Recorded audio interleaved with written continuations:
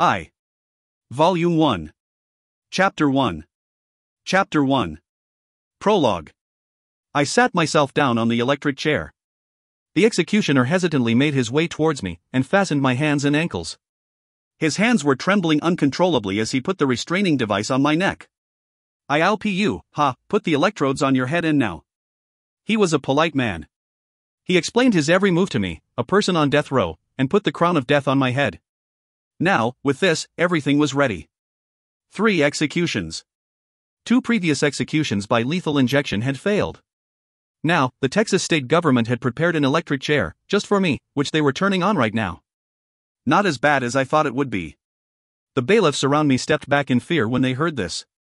What, am I that scary to you people? There was no response. When I looked around me, I found that the eyes of the executives from Interpol that were also filled with fear. Look at me. I'm just a normal human. There's no need to experiment on me anymore. The director of the FBI shook his head when he heard me say this. The president of Interpol seemed to be unable to take it anymore, then turned around to make the sign of the cross. In any case, the device on my throat's making it a little hard to speak. Let's loosen this up a little. Crack. Snap, snap. I ripped off the steel restraints on my wrists and put my hands on my throat. The agents around me all took out their guns in surprise. But none of them actually aimed their guns at me. My throat hurts. I snapped the restraining device on my neck with my fingers. Then, I quietly put my hands down where they were before. All eyes in the room turned to the broken locks on my throat. They were all trembling with fear and nervousness. PR. The bailiff in front of me swallowed once, and continued with his shaky voice. Prisoner number 8358, Menticide. This was my nickname. I didn't have a birth name or anything. We shall now begin the execution of prisoner Menticide for the murder of 96,732 individuals. Prisoner, do you have any last words? I began to think. Even after a long time of rumination, life didn't really seem worth living. I once thought there was a reason for my birth, but that just turned out to be an illusion. How awful. If I were to be honest with you all, I am a useless, irrational, and a meaningless human being. What managed to fill my heart after all these years wasn't a dream, but just reality. The shadow of myself that used to be passionate about dreams and wishes had been swallowed by the dusk. As someone who was always trying to find something to live by, even I cannot answer if I have lived a fulfilling life or not. I was only ashamed of myself. It was impossible to get a satisfactory answer out of a person who lived a life filled with boredom. There is only one thing that I'd like to say before I leave this world. I crossed my legs and lit an electronic cigarette that I had been hiding in my mouth. My head was tilted upwards, and was looking down on everyone around me. Then, I uttered my last words. I'm sorry for being born in this world. The bailiff frowned and nodded at the executioner on the other side of the glass. Clank. A heavy, metallic sound descended upon the room. The electric chair activated. Star. The Hayes Republic. Under its government building was a magic workshop that existed for over 100 years. Its name was Bessica Pisces, the womb of the world. In this place, which usually contained very few people, was a large group of wizards. He's dead. You sure you summoned the right one? Inside the blue summoning circle was a hot, steaming corpse. Based on its looks, it was an adult male. His face was molten from all the heat, and his limbs were cracked open like the scorched earth itself with blood spilling out of it. Just what is. The chair he was sitting on was abnormal as well. The wires attached to it had snapped in two during the summoning process, but they were still sparking with electricity. This shouldn't have happened. A shrill voice popped out amongst the mutters in the crowd. The frowning wizards all turned to the person who had just spoken. Ah, that idiot again? The youngster who had just become a government wizard. It was Dennis Brain. God damn it, that dumbass. The idiot who wouldn't even have gotten here if it wasn't for the recommendation from the strongest dark mage, Necro Kill. This was how the wizards all thought of Dennis. Why the hell did Necro take in a dumbass like that as his disciple? Dennis simply scratched his head even as he heard others in the room insult him. He only did what he was told to do. He didn't know just what he did wrong. That was why he was simply looking at the steaming corpse with a confused look on his face, all the while saying this. How strange, this shouldn't be happening. Shouldn't be happening? His teacher, Necro Kill, approached him from behind and kicked his calves. Oi, bastard. Aren't you going to check what happened properly? Dennis hopped in place because of the pain. Whenever he did so, however, more kicks came his way. Aren't you going to check what happened? Don't you remember me telling you that this was your last chance? Do you actually want to be killed by me? Ha! Dennis, who was rubbing his injury with his hands, quickly responded. I'll check. Yes. So, so strange? Necro's eyebrows began to tremble. Strange? Do you want to get beat up until you start looking strange yourself? No. I mean, there are no problems with the summoning process itself. No problems? So, like you said, I summoned the person with the highest fighting capabilities? But Necro noticed the gazes from around him and lowered his voice. How did you determine its fighting capability? Give me the equation you used. Dennis, fearing that he would be kicked again, quickly brought his work to Necro. So, it was the person with the highest number of murders? Are you asking me a question here? Are you kidding me? No. So, I mean, the person who killed the highest amount of people in one-on-one combat. Dennis seemed to realize the strangeness of his words, and began to quiet down as a result. The strongest person out of all those people was... You goddamn idiot. How the hell did you graduate with a brain like that? You used your status, didn't you? Come on, be serious with me here. A different wizard chimed into the conversation after taking some pity on Dennis' plight. Let's stop it there. I mean, what's done is done, so let's just focus on turning in a report to the higher-ups. Hold on a second. We need to get rid of this shit before we do anything. Don't you dare interrupt another instructor about this. The wizard clicked his tongue and moved away. Damn that temper of his. Fine. Do what you want. Necro, who was about to retaliate against the man, put his hand on his forehead and tried to calm down. Nothing was going the way he wanted it to. God damn it all. He didn't foresee something like this happening. He would have danced in joy even if a man without any limbs had been summoned. Dead. Summoned as a corpse. Are you kidding me? A professor who was usually on Necro's friendly side walked over to console him. Professor, let's try to calm down for a second. There are older wizards around here. Calm down? That set him off. The hero was fucking summoned as a corpse. Do you think I can calm down like this? The wizard flinched back in shock at the shout that seemed to reverberate across the entire complex. Why are you angry at me, now, and it's not like he's actually a hero, either. Dear me, you really have a temper, don't you? Dennis, get over here. Don't anger your teacher any further. Dennis made his way behind the wizard. Necro looked at this disappointedly, then turned back to the wizard. I'll see you later. The area was cleaned up soon after and the wizards in the complex began to leave. The responsibility of the disaster would befall not on them, but the one who directed the entire project. That was, of course, because the leader should always be the one to shoulder all of the blame. Necro put a palm over his face and stared at the summoned corpse. A different professor came over to Necro with an expression full of mixed feelings. What shall we do with that? Should we clean it up?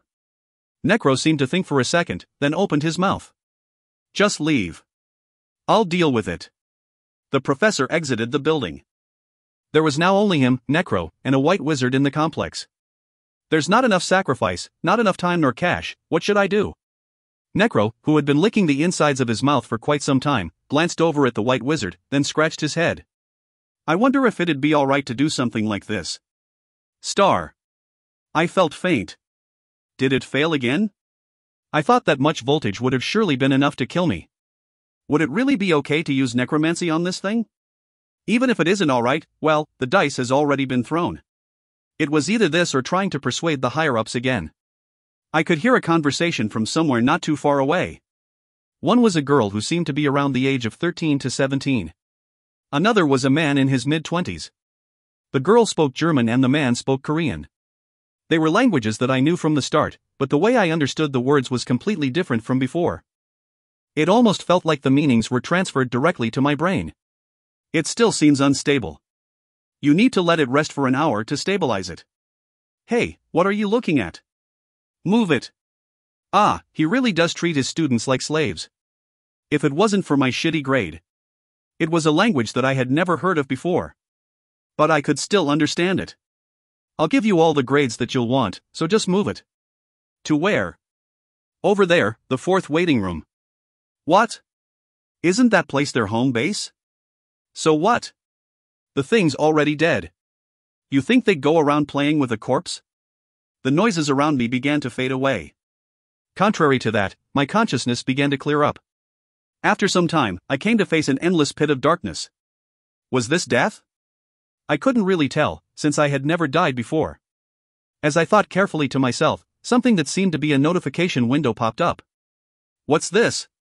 A new world? Oracle. I couldn't tell who was talking, and I couldn't understand what the person was talking about. It's not like my mind is unclear or anything either.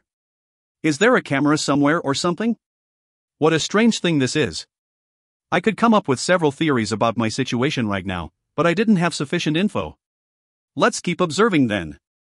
Moments after I came to this conclusion, the world around me cleared up. What was revealed to me after the darkness was an endless white space. Feels like a smartphone app. I don't have a name. I waited in front of the empty prompt, wondering if my choice was right. 10 minutes passed, but nothing changed. So nothing changes if I leave it like this, huh? Let's just enter a random name. A message immediately floated up after this.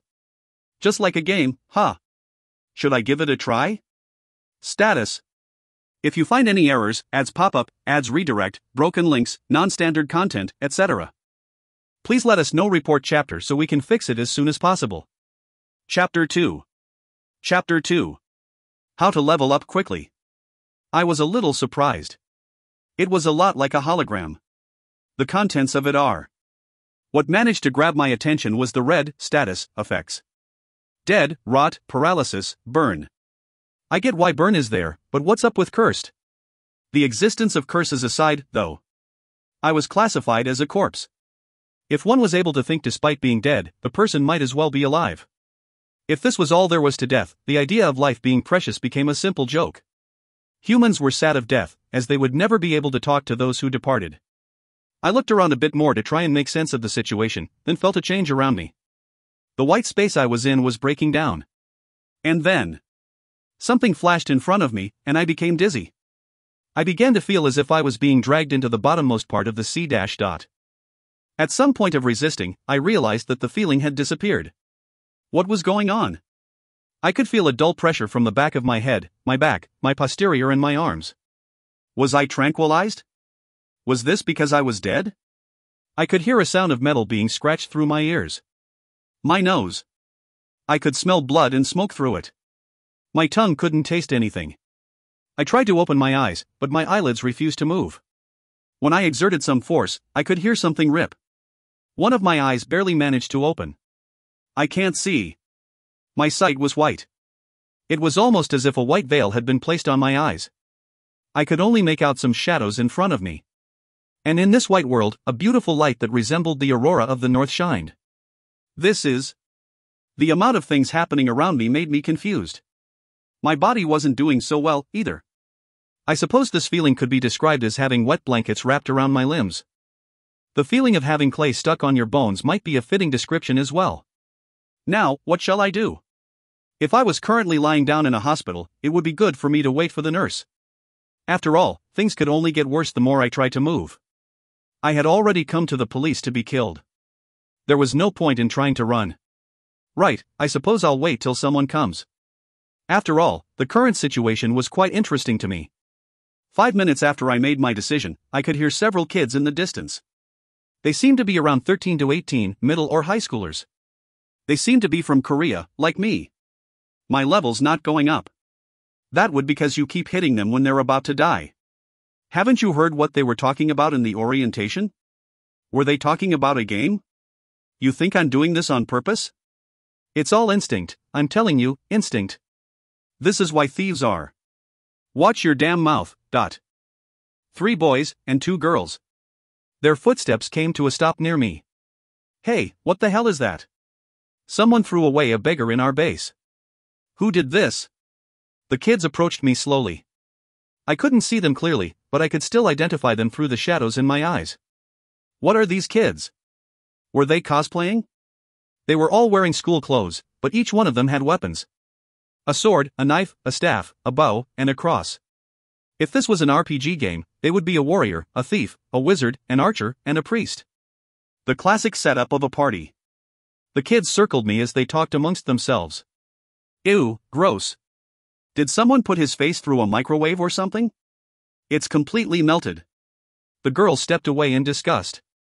Hey, old man, stand up. The warrior kid began to slap my cheek. Stand up. God. Damn it. How long are you planning on sleeping here? You think this is your home or something? It doesn't hurt, but I suppose there's no need in pretending to sleep. There's a lot I want to ask, too. Well then, let's stand up, shall we? Hup, oh, ouch. Flop. I fell back down on the floor. Oh, so now you're putting up a show, huh? I couldn't put any strength into my arm. I couldn't feel anything, which made it even harder to stand up. After a few tries, I managed to stand up. I looked down on the kids calmly. The warrior kid flinched, then broke out in laughter. Hey! Did you guys check out his title? Title? Laughters of ridicule simultaneously came from the children. Humanity's worst killer? Is he a middle schooler or what? PFT. Can you get a title from something you named yourself as? The kids all grinned as the girl with the bow laughed at me. HM? Worst killer? Title? I had a good guess on what these words meant. It was probably the status screen from that white place. If these could see it, I should be able to, as well. The way to do it would be. A transparent window turned up in front of the kids. I could navigate through the windows naturally, as if I had done so for a long time. They were all level 2. As I thought, they were high schoolers, and their titles were, and. They were the same name as their powers. Why is that? What is personality, and what is power supposed to be? Of course, I wasn't asking for the actual definition of the words. I tried opening my mouth, but no sound came out. Obviously, this was because my lungs weren't moving at all. Would they understand sign language? I think he's mute. Yeah. What's he trying to say? As I thought, no luck. If only I had a pen. There were no writing utensils around, though. Eh? Hey, this guy's dead? Look at his status. Ha? You're right? Is he a monster, then? Ultimate Quiver aimed his bow at me the moment he heard the word monster. He seemed to be ready to let go at any second. He doesn't have a quiver of any sort. Where did the arrow come from? Magic? Special effects? He'd have attacked already if he was a beast. Seeing how he's classified as a corpse, maybe that guy who uses necromancy revived him? Necromancy. A form of black magic that controlled corpses. It was an ability that often appeared in video games. The girl lowered her bow after hearing Grand Cheat's explanation. The arrow on the bow turned into grains of light and disappeared. Disappointing. I'd have killed him if he was a monster. Smelter grinned after hearing Steelmore's words. Who said you couldn't? The smelter pulled out his sword. So you're supposed to be the worst killer or something? Let's try fighting, shall we? I want to check out how strong I am. I shook my head. I understood that I was in a different world, and that it was possible to see status screens like in video games. I also understood that everyone had special abilities on their hands. I probably had one as well. Then, what was important here would be to collect information. There was no need to start fighting immediately without knowing the other side's ability. If there really were special abilities, the first logical thing to do would be to learn how to break it. I was slowly beginning to gain some interest in this world. What, are you scared? The smelter translated my rejection differently. Anyone from the underground world would have ran away on their own after seeing my title. You're a grown adult. Aren't you embarrassed? Or maybe it's too much for someone like you to fight little children? You know he's the strongest fighter in his city? I couldn't even laugh. I just nodded after looking at Restore's actions. I then headed towards the exit.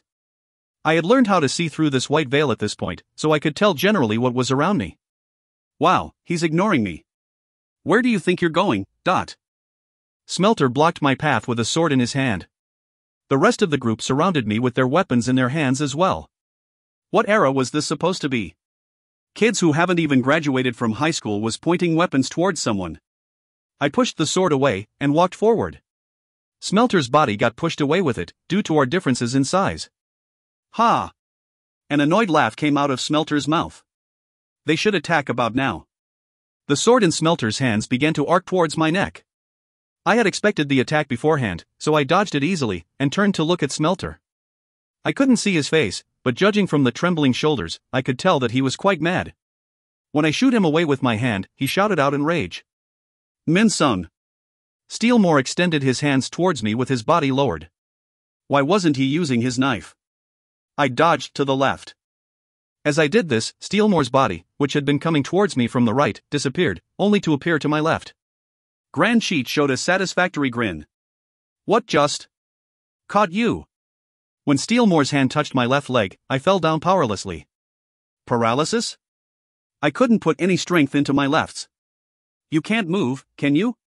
Was this one of their special abilities? This is my power. Endless greed equals Steelmore.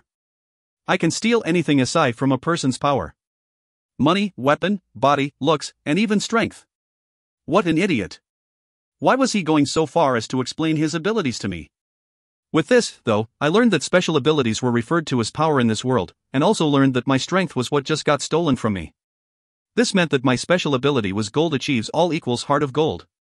Was it an ability that allowed me to control gold? Or did the use of my ability require gold? I had no idea how to use it. Good job, Dot. Smelter put his hand towards a statue on one side of the wall. The statue melted, and out came a long chain. Kusari Fundo. It was a chain that had weights added to it on each end. So that was how they made their weapons?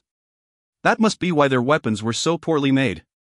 I wasn't planning on killing them before, but change of plans. Killing this kid is worth taking the risk. As I watched Smelter swing his weapon, I caught an arrow that got shot at me from behind. No way. Ultimate Quiver covered her mouth in surprise.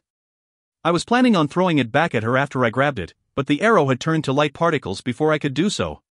So there wasn't any other advantages to these arrows other than being able to use it infinitely? Or maybe the ability hasn't been fully matured yet. Now, there was two people left. Grand Sheet and Restore. Grand Sheet probably tricks you in some way, and Restore should just restore injuries. The Kusari Fundo flew towards my chest. It was such an obvious attack, that I almost dodged left out of instinct, but remembered what had happened with Steelmore. I lifted my arms to protect my chest and head. Crack! My left arm was hit. My balance was shaken as a result. The attack was coming straight towards my chest, but again it came from the side. This was probably the result of the Great Trick equals Grand Sheet. It probably had the effect of changing A to B. Are you a mannequin or something? At least resist. Try shaking your hand like before? The Smelter smiled as if he had already won. Hey guys, try cheering for him or something? Who knows, maybe he'll get an erection from it. Should we? Restore smiled, and began to clap. Fight hard, you piece of shit. If you find any errors, ads pop up, ads redirect, broken links, non-standard content, etc., please let us know. Report chapter so we can fix it as soon as possible. Chapter 3. Chapter 3. Menticide's True Nature. Was it really fun for people to lynch a single individual as a group? I don't think I'd ever understand such a feeling. I looked up at the child that was approaching me. What was in his hand was a dangerous battle axe. The Smelter, who came right in front of me, flicked his head and asked a question. Ah, seriously? You're super boring. Is this all you got? Old man, why don't you have any stamina? This is why you ended up being a loser in a world like this. What, are you starting already? Smelter shrugged when Ultimate Quiver asked a question. Isn't this something that a hero who comes in this world has to do at some point, anyway? That's true. And he's a murderer in the first place, so killing him won't be a sin. This is what I call justice, you know? A hero kills a murderer who brought chaos in the world. The strongest murderer in the world at that. Wait, so why are you always the only one doing it? Grand Sheet butted in. Hey, let me try this for once. I want to try killing the so-called strongest. Shut up, mage. Can't you tell when you need to stay out of things? Seeing how they say for once and always, this didn't seem to be their first murder. In that case, they were below my standard. The Smelter tapped my head with the tip of his axe. Phew, old man, why did you act out so much? Are you stupid? Can't you see my level? Ah, do you not know what a level is yet? You don't speak English, do you? I knew all their abilities now. Hey! Look up. I'll split your head in two so that it won't hurt. I stood up, grabbed Smelter's babbling head, and turned it around. Crack. Guys, since when were you in front of me? The four people's bodies froze. I threw Smelter towards Steelmore, and chopped off Grand Sheet's head with my axe. I finished off Ultimate Quiver by throwing my axe. The only ones left were Steelmore, who was struggling to move under the body of Smelter, and Restore, who was trembling in a corner. What? Fuck. Stop. Fuck. Don't come here. I'll stab you. When I made my way towards Steelmore, the boy raised his hand. What was he planning on stealing this time? As strength returned to my legs, I felt something inside me disappear. When I took a look into my status screen, I saw that my Xenoglossy ability had disappeared. Genuine speech equals Xenoglossy. LV.1 Understand languages of other nations. LV.2 Understand the language of a different world. The fuck? I can't? Why can't I steal other things? This shouldn't be possible? I could hear Steelmore's startled voice. Of course he couldn't steal them. Those two other abilities were our family's heirloom. They were abilities created after generations of genetic modification and controlled evolution. There was no way a software would run if the hardware was missing. I, after having regained my strength, stepped on Steelmore. The boy made a funny sound akin to a squashed frog as he died. There was only one left now. When I turned, I could see Restore slide down onto the marble floor with a pale face. A yellow liquid spilt out of her crotch.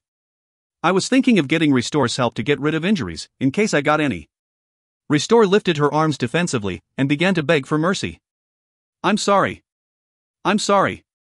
I'm sorry. I'm so sorry. So please. Stop. It almost seemed like she'd run out of breath at any moment. Just let me live, please? Let me live.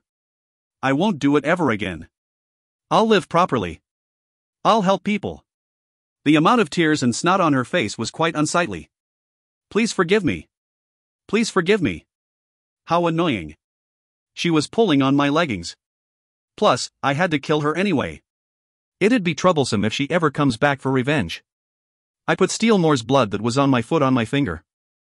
Then, using the blood, I began writing questions on the ground in Korean. 1. Current location? Name, goal, number of people. 2. What is the aurora I see around me? 3. Personality and power? The way to use it? Price for using it? 4. Why am I here? Who brought me here? Restore's teeth clacked in fear as she looked down on the questions.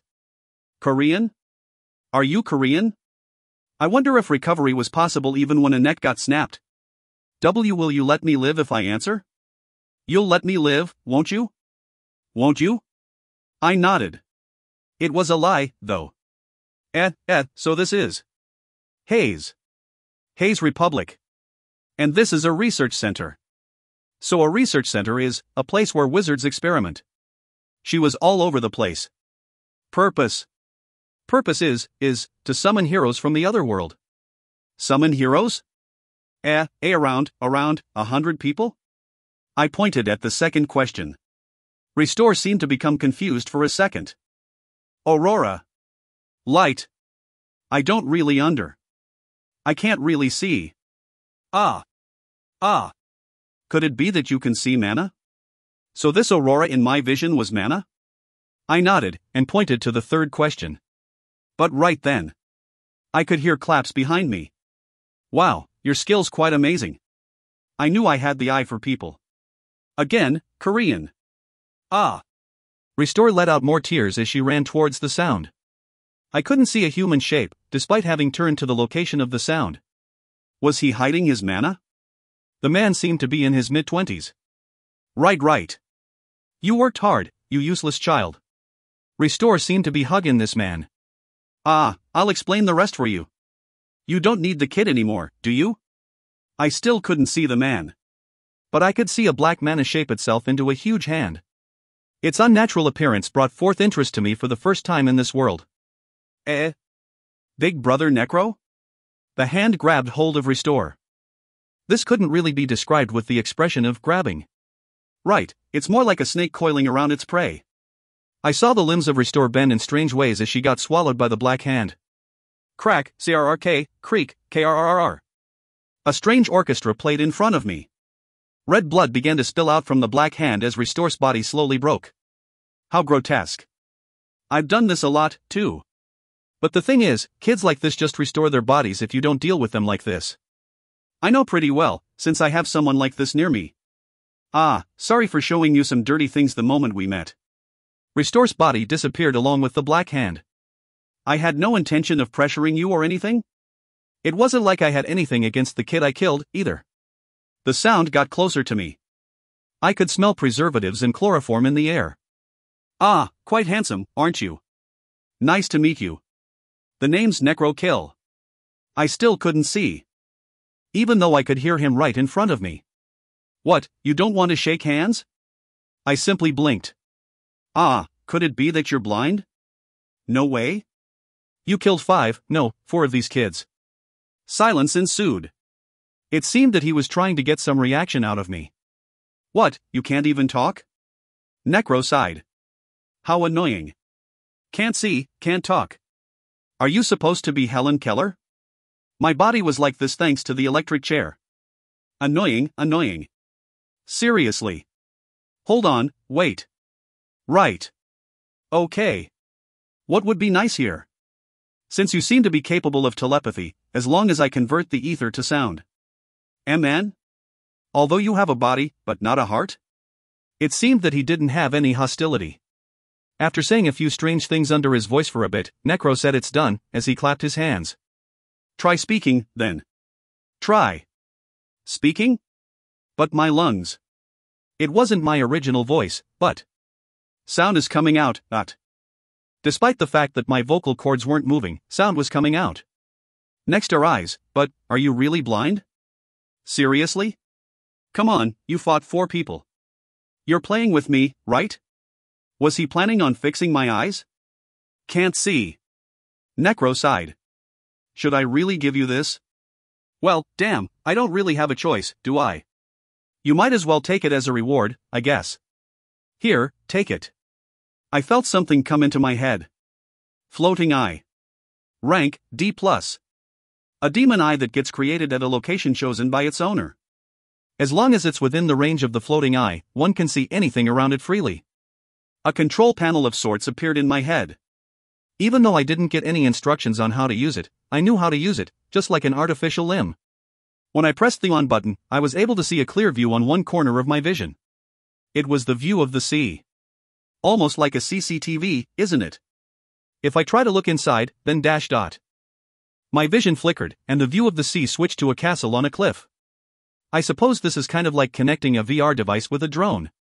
Was this a little above the equator? When I looked around a bit and checked the clothes of the people and the leaves on the trees, it seemed to be autumn. When I moved the eye to my current location, I could see a bloody floor.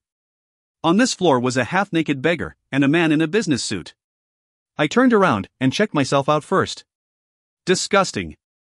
It almost seemed like a disfigured clay doll was trying to stand with a hunched back. The flesh on my body had melted due to the intense heat, and my hair had been burnt away as well. The clothes I was wearing was a patient's robes. The other side was wearing a black business suit. Why was he wearing that? Unlike his proper, business-appropriate clothes, he wore a skull ring on his fingers. I had thought he'd look like a demon or something like in games due to his class as a... He looked normal. Too normal. But it was definite that he was a being that was just like me. Let's see. Let's try seeing if it's possible to check out status screens using this floating eye. When I tried to check Necro's information, a status screen appeared. If you find any errors, ads pop up, ads redirect, broken links, non-standard content, etc., please let us know. Report chapter so we can fix it as soon as possible. Chapter 4. Chapter 4. The immoral act you were summoned to do. Thirst? Hunger? His HP was low for someone at level 8. After looking at the Necro's equipment, I realized something. If one's item did not have any stats, or an added effect, the item didn't show up in the status screen. For example, normal t-shirts, underwear, or socks would not show up. Have you gotten used to your new additions yet? There were quite a lot more things that I would have liked to look at, but I probably didn't have the time for it. Thanks to you. I decided to observe the man while being as subdued as possible. This was because, despite having this happen, no one came. Meaning, the current situation was totally under control. Or, this was the intended conclusion. Thank my ass. How polite. By the way, this isn't entirely free? You cleaned up the kids, and this is also an advance payment for something I'm going to ask you to do. There was a high chance of me being dead when I was summoned. In other words, the man had summoned me as a target. And he was also desperate enough to revive me. But if I was that important, I surely would have been treated better than this. Okay, alright. Now we can talk. Let me introduce myself again. Necro extended his hand to me. I am Necro, one of the wizards working for the Haze Republic. Necro kill. To kill a corpse. We shook our hands. Cool name, don't you think? I'm the one who summoned you here. As well as the one who revived you. Ha ha ha. His laughter was filled with pride and joy. Saying this makes me sound almost like a villain? How embarrassing. If one took blood and corpses out of the equation, the whole scene seemed almost lighthearted and fun. Now it's my turn to introduce myself, Jean. I decided to use my family name, since I didn't have an actual name. Jean? And? Nothing else. I wasn't lying. Oh dear. No name? Were you a part of an evil organization or something? Kind of. As for you, why are you called Necrokill, despite being a Korean? Chuyuni, perhaps? Hey. Damn you. Chuyuni my ass. This all has a reason, you know? Wizards aren't supposed to reveal their true name, you know? If you know a wizard's true name, you can do all sorts of stuff to their magic and existence itself. Get it? I didn't get it. Don't tell me you're making up stories just because I have no name. Hey! That's not the case at all. It seemed that the world of wizards was quite peculiar. Well, fine. I'll tell you my name, but my surname, then. Just for politeness sake. But do try to forget it after you hear it, yeah? A name was just a name, after all. CO kill. Okay. I'll stop there. Kill because CO kill? Ah, I suppose it would work that way? Creative, aren't you?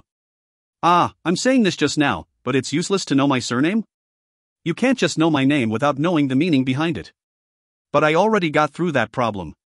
In this case, this was simply a case of breaking up a single character into multiple pieces. What a rare surname. Necro's face stiffened.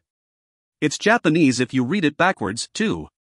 I didn't even need to check if I was right. The man's reaction was quite something. Don't worry. I won't tell. I'm not gonna trust you, but seriously, don't tell anyone that. Alright? In any case. It's getting kind of awkward to just stay here, so let's go. Necro motioned me out the door. We need to get you through the proper motions.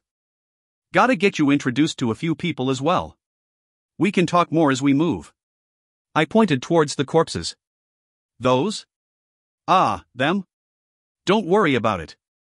It's just trash anyway. Over there, that smelter kid. He used to go around with a knife stabbing kids. Below him, Steelmore was someone who stole other kids' stuff and took out cash from his parents' wallets. Grand Cheat was someone who just cheated on every one of his tests. What do you think? They all deserve death, don't you think? Who knows? The problem lay in whether they could have benefited me. Oh, how cool. Necro walked over to one of the corpses. Seriously, how nice. Just look at these sons of bitches. Isn't the world quite a shitty place? To think shits like these could run wild after they come to this world. Necro crouched down next to Grand Cheat's split head. They don't even have shit in their brains, and yet they have the gall to call themselves geniuses. But Necro took out a knife from his pocket. It was a Chinese cleaver. But instead of the usual plastic case it was contained in, it seemed to be covered in some dirty pieces of flesh. You think you're a wizard? You thought if a piece of trash in real life came over to this world, you would be a hero? Necro chopped off Grand Cheat's neck with the cleaver. The limbs convulsed a little bit as blood seeped out of the neck. So he was pretending to be dead. The kid used his ability to make the axe miss, and used his ability to make my eyes register a miss as a hit. I should be more careful. The only thing they try to do is make their lives more comfortable. The abilities aren't even something they earned by themselves, and yet they feel overly proud of it. See, there's too many people like these nowadays? Really, we should have held back on summoning people. Necro put down the cleaver down on the ground, and stood up. Only then did the creature within open its mouth, and let out an inhuman scream. Cannibalistic butcher equals Gabesh. Rank, C-. A butchering knife that came from a different world. It is a cursed weapon, so it is well advised to take caution when using it. Gabesh chooses its owner. Greedy meat. Those who gets cut by this knife begins to emit a delicious odor. This smell can be smelt even tens of kilometers away. Eternal Ice House. The stomach of this beast is connected to a different dimension, allowing it to store a large quantity of meat without getting it to rot. The beast can throw up the meat inside whenever requested to do so by the owner. Gabesh, who revealed its centipede-like legs, began to eat the flesh of Grand Sheet. It almost looked like the flesh was being vacuumed into the beast. So this is black magic. Let's see.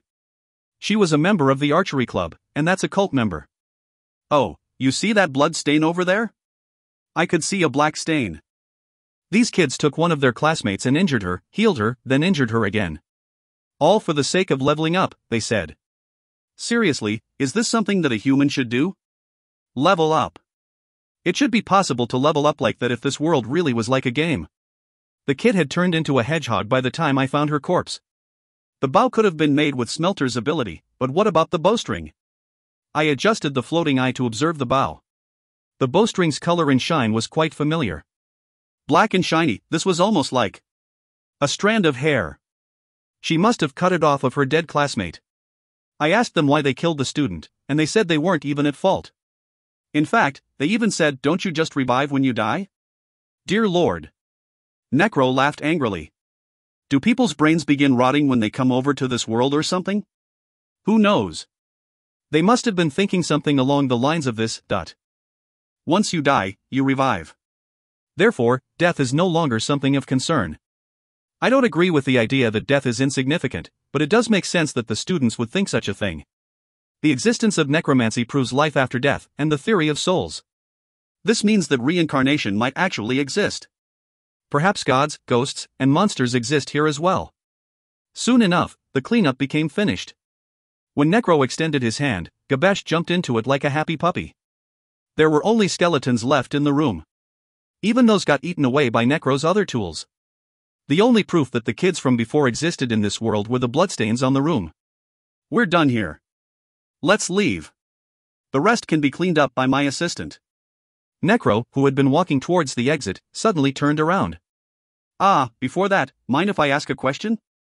Does he have something left to do? It's a little strange coming from me, but why'd you kill them? They were youngsters, after all. Perhaps it would have been better for you to suck it up? Were you mad because they killed someone? Or because they tried to pick a fight? Or woke you up? It wasn't like I had an anger management problem. I wouldn't kill someone because of just that. No, it was because of Smelter. Necro's eyebrows bunched up together after hearing my simple answer. Smelter? Did he pick a fight? No, it was his ability. Necro seemed even more confused. Think about it. Smelter has the ability to extract metal from materials to create something, correct? Correct. If that ability has time to mature, it should be able to mine various metals as well, don't you think? Well, there is that probability, I suppose. It might bring harm to my ability, Heart of Gold. I don't know what the ability is, but seeing how it has the word gold in it, I found it fitting to dispose of Smelter while I still could. Necro grinned. Just because of that? It's important for me. Why couldn't anyone understand? Necro lifted his hands like an orchestra director. Right. Let's get things straight. So, you felt that Smelter's ability could endanger you in the future, so you killed him? Sort of like an investment? Correct. Necro's lips were trembling with excitement now. You're crazier than me, aren't you? The doctor said I was fine. Of course, I was lying. Are we done here? I don't want to waste any more time. I hurried Necro as I walked towards the door. Let's go. For an adventure. Adventure?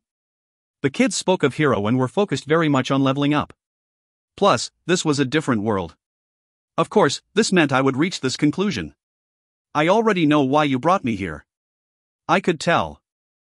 We're about to catch the Demon King, right? Man? No? We already killed the Demon King? Kidding? No joke. Necro, the final blow towards my confused self. You misunderstood, huh? Oh dear, there's no going around it then, huh? Fine. I'll tell you. Exactly why I summoned you here, okay? Necro grinned. Mr. Gene, you will, from this point on, come with me to kill the hero. How about it? Feel your heart beating yet? What?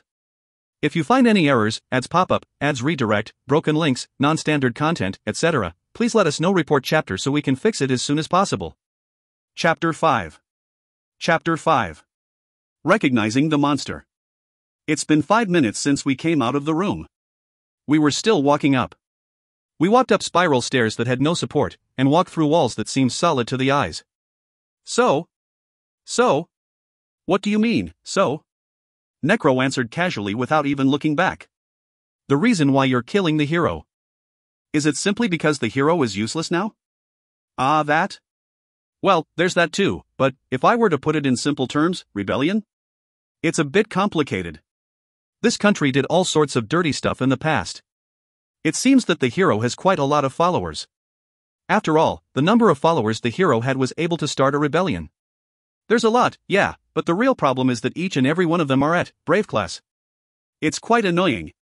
It was easy to see how many would flock under the hero who saved the world. Just 100 of them should be able to destroy this country? Let's see, they should be able to rival a tactical nuke by themselves? Was it possible for a person to get that strong in this world?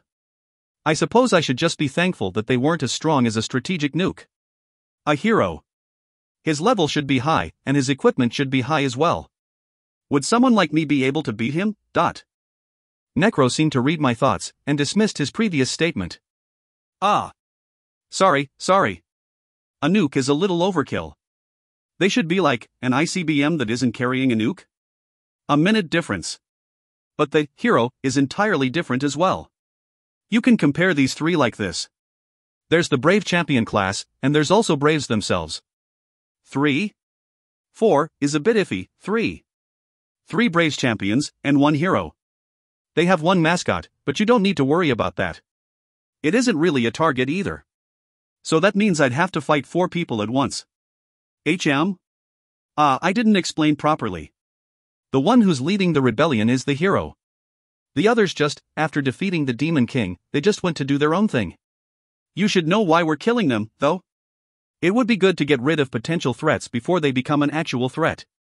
So they aren't together right now, good. Well, I get it now. But still, I shouldn't be able to fight someone like the hero by myself? I was curious about this the most. Shouldn't I level up bit by bit if I'm to face the hero? Do we have time for that? Despite the fact that I have a title of history's worst killer, in the end I am but a normal human. No matter what I do, I cannot defeat a missile. Well, I could kill the operator, though. If I were to be honest with you, we don't have much time.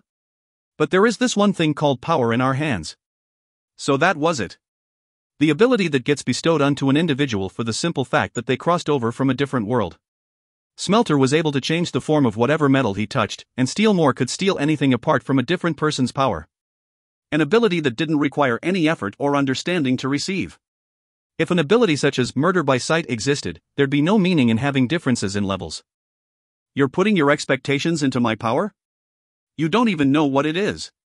That is true. But I can feel it. Heart of gold. From what I've seen in this world, the more Chuyuni the name, the stronger its power. I couldn't understand his grading standard. Chuyuni power, well, fine. Can I learn how to use this power now? Oh, of course not. Please. Necro shouted out of surprise. We don't even know what the ability does?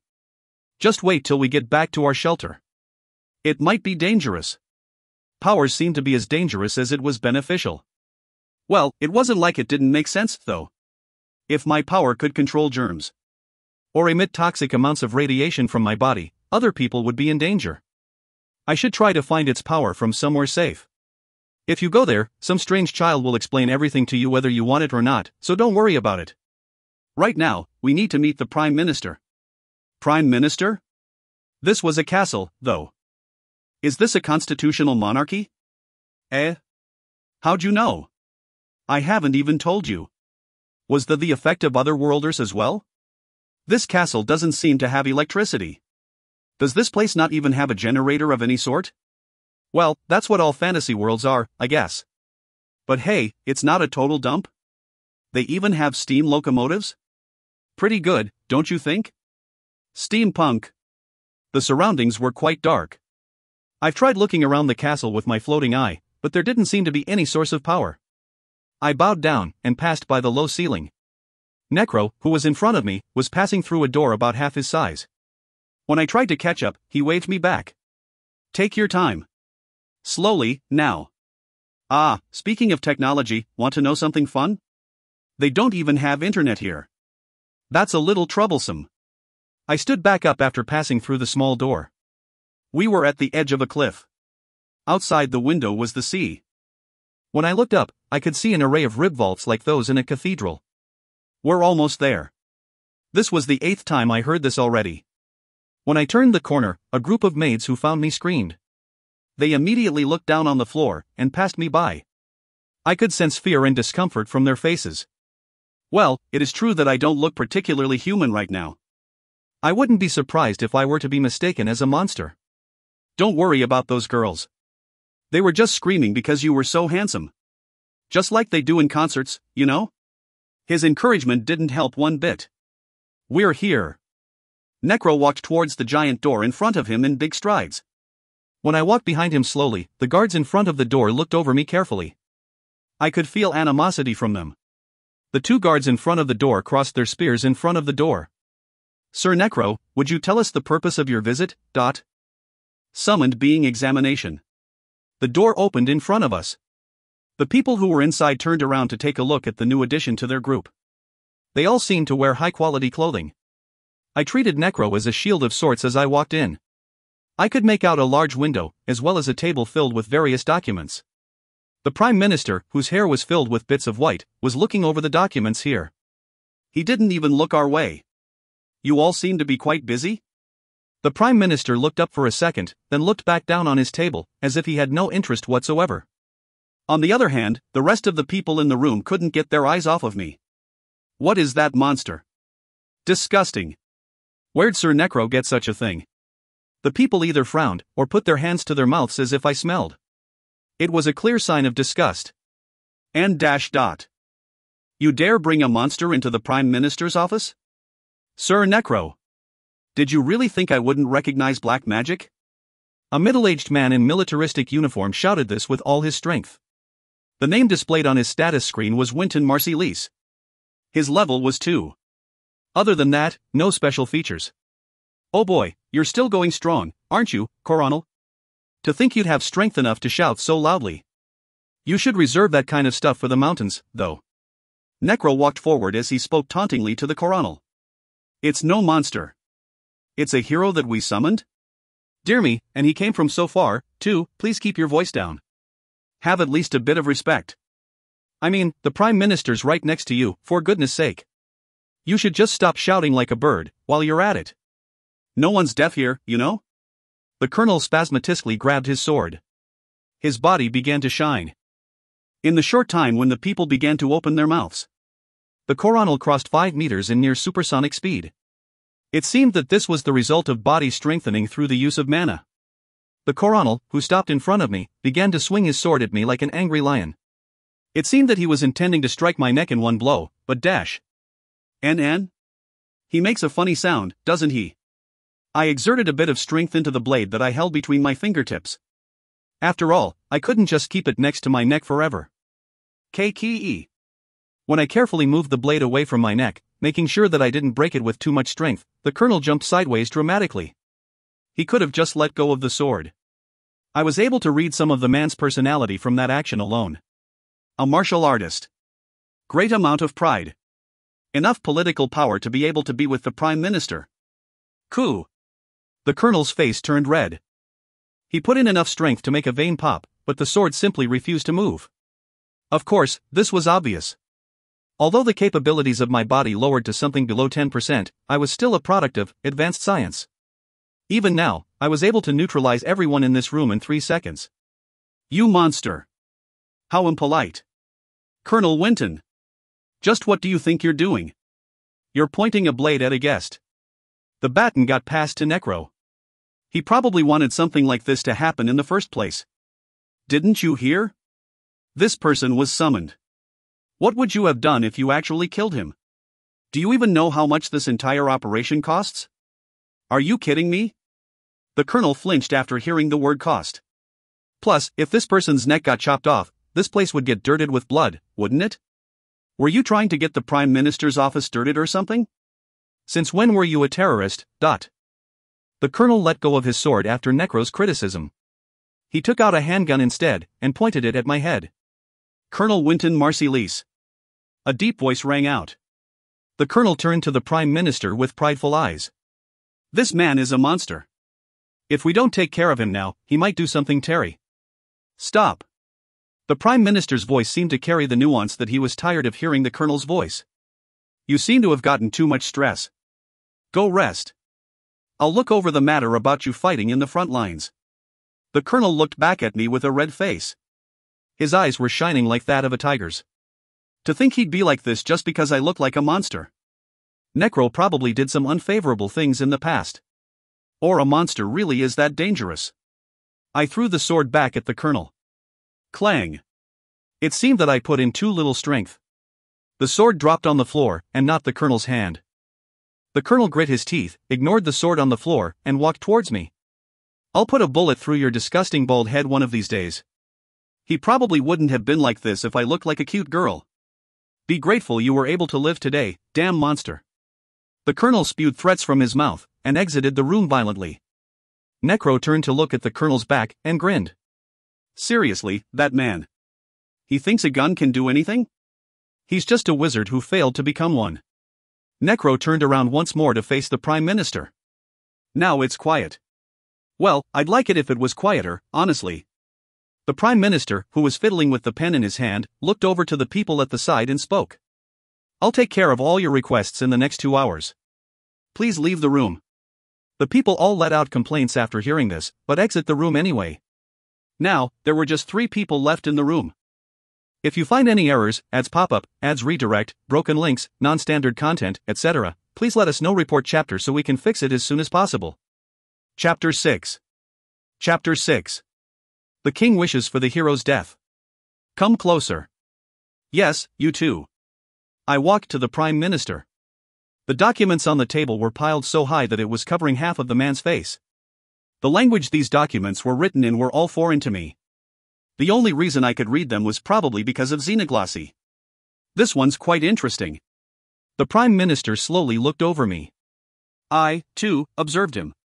His skin that had been tainted with age didn't have any wrinkles in it. His eyes were filled to the brim with stress and exhaust. I already know how you got here. A corpse, eh? Nice to meet you. You probably saw my name through the use of Oracle already. So, what's your level? Should I tell him? When I looked over to Necro, the man stepped forward. Well, level isn't really important, is it? It's not like it's going to be the same as the heroes. So, what is it? Necro waved his hands without saying anything for a moment, as if he had become quite nervous. In the end, he opened his mouth.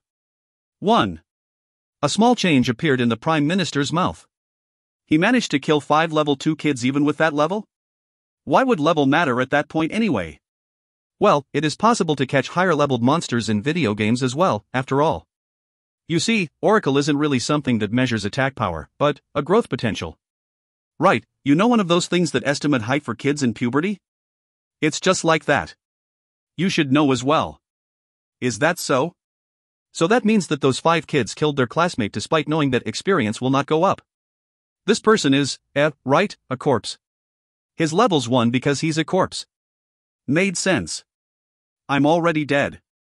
Since I can't even move, I can't harm other creatures. Because of this, I am level 1. Perhaps the creator of Oracle didn't even expect something like this to happen? My eyes met with that of the Prime Minister's. Since it's coming from you, I'll believe it. So this is a murderer who brutally slaughtered 5 children as soon as he got summoned. There wasn't really a need to reaffirm that. Is he that valuable? Valuable enough to manipulate the conditions for summoning using your disciple? Necro raised his arms with a smile after hearing the minister's angry shout. Dennis is pretty dumb, you see. You must have mistaken it for manipulation. I'll deal with him later. That kind of excuse won't work at all. Sir Necro, this country isn't something that a single magician can deal with. That much is obvious, isn't it? The hero created a rebellion, but they haven't made a move yet. That just goes to show how strong the country was. It was powerful enough not to be taken down easily. The power the king of this country mustered is far greater than what any normal human might imagine. No matter what you're planning, just remember this one thing. Yes, of course. Necro looked playfully into the minister's angry eyes. The minister looked over the documents near him, then opened his mouth. Right. If there are no problems, we can keep going like this. But do understand, we cannot afford to make any mistakes. I need to take a look at the card you have drawn myself. Do you have time today? Necro tilted his head in confusion after hearing the question. Didn't you check out his skill yourself a while ago? This isn't enough. Right, it isn't. That idiot who couldn't even become a wizard, even if we had an army of him, we wouldn't be able to take down the warrior. The idiot he's speaking of should be the colonel. So who's the warrior? One of the hero's friends. We'll only get casualties if we try to fight with weaklings. It'd be far better to use elites. There's the 2nd Subjugation Battalion as well, there's really no need. Why would we need the Special Task Force if we have the 2nd Subjugation Battalion, then? It'd be better to put you and the Saint into the 2nd Subjugation Battalion. I quietly raised my hand. The minister raised his head. What is it? What about my opinion? The two's faces stiffened. I came here because I became curious, but there's no real need for me to get involved, is there? Necro's eyes shook. The minister's noble expression didn't shift one bit, but I could feel the surprise within his eyes. Necro and the minister quickly exchanged looks together. Then, for some reason, they both grinned. I'm sure I don't need to tell you this, but you're dead. I immediately understood where he was trying to get at. I'm not an expert on magic, but it's not very hard to imagine what would happen if Necro stopped providing energy into your body. In fact, you should stop moving completely after a short period of time. Am I wrong? No, you're completely correct. As expected of the Prime Minister. Necro turned my way after giving the Prime Minister 2 thumbs-ups. Right, I'm the one who's in control of your battery right now? You'd last about a week like this, but after that, then what? You're a corpse, you understand? A corpse. But if you help me, I can consider reviving you. Revival? Was such a thing possible? Just look at me. Anything I say, I can do. I just have to put your soul into a fresh body, you know? I'm the strongest black magician in the world. What, don't you trust me? It was hard to make a decision due to my lack of information. So you'll revive me once I take down the hero and his braves? The Prime Minister responded. Of course. In fact, we'll even reward you. You can take the money from Sir Necro. It's hard to believe. But it wasn't like I had a choice. If I decide to step out of the game here, all there was left for me was destruction. Fine, I'll do it. Oh, and one last thing. What? What is it? You called this a rebellion, but I haven't heard why such a thing happened. I want to hear why you want to kill the hero. The hero was a symbol of justice. He was the one who defeated the Demon King to save the world. In other words, an idol. If one were to kill an idol like this, the backlash would be incomparably big. The killer would be assaulted by those who revered the hero 24/7. I needed a reason to fight. After all, a battle without reason was a loss from a start. But even after much waiting, I didn't get an answer. Was it a sensitive question, after all? They asked the hero to kill the Demon King, and now they're trying to kill the hero. There was no worse form of repayment. At least, this was the case from a standard viewpoint of the world. The minister tapped the table for a moment, then pointed to a chair in the corner. This is going to be a long story. It'd be good to sit down. Once I brought the chair and sat on it, the minister leaned back on his chair. Where should I start? Right, the base of this nation, and the story of its creation should do well. The minister started here. The creator of this nation was a wizard called the Rainmaker. The name we derived from this to name our nation was the word haze. Of course, this is all just legend, and the first true king of this nation was a simple boy living next to the sea. Rodin. He was a son of a fisherman. He, who showed his talent for magic at the age of 13, got noticed by a certain wizard and managed to enroll in a school of magic. He fully displayed his talents there, and managed to create multiple forms of summoning magic.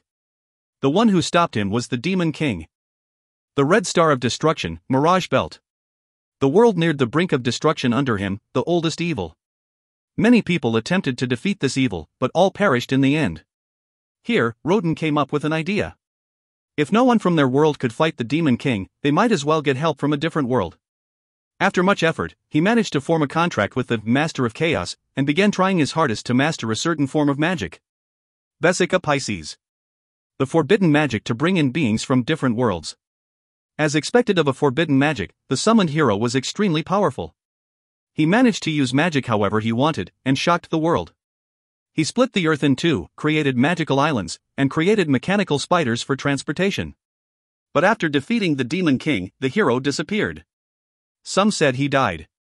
Others said he went back to his world. No one knew the truth. The problem came after this dash dot.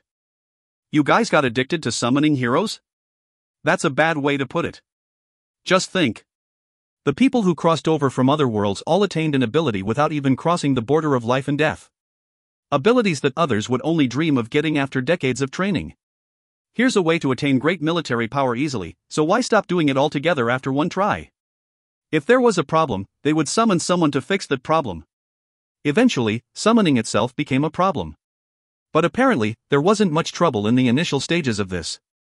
Since most of these people longed for something akin to fantasy, they became content with living in a place like this. Some people even claimed that this was a part of the storyline, and told the country that they'd find a way to live on their own. Well, after all, back then, there was no danger in the world. Everything was peaceful. The problem came when the Demon King revived. Monsters began to multiply. Food shortages began to happen. Wars became common, and summoned peoples became conscripted into armies. If this was a peaceful world, there wouldn't have been a problem. When troubling times began, those from different worlds began to beg to be sent back. Of course, this was impossible. The summoned people from other worlds became frightened when their rights were taken away, and planned to start a rebellion. Some of them got killed brutally as a result. Their families got executed and stoned in the public square. This was when it was created. The rebellion, that is. Is there really no way to go back? We can trigger the magic circle no problem, but we have no idea how it works. Necro answered this question. But if the hero defeated the Demon King, he should have had a good relationship with the nation? The Prime Minister stayed silent for a bit, then responded without showing any change in emotion. The situation was quite dire at the time, so we hit some facts. The others just misunderstood several things afterwards. So they were fooled. And by the time they realized it, they couldn't do anything about it. Is it fine? It doesn't look like killing the hero and his comrades would finish everything. An army of summoned people. In other words, an entire army of modern people with special abilities. When the Prime Minister heard my worries, he grinned like a sly fox. Oh, it would. Everything would be finished. How so? Do you seriously think that our country would be afraid? Of 100 brave class men? And the million people that rallied under them? The Prime Minister sneered. Of course we wouldn't be afraid. That much power is something that even we have. What we're truly afraid of are the ones who can fight the nation by themselves, the hero and the braves. As long as people like those exist, no ruler in the world would be able to sleep peacefully. Was that so? In any case, the hero and his braves were set to die from the beginning. The kings of this world desired the death of the hero. After his death, the kings would somehow justify it with false rumors. I feel that I've explained enough, so what will you do? I'll ask for the last time. Will you bail, or will you side with the majority? What should I do? I took a look at my 10 fingers, and measured my gains and losses on a mental scale. Should I side with justice, or should I side with profit? The answer was far too obvious. If you find any errors, ads pop up, ads redirect, broken links, non-standard content, etc., please let us know. Report chapter so we can fix it as soon as possible. Chapter 7. Chapter 7. The world is ruled by idiots and evil. The carriage exited the castle, and began its journey downhill. 10 minutes after traveling through a forest, an eerie prison building came into view. Of course, this was a more poetic way of putting it. This was the shelter that Necro had spoke of.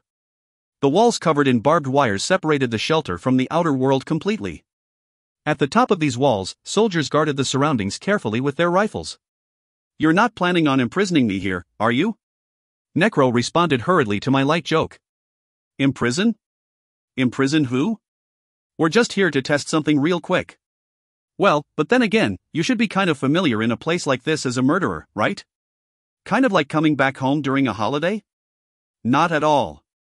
I turned backwards before I went into the shelter. When I looked down using the floating eye, I could see the castle below on the cliff, along with the horizon. The current season was fall, but the shores looked quite a lot like winter. "That is?" I pointed at the colonel. The man who had stomped out of the castle was now following us. "Ignore him. The man's in a different battalion in the first place." "Battalion, dot. He's the leader of the 1st Subjugation Battalion, and I'm the leader of the Special Task Force." I had heard a little bit in the office already, but it seemed that the military was getting involved. They were planning on expending a fraction of the military engaged with the rebellion to take out the hero and the Braves. But, did they have a bad relationship? Why did the Braves not get together with the hero? If they were friends who shared moments of life and death together, it was obvious that they joined the rebellion. How strange this was. I walked into the shelter with Necro, and took a look around. What a modern design. They said they summoned quite a lot of people from different worlds. Did they let those people build the shelter by themselves? There was a path up in the 2nd floor for guards, and an area for prisoners existed on the 1st floor. Preparations? One of the soldiers responded to Necro's question. "It's done. 6 is ready, dot." What were they talking about? Ouch. I fell down dramatically as I looked somewhere else. What in the world are you doing? Are you bored or something? It's nothing. I realigned my sight to in front of me, and stood up. My joints seemed to be stiffening, which made it hard for me to walk. Well, that wasn't really what made me fall, though. Just where did you pick up an invalid like this, huh? When the colonel made fun of my fall, Necro snuck a look backwards at me. That son of a bitch.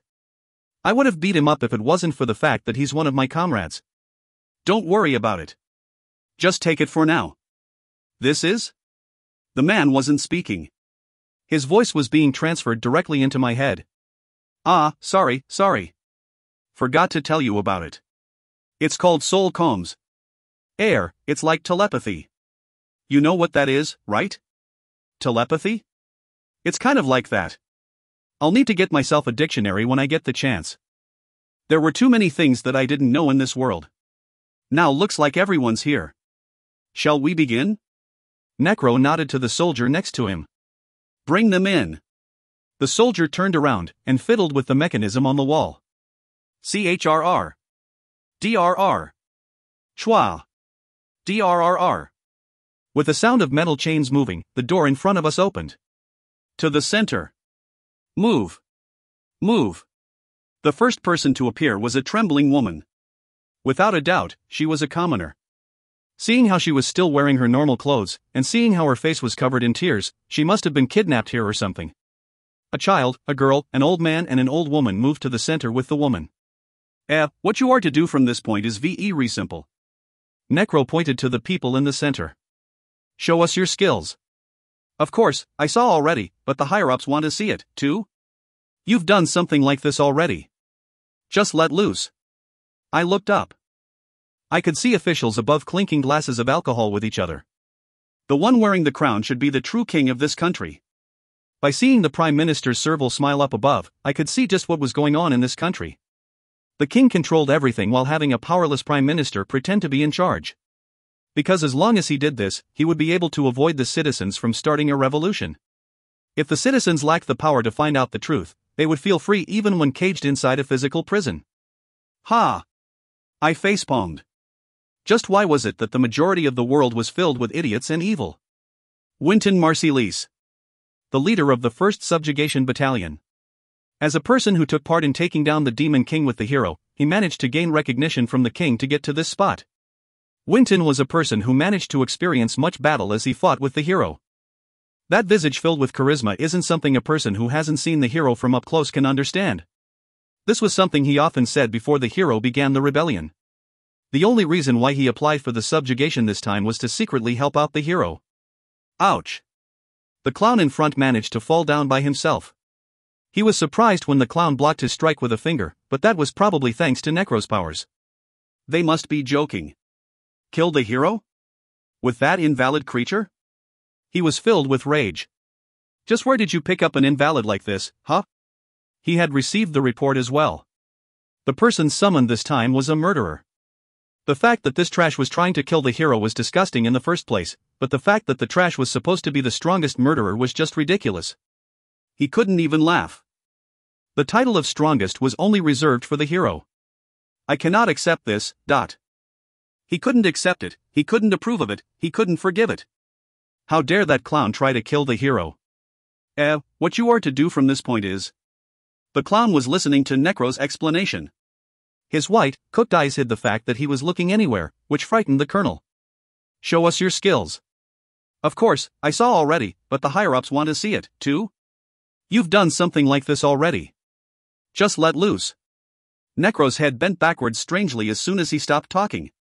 It was almost as if he took a gunshot to the head. Sir Necro. Seeing how eccentric the man normally was, Winton assumed that this was all normal behavior. But as he saw Necro's knees bend over with blood coming out of his forehead, he pulled out his pistol. Just what? Did someone with an ability attack? When? Where? How? The clown stood still in front of Necro motionlessly.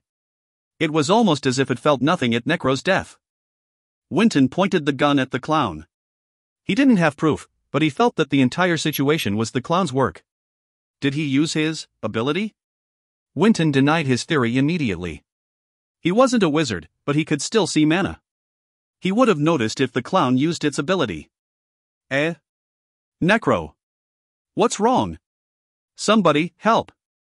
A soldier who heard the clown's voice of desperation immediately went out to find help. At this moment, Winton doubted his suspicion. Is the clown not related? Was this all my misunderstanding? All resulting from my emotions? When he thought this much, he became confused. If he killed the clown now, his fame would suffer, and so would his opinion of the king. Winton quickly approached the clown. If it wasn't for the fact that the clown fell earlier, Winton wouldn't have gotten the impression that the clown was simply a slow being. And enemy attack. We need to get OU. Winton became confused once again when he extended his hand towards the clown's arm. Why am I looking up at the ceiling? The wall on the other side began to melt down like a hot marshmallow. Just what is? Even to the point when he lost consciousness, he did not understand. The man who couldn't become a wizard till the end didn't realize how he died. He thought this as more brain fluid spilled out of his head. I took the pistol from the dead colonel's body. At the same time, I praised myself for acting pretty well this time. As expected, acting out emotions was hard. Ding! I raised my head and looked for an exit nearby using my floating eye. The Prime Minister and the King had already been evacuated. Of course, I wasn't at all interested in chasing after them. For now, my top priority was to get out. No need to keep the King as an hostage. Click. I checked how much ammo I had and hid myself. I could hear boots coming closer and closer. The number was 4. 3 had guns, and 1 had a sword. Why didn't they all use the same weapons? Did the swordsman use his weapon that well? Or was he like the colonel in that? I put out my hand, grabbed hold of one of the soldier's neck, and broke it immediately. I began to use his body as a shield. As expected of experienced soldiers. They began shooting without surprise despite having one of their comrades die. Ta-da-da-da. The dead soldier's body danced from the bullets hitting it. They responded quickly, but as I thought, people's minds seemed to shake a bit from death. It would have been a lot better for them to save their shots to aim for my vitals. Click. Click. Click. The bullets ran out in 1.5 seconds. The soldiers pulled on their triggers without any effect. I threw the dead body towards the soldier with the shield, and put a bullet through each of the soldiers with the guns. Now, there was one person left. The man with the saber began to increase killing intent with a bloodied face. This was it. His body was pitifully weak, but when his body began to shine, he became able to exhibit inhuman speed. I wonder how much sturdier he became. I tried shooting at his arm after dodging his first strike. Clang! The bullet bounced back with a steely sound. So it isn't just his physical capabilities that gets an upgrade. The light that surrounded his skin was thin and almost invisible, but it was already this strong. If I focused a bit, I could see the mana flowing in his veins. Maybe I should have learned how to use mana before I killed Necro? I regret not doing that far too late, as I shot at the soldier's head. What I truly aimed for, though, were his legs. Crack! His shin bent backwards. Because he focused so much of his mana to the top of his body, the defenses of his legs were weak. Well, I'd have broken it even when it had proper protection. The soldier fell backwards, and began to try and crawl away. He had thrown away his sword as he desperately moved his arms forwards. I stepped on the young man's neck, so that he wouldn't be able to run. Ugh! Erg! He began to struggle with tears in his eyes. He must want to live. He must be sad that this was how he was to go. I understand. I understand perfectly.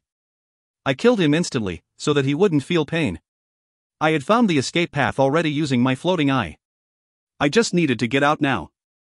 According to Necro, I have a week left. I'll have to find a wizard who can extend my life before that. I turned a corner, and immediately froze after seeing a girl standing like a guardian in front of me. At the center of the exit, a brown-haired girl was taking in the warm sunlight. She seemed to be a high schooler based on her age. Dangerous. My body immediately sent out warnings towards me. I took the wrong path. I shouldn't have met that. Before I get noticed, I need to get out. Would you happen to be Mr. Murderer? The saint who found me raised her hand. Hey. Hi. Nice to meet you. My name's Morto Hi. In short, you can call me Hi Hi? She winked. I couldn't move my body, just like a frog looking into the eyes of a snake. Eh? No way this didn't work? The saint threw me a wink once again. She even added a strange sound effect with her mouth. I took this chance and dash. Crack. KRRR. After traversing 5 meters in one step, I broke her ribs and pierced her skin. The saint's smile immediately scrunched up into that of pain. With this attack, I secured my victory. I grabbed hold of her beating heart. And caught it. I didn't say it. Crack. KRRR. The saint performed the same technique as me upon my body. Whoo! A blue flame came out of the hole in my body. Pain, something that was supposed to not exist in this corpse of a body, flared across my entire body. Why? I endured the pain, and looked down on the saint's body. Her clothes were turning red from massive blood loss. How was she still alive? Ahahaha, ahahaha. You're quite the idiot, Mr. Murderer. To think you'd have the gall to grab onto a lady's chest like this, perverts need to be punished, don't you think? The saint smiled as blood ran down her mouth. She then lifted her right arm. A smell of magnolia spread as her brown hair fluttered in the air. Shining dash. Her hand began to shine in white. The faint light immediately turned into a blinding one after taking in an immense amount of mana. So this is it for me. The bright light erased the world around me, and left just me and the saints. The blinding color of white made me think of one thing with a smile. Of course, this is the end for villains. Buster. The entire world turned white along with the saint's bright voice. If you find any errors, ads pop up, ads redirect, broken links, non-standard content, etc., please let us know. Report chapter so we can fix it as soon as possible. Chapter 8. Chapter 8. Power and Personality. Sector 1 of the shelter, where the battle had previously occurred. The soldier who had his head smashed in only had his lower jaw still intact. His red tongue that had become completely exposed to the outside was dangling powerlessly on the ground. Whoosh! Wind came in through the open doors of the room. The tongue that the wind touched began to move slightly. At the same time, the destroyed brain matter on the floor began to tremble. The eyeballs popped out of their sockets and rolled on the floor. Not long after this happened, a black matter above the corpses began to form a whirlpool of sorts. A skeleton was formed first. The brain and the intestine took its place, and blood veins began growing like tree roots. Nerves reconnected, and the joints and muscles of the body stuck together. The flesh from the dead bodies in the area was reconstructing an entire human body. Immediate revival equals over death. It was an ability that allowed its user to revive using the corpses in a 100 kilometers vicinity. Goddamn, I ruined my style. Necro, who had recovered his appearance before his death, cracked his neck. Is he a modified human or what? How did he manage to do all that without any mana? Dear me. Who would have expected something like this? The murderer had pierced through Necro's head with just a fingernail. This wasn't something that was possible if one took into account the strength of humans and the strength it would take to achieve such a feat. Things would have gone crazy if he got summoned just 5 years earlier. Necro recalled the time when the murderer killed the children. The man was already dead, couldn't feel anything, and was riddled with status effects, and yet he still managed to easily kill level 2 ability users with a smile on his face. Monsters really are monsters, huh? He understood now. He understood the vicious void within that smile. If one were to be more accurate, it wasn't even a smile. It just imitated a human. That creature was just something that resembled a human. If it was in the past, he never would have realized it. After all, back then, Necro was just a man smarter than the average person. If he hadn't awoken to his power. Ah. Ha, dear me. I should really stop thinking about stupid things. Oh my, so cold.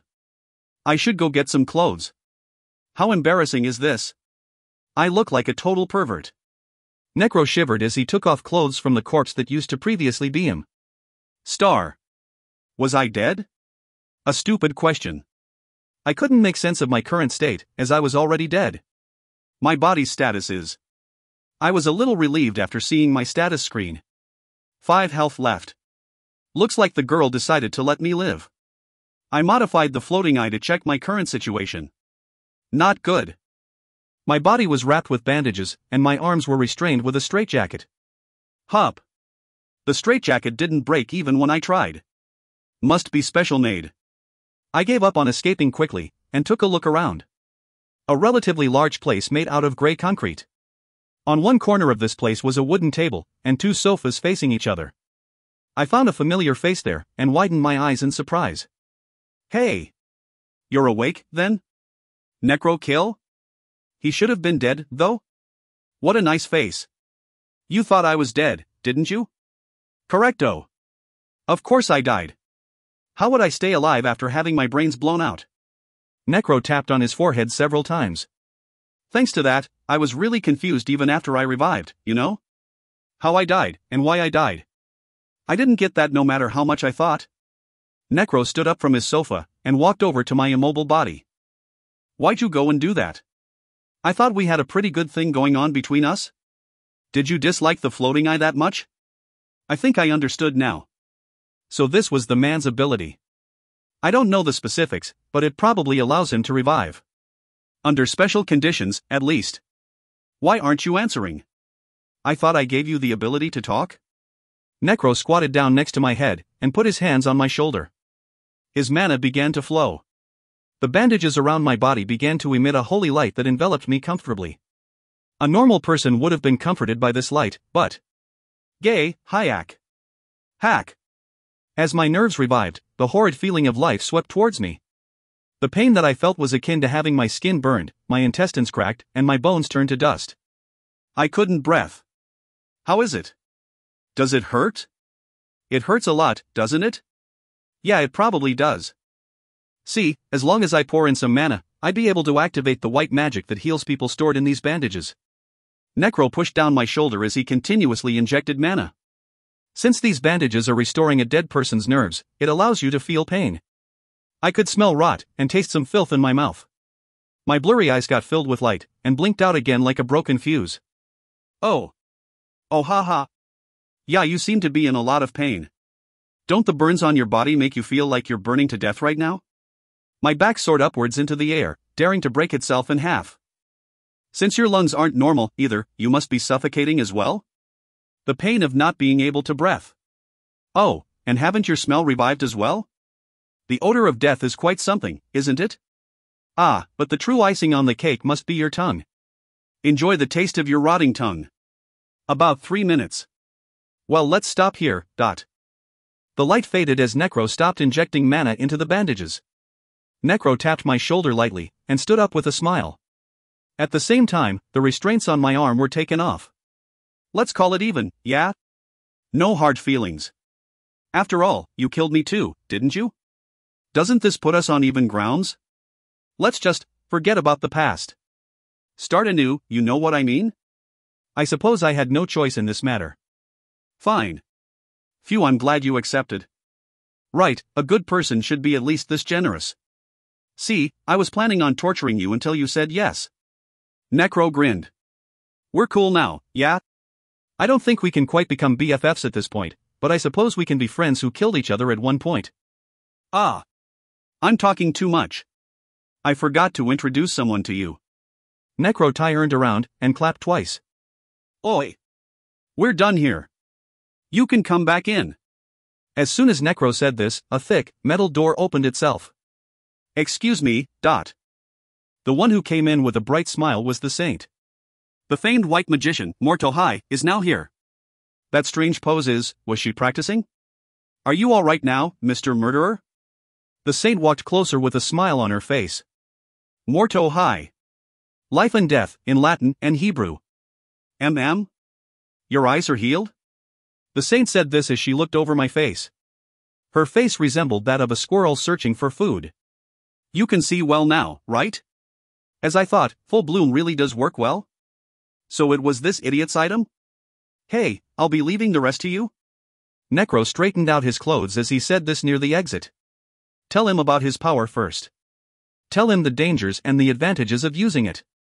Ah. Tell him about your power as well. Don't get eaten up like last time again. Put. You worry too much. In any case, take care of yourself, alright? I'll be going, then? If something happens, just contact me. Bye-bye. Sure, Dot. The two seemed to share a relationship like an uncle and his niece. Once Necro went outside, the saint bowed down directly above my head. Her long hair almost threatened to tickle my nose. Alright then, Mr. Arrow Murderer. There's just two of us now. She must be able to see my name using Oracle, and yet she still calls me Mr. Murderer. Plus, that arrow prefix gets on my mind as well. MN? Why aren't you saying anything? Ha! Could it be? The saint hugged her scanty breasts with her arms. I may be a beautiful girl, but please don't think perverted thoughts about me. I'll sue you. Beautiful girl, eh? Not interested. The saint, after hearing this, covered her mouth with a gasp. See, could it be? Why you? Necro. The saint balled up her fists, as if she had become deeply offended by something. Her cheeks flushed red as she tried to say something. A personality that would match up quite well with this person would be a funny, light-hearted one. I thought of the type of person I'd have to act out in the future, and instead of replying to the saint's nonsense, stood up. I thought this the first time I saw you, but you really are quite small. I could see a tiny head right below me. I wonder if I can throw you away as recyclable trash if I crush you like this. Your inner thoughts are spilling out, it seems? I said it so that you could hear it. The saint grasped her chest with mock pain on her face. You were going to tell me about me power, right? Let's go sit there. My body's condition had improved. Even though it had hurt, the full bloom item's effect was to heal. The torture that Necro imposed on my body actually healed me. This is pretty nice, isn't it? The saint sat down on the opposite side of me with a grin as she kept spouting nonsense. Just what was she so happy about? Everyone I've met so far had expressed disgust towards me. Stop saying nonsense, just tell me what I need to know, but. Yes, but before that. Her voice sank. Can we talk about the people you've killed, Mr. Murderer? The saint calmly continued speaking. It's been 6 hours since you've come to this world. You've killed 8, and attempted to kill 2. The murder attempt was on Necro and the saint. I can't help but ask you, just what do you think of human life? Doesn't really matter if it's worth anything or not, does it? It couldn't be helped. I was commanded to kill innocents, after all. What about the guards, then? Did they deserve to die? Of course they did. They shot their guns at me. If they began shooting, it must have meant that they were ready to face death. You went overboard, Mr. Murderer. With your skills, you should have had enough power to take care of all these people without killing them. Well, is there a reason to leave people alive, thereby putting your own life at risk? If you just regarded human life as something more precious. Boring. Instead of saying my thoughts out loud, I lied faithfully. I'll try to do that in the future. The saint sighed. Fine, we'll end it here. She closed her eyes, then opened them again after a short moment of thought. We're both busy people, you and I, so we'll start immediately. First, let's talk about the existence of power. The saint reached for a flower pot on the table. Everything has a beginning, and every existence has a reason. All living things have a personality. There are those who wish to live, those who wish to simply survive, or those who wish to help others. Blue lightning arced across the saint's forehead, and created a crown of light on her head. The reason of existence, psychology, rules, goals. If those are what makes up your personality. When the saint touched the wilted flowers, it slowly began to come back to life. Its petals were restored, and its stalks became full of life again. Once your soul evolves to turn your personality into something tangible, a power is created. A window appeared in front of me. Salvation equals love and peace. Takes on the pain and injuries of others for yourself. LVU1, take on the pain and injuries of others for yourself.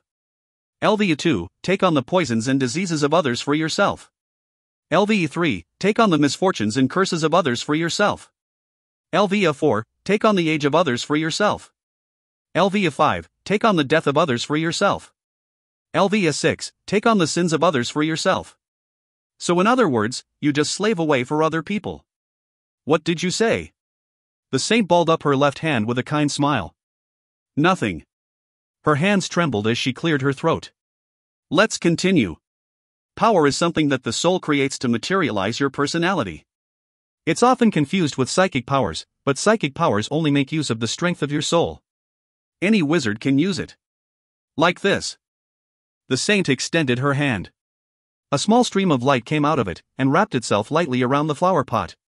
The flower pot was then lifted up to my eye level. If I couldn't see mana, it would have looked like the flower pot lifted by itself. The saint put down the flower pot back onto the ground. Ta-da! Ho-ho, you're a shy one, huh? But I get it. I understand your feminine shyness. Shut up. The saint just stood there dumbly in shock for a second, then grasped her chest with a loud coo, once again. HHNNGH. That attack just now hurt quite a bit. The saint looked at me with a breathless face. Just finish explaining. So in short, power has a uniqueness about it unlike psychic powers? Coo. Correct. Each person gets one power. There are no same powers in the world, either. It looked like other summoned people could use their power? Yes. All can use it. Ah. Of course, in this world, there are people who worked for a long time to awaken their powers. About 1 in a million, I think? The explanation just kept getting more and more ridiculous. Are you an idiot? The saint seemed to be a little confused. Love and peace. This ridiculous ability forces its user to sacrifice her life force for others. I don't know the conditions to get it to level up, but the fact that it is level 6 would mean that she used it quite a bit. Enough to earn her the title of the saint. This idiot thought that saving other people was a normal thing to do, and must have saved a countless number of people in the process. How stupid. To think that she'd work so hard for something as worthless as other people. Idiot saint. My patience bank is about to file for bankruptcy, you know? The saint's peaceful face began to crack a little. I'll say this here and now. I am not an idiot. I am Morto High. Call me by that name, dot. The saint said this with a kind smile, and added one more thing with a glare. Idiot murderer. Gar. Raor. A predator. This idiot was a polar opposite of me. I couldn't accept it. I couldn't take it. I could only deny it. Such a worldview was wrong. The one thing that is worth the most in this world is yourself. No one else matters more than you yourself. If you deny this fact, if you slowly chip away at your life due to altruism, you might be able to save everyone, but not be able to save yourself in the end. If you find any errors, ads pop up, ads redirect, broken links, non-standard content, etc., please let us know. Report chapter so we can fix it as soon as possible. Chapter 9. Interesting stuff. Action will happen again after Chapter 10. Chapter 9. Heart of Gold. Idiot Saint. Stupid Murderer.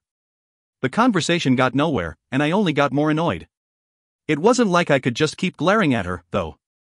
Let's try to change the topic. Fine, I'll apologize first. Let me just ask you something. What is it? She had a sour look on her face. Oh, so even a genius like you has things you don't know? As an idiot, I don't really know if I can answer you properly. A high school girl who was unfazed by a murderer in front of her. Well, it was obvious that she wouldn't be afraid, really. After all, she beat me once already, and her HP pretty much forbid her from dying. At least you can tell me where we are? The saint pouted and spoke in a sulky voice. It's an underground containment room. Containment room? The saint pointed at me and shouted, as if she had been waiting for me to say that. After all, you need to learn just what your power is. Of course, you have no choice in this matter. I've heard this several times already. Are powers really that dangerous? The saint put her finger on her chin and made a thinking pose. I wonder? I almost got eaten once, and my neck got snapped that one other time, so against you people, it's pretty dangerous, I'd say. You people? But rather than dangerous. I think the adjective useful is more fitting. Just look at my love and peace. This room is only there for the exceptions. She made a disgusted face as she pointed at me again. You seem dangerous, so make sure you get locked up in a prison like this if you ever commit a crime. Ah, you said your power was called Heart of Gold, right? Seems quite terrifying. The saint let out an exaggerated gasp and made a fearful face. Could it be an ability to make people turn into gold just by looking at them? Who knows? We'll know when I use it. Don't you look down on my guesses. I always get 1 out of 10 powers right, you know?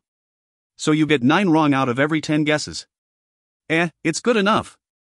Now, I'll teach you how to use your power, so just you wait. The saint leapt over the sofa behind her and ran away from me. She stopped in front of the steel door. She seemed to think that wasn't enough, and used her mana to create a shield around her. The way to use your power is simple. Just think of the name of your power for 3 seconds. It's that simple? There's no ceremony or anything like that. Nope. Was she for real? I didn't fully trust her, but still followed her instructions. Gold achieves all equals Heart of Gold. Ding! A window that was about 32 inches big appeared in front of me. I thought it was a function of the skill oracle for a second, but once I saw that Heart of Gold was written at the top with a list below it, I was rendered speechless. This is my power. Did you succeed? The saint asked me this from afar. I thought about lying for a second, but gave up on it immediately. Well, I don't know if this really counts as success, really, but... The saint found my answer to be quite peculiar and walked towards me. She sat down right next to me and looked into the window with a guarded look. This is internet shopping? After thinking a little bit, the saint took out party poppers from somewhere and popped them in front of me. Congrats! Yay! Thanks! I pinched the saint's cheeks with a smile. Please stop. My fingers caught fire. My body, which was only moving due to the effects of black magic, was capable of being purified just by touching the saint. Dangerous? Terrifying? 10% chance of getting abilities right? It's not my fault. It's not my fault. A little later. I looked carefully at the saint sitting on the other side of me. She took a sip of her tea and smiled brightly. Don't be so disappointed. Perhaps it was a disguise to hide your true power? It's only possible to get a clear idea of what your ability is after reading its description anyway. The analysis must have been completed about now, so I suppose we can check it together? Analysis? Powers, skills, and items that have been recorded by the Oracle are analyzed by the skill for its users. New abilities take about 5 minutes to analyze, though. When I thought of the word click, a mouse pointer of sorts appeared. Right, so this is how this works? Click. Gold achieves all equals Heart of Gold. An ability to buy anything with money. LV.1, trade, buy, sell. There wasn't enough information. I clicked it. Hold on. The saint pressed something with her finger in the air. Morto High has asked to party with you. Will you accept? Y/N. Was it possible to share information with those you partied with? Yes. The saint's eyes moved quickly, as if she was reading something. It seems to be a manifestation of money worship of sorts, but... Whitehead, and menticide. It seemed that she was reading some other things as well. I, too, was looking into the saint's abilities. Complete remembrance equals total recall. Perfect memory. The descriptions were completely useless. Was it like photographic memory? I imagine this would come at a cost as well. I've confirmed it. Your ability seems to be a shopping ability. That's it? After all that time of thinking? Oh, I see, is that what you thought I'd say? Pooh-ha. When I reached out to grab her cheeks again, the saint sprayed out the tea in her mouth out of surprise. Gah! Hiss! My hands and face caught on blue fire, and pain ran across it. Jean has gotten a status effect. My eyes. What do I do? To think the tea in her mouth would turn into holy water. After rolling on the floor in pain for a while, I stood up as if nothing had happened once the fire dissipated. Air. The saint carefully opened her mouth as she handed me a handkerchief. This. I don't need it. The saint hugged her chest with a shocked face. Could it be, you think it's too precious? Precious? What's precious? Holy water that sprayed out of a young female student? Shut the hell up. It seems that I am sort of a laughingstock for her. So? Results? I don't know how to put it, but... The saint looked away as she said this. Now that you found out that your ability isn't combat-oriented, why not give up? This kid. She was clearly holding back her laughter. Her shoulders were shaking as she said this. It's just at level 1? I think it'd get better over time. Plus, it's an alright power. If I were to look at it with a positive light. The saint's hand that was currently over her mouth trembled. Her face was beet red. Well, it was understandable. Humanity's worst murderer, menticide, the heartless monster, has attained an internet shopping ability, after all. I think it's pretty good. And I wasn't lying. It had almost an infinite number of uses, and it allows the user to lower the risk for his ventures as much as he wanted. I just haven't leveled it up properly yet. Even so, it's just a shopping ability. PFT. Ahaha. In the end, the saint let loose. And my patience ran out as well. Jaya. Doesn't matter if my hands burn or not. I grabbed onto her cheek again. I can't take it unless I begin stretching that mochi-like cheek of hers. Kia. Don't laugh at other people's abilities. It hurts. It hurts. Aura. Shining dash. That again? A little later. I, who cleaned up the general mess in the room, looked into the eyes of the saint.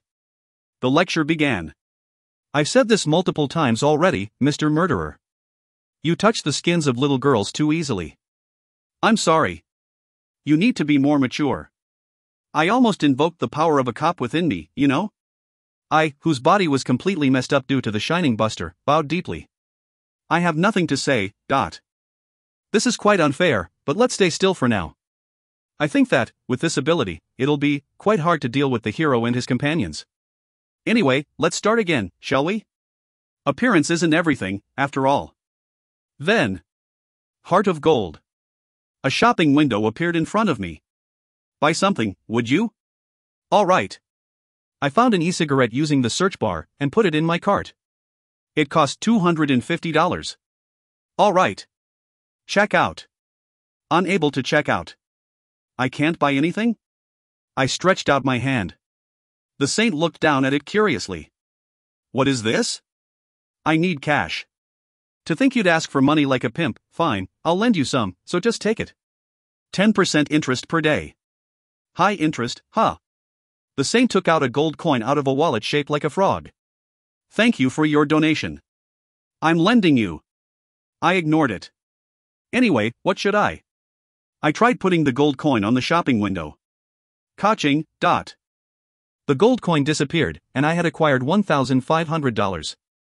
Power was something that was akin to a manifestation of all the experiences of my life. Then this must mean that my true self spent quite a time working on this sound effect. Was he that bored? When I pressed the checkout button again, I was told to type out an address. Address? I don't know. You're no help. Coup. I put in front of customer instead of the actual address. It should come, right? Right? It was hard for me to look into the eyes of the saint. Time to press the confirm button. Transaction has been completed. The delivery should take 8 hours. Apparently it takes 8 hours. 8 hours?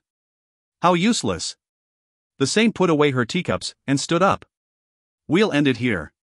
We can meet tomorrow at the same time. Useless Mr. Murderer. Looking at her tired face, it seemed that she was about to go to sleep. Just a second. Would you please bring a dictionary tomorrow? What?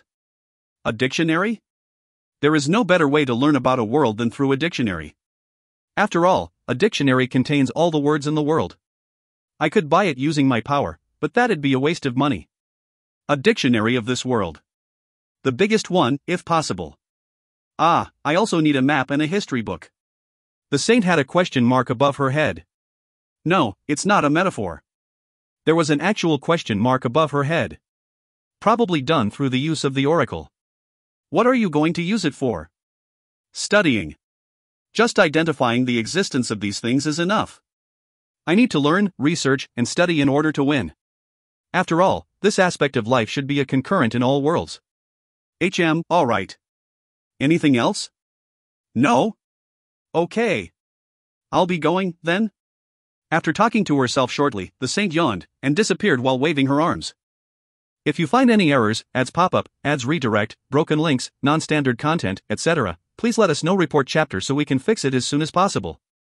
Chapter 10. Chapter 10. Asking a different murderer. If a normal person was given a power just for transferring to a different world, what would happen if an abnormal person was sent to a different world? Morto Hai was able to acquire information on the world's strongest through the rumors that the people of the underworld had told her. A murderer who collected the hearts of evil men is someone who achieved the nirvana of evil. That person's name was Menticide. He didn't have a real name. No one knew where he came from or how he came to be. But everyone who had touched upon the dark side of the world had said this. If you really want the humanity's strongest person, that man is who you are looking for. Morto had shared such an information with Necro, and succeeded in summoning him after several times. But the first impression of him she got fell short of her expectations. Menticide wasn't a cold, cruel psychopath. He was an idiot who did whatever he wanted. To think he'd read something like a dictionary at a time like this. Is he doing this out of a sense of pride? Now really isn't the time for that. There were 2 days until the beginning of the selection tournament. Right now, Morto Hai was visiting another one of great evils in the underworld, one of the worst murderers in history, Kurosaki Hatsum. The girl was trimming her fingernails in the second containment room. She felt a presence near her, but didn't do anything as she continued to trim her fingernail as she hummed to herself. She had a beautiful hair done in a hindcut. The sailor uniform she had on accentuated her curves, and the black stockings she had on furthered her beauty. According to herself, she was a full-time student. When Morto asked her a question, Kurosaki responded lazily without even bothering to turn around. The world's strongest murderer?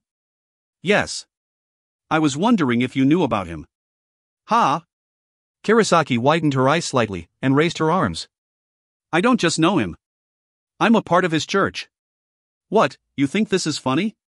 Are you looking down on me? Was he that famous? It seemed that the only ones unaware of his existence were the common folk. What is it? What is it? Have you become curious of Lord Menticide? Kurosaki's eyes began to sparkle. To think such an innocent-looking girl would be a murderer who tracked down and killed high school girls. She wouldn't have believed it if it wasn't for the fact that the girl tried to kill her the moment they met. Church member. Kurosaki seemed to take offense in Morto asking the same question over and over, and narrowed her eyes.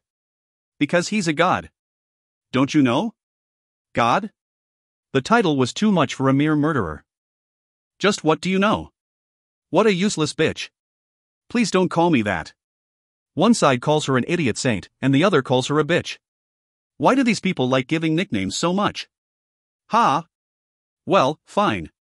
I suppose you might not know. Ah ha ha. Sorry. She said whatever she wanted. Kurosaki went back to working on her fingernails. Of course, these weren't her fingernails per se, but rather those of her victims. Teko Keiji. The ninja gloves that protected her hand was covered with fingernails. Each fingernails that were decorated with manicure made the glove look as if it was covered in scales. These fingernails were her trophies. Ms. Kurosaki. Morto carefully opened her mouth to ask a question. Do you know why Menticide is dubbed the title of the world's strongest? An information that normal people couldn't get their hands on. Morto was hoping that Kurosaki, who was a murderer like Menticide, would know of this information. Kurosaki didn't let her eyes off of her Teko Keiji as she spoke. Lord Menticide. Don't forget the Lord part. Anyway, why do you ask? Aha! I get it. You're thinking of summoning him, right? You should give up. You'll regret it, you know? She was speaking casually, but Morto didn't let that slip by her. The girl in front of her was someone who killed 63 students and 8 armed officers. Having someone like that say don't do it definitely wasn't normal. We're doing research before we actually summon him. The decision hasn't actually been made yet. It was a lie, of course. Kurosaki stopped what she was doing and glared at Morto with snake-like eyes. If you don't want your entire nation to disappear, you should give up immediately. Morto had never heard such a cold and serious voice like this come out of Kurosaki before. He isn't someone you guys can control. He's not human. He's more akin to a monster from mythologies, someone that even a murderer would refer to as a monster. Of course, she gave him a few points for being able to destroy her heart in one shot, but there were plenty in this world who could do this already. And if she had been protecting herself with mana in the first place, he wouldn't have even been able to do that. Is that all? He must be pretty good at shooting. Or maybe he's pretty good with a knife? Kaya ha ha ha. Kurosaki let out an uncontrollable laughter. How funny. What are you talking about? Are you mad? You think he'd be the strongest just because he's good with a gun or a knife? Seriously, are you all right in the head? Isn't he called the strongest because he's strong? No, well, he is strong, but don't you think you need to have some big achievement under your belt for a title like that? When people judge someone, they look at a person's past deeds, don't they? Surprisingly, she said something quite logical for once. So just what did he do, Kurosaki rested her chin on her hands and smiled. Do you want to know what much? I can't tell you that for free.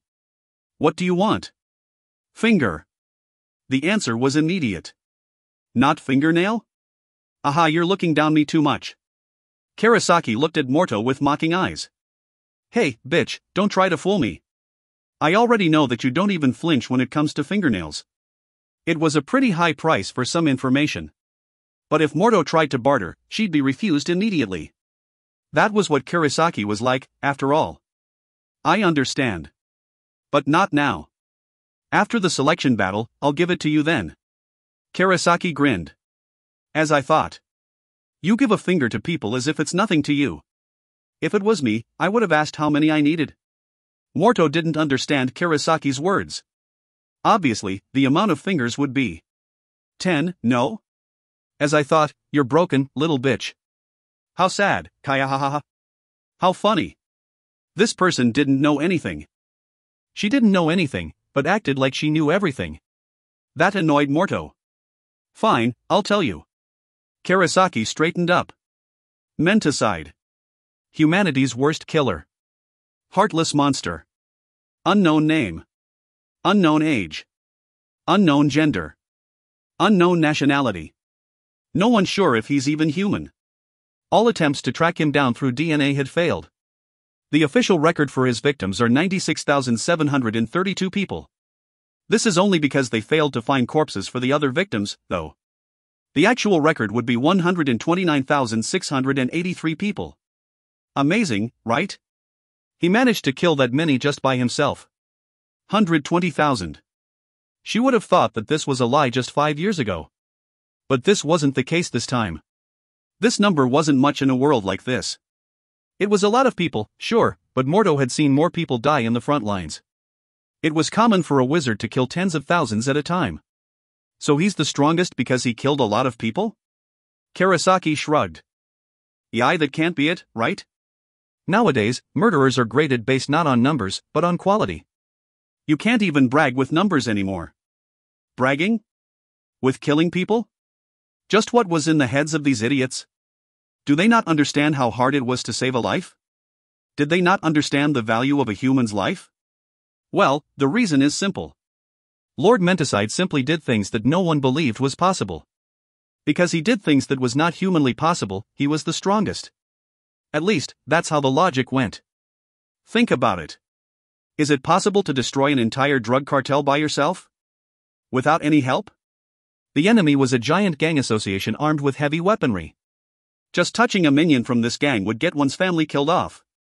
If they take hostage of someone, no one would be able to do anything. Right.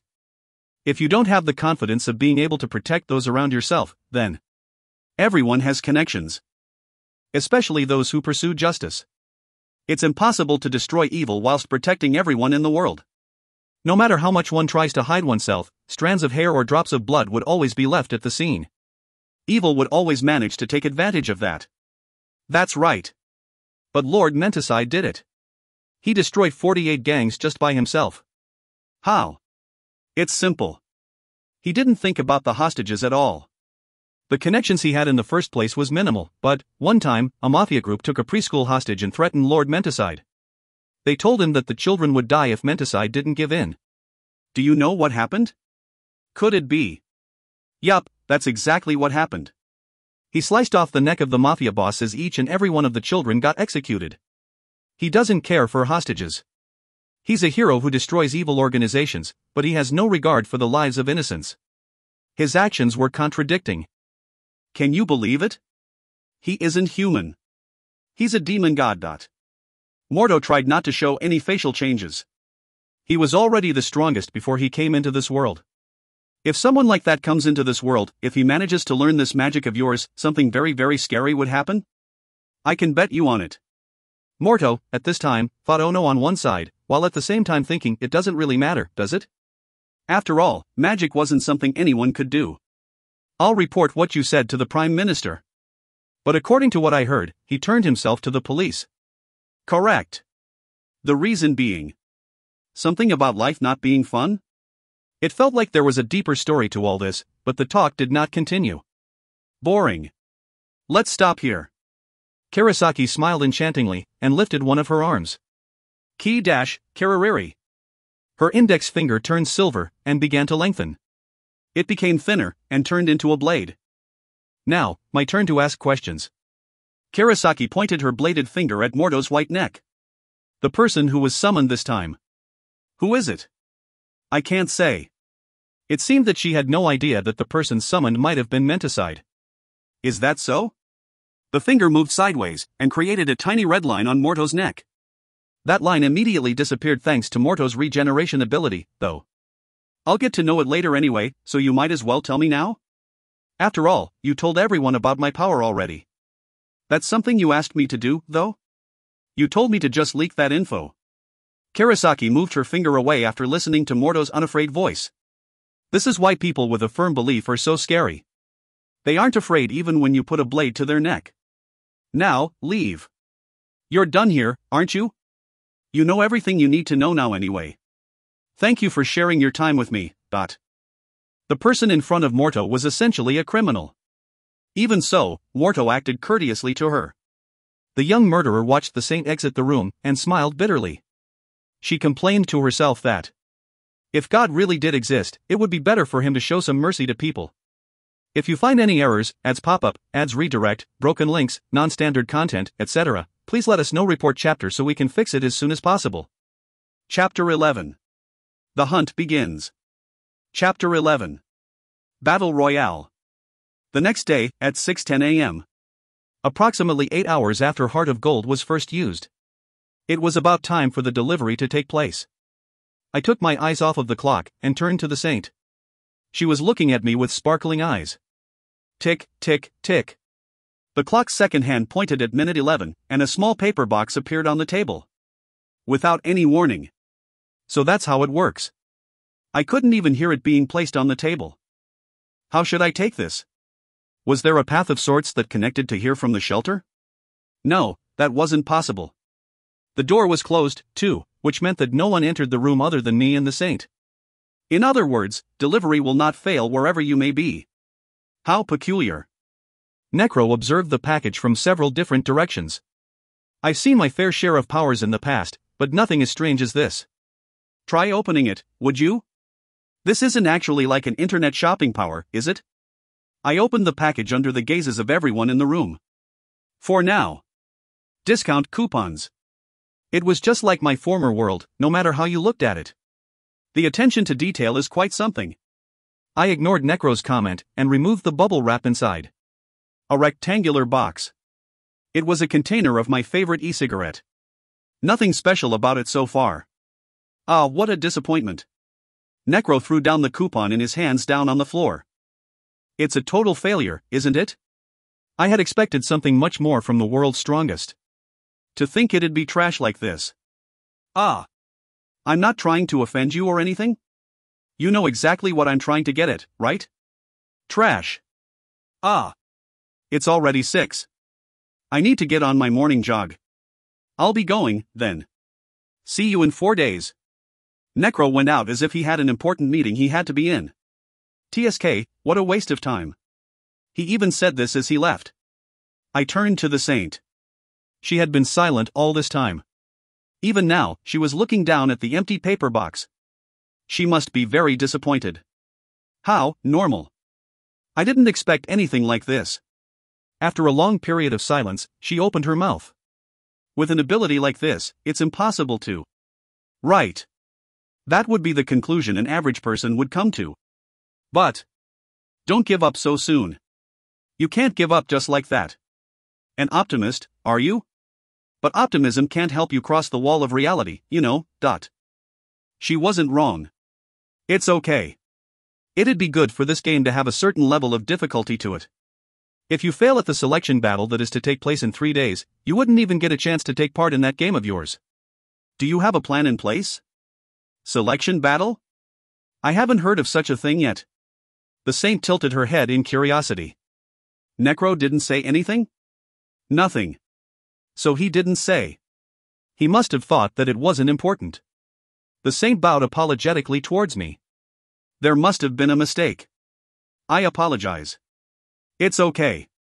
He must have been busy cleaning up everything I did. In any case, my enemies? People similar to you. All people who made a name for themselves in the underworld.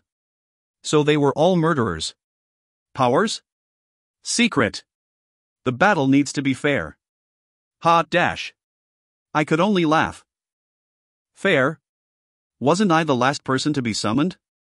And do you actually think people would come out alive after the battle? It's most certain to be a bloody carnage. The saint raised her index finger when she heard the word carnage. Idiot saint, you've already pushed several people into almost certain death. It's already too late for you to try to act like a nice person. The saint looked down at the floor. After a period of silence, she raised her head as if she had decided something. Her eyes were filled with confidence. A maddening amount of it. Yes. Like you said, Mr. Murderer, perhaps it's already too late. Her voice seemed to echo in the room. But rules are rules. Please try your hardest to win the battle in 4 days. She said this, and stood up from her spot. So I can't get any more information on the others. I went over the actions that I needed to take in the future. Unexpectedly enough, the answer to my predicament was closer to me than I thought. Floating eye. This eye was something that wasn't restricted by physical barriers. In other words, it was possible for me to peek into other containment rooms. 4 days. I spent all this time doing my best into observing my enemies. And on the day of the battle, the saint came to visit for the first time in 4 days. How is it? If you say you give up, I'll take you out of the battle. Why was she offering me this? Did she change her mind after I told her that this would be a bloody carnage? Not interested in giving up. Please think this through. You'll be locked up till the hero dies, but this would be much better than dying twice over? Dying twice must mean that it's possible for me to be revived twice as well. I faked a kind smile. It's okay. I decided to do this. You have no fault in this at all. I didn't say it to try to make her feel better. This was to raise friendship in order to increase my profits in the future. Is that so, Dot? The saint's voice brightened, as if she was being saved by someone. Did the guilt that weighed her shoulders down disappear? How simple. This idiot is fated to be used for the rest of her life. She'd willingly crucify herself on the cross of good deeds. Of course. Adults need to take responsibility for their choices, after all. You already gave me a chance as well. That's good enough. I'll have to suffer from the consequences of my actions by myself. Just like powers. The use of my power required cash. This must be similar for other powers as well. There was no way a power would come without any risks or payment to it. Love and peace and over death must be similar in this matter as well. Or it might have a certain risk to it. The saint thought to herself for a second, and nodded after some thought. I understand. If that's what you think, I won't try to make you give up any further. The saint walked right in front of me, and motioned me to sit down. Can you kneel for a second? Why? I need to do something before I leave. What? You'll see. This is worrying. Like this? The moment I kneeled, I felt as if my forehead was being pressed by hot iron. Ah. As I wondered if she was putting a seal of sorts on me, the saint laughed to herself with her lips covered. Could it be? I used the floating eye in order to look at myself. There was a seal burnt into the place where the saint kissed me. And that place was currently set on holy fire. Ugh. I rolled on the ground for a moment due to the pain in my head. It felt like my brain was being burnt to a crisp. When I came to, the saint was looking at me with a frightened look on her face. My arms were sealed by a straitjacket. I'm sorry. I put a seal on you so that you wouldn't be able to escape, but to think you'd be in this much pain. To think she'd put a straitjacket on me as well, even after putting a seal on me. What magic is it? If you get away from me, your head will hurt a little bit? Naya haha. The saint said this as she looked away. I could tell immediately what magic she put on me from this. So this would make my head explode if I run away. Now, let's get going, shall we? The saint walked over to the exit with confident steps, as if she had forgotten everything that had just happened. Of course, she left me, whose arms were tied, to crawl over like a caterpillar. The place that the saint took me to was an arena that gave off a feel of an opera house. The paint on the arena's old walls had paint falling off in many places, and it was scarred with many blade marks as well. I changed my viewpoint and took a look at the entire arena. I could see my opponents stretching behind caged doors. To the west, there was the man-eating lion, Bruno Balter. To the north, there was the nail hunter, Karasaki Hatsum. To the east, Slender Man, Benny Guts. The center of the arena was decorated with walls and doors to make it resemble something close to a survival training room. To the top right, I could see nobles wearing masks roaming the area looking down into the arena. So this is a form of entertainment for them. By taking a look at their physique and the placement of their scars and dots, I could tell that they were mostly people who were there at the Prime Minister's room. You're late? Necro approached me with a friendly smile. He had a bow tie and a tailcoat on. Well, he did have quite a high position in the government, after all. What took you so long? The saint responded half-assly to Necro's question. Nothing. Nothing my ass. You woke up late, didn't you? They treat each other like friends, despite the age difference. Did they know each other from the beginning? Ah, right, I need to get things started quick. Necro slapped me on the back. How you feeling? Feeling good? Don't run again, alright? This time, you're pitted against fellow murderers. Feels good, right? Time to prove yourself. Yeah. I swung my bound arms up and down in response. Oh dear, so your arms are tied up. Should I untie you? The grin disappeared from Necro's face immediately. But I don't feel like taking it off. I wonder why. I thought for a bit, and I feel like fighting without your arms would be more impactful.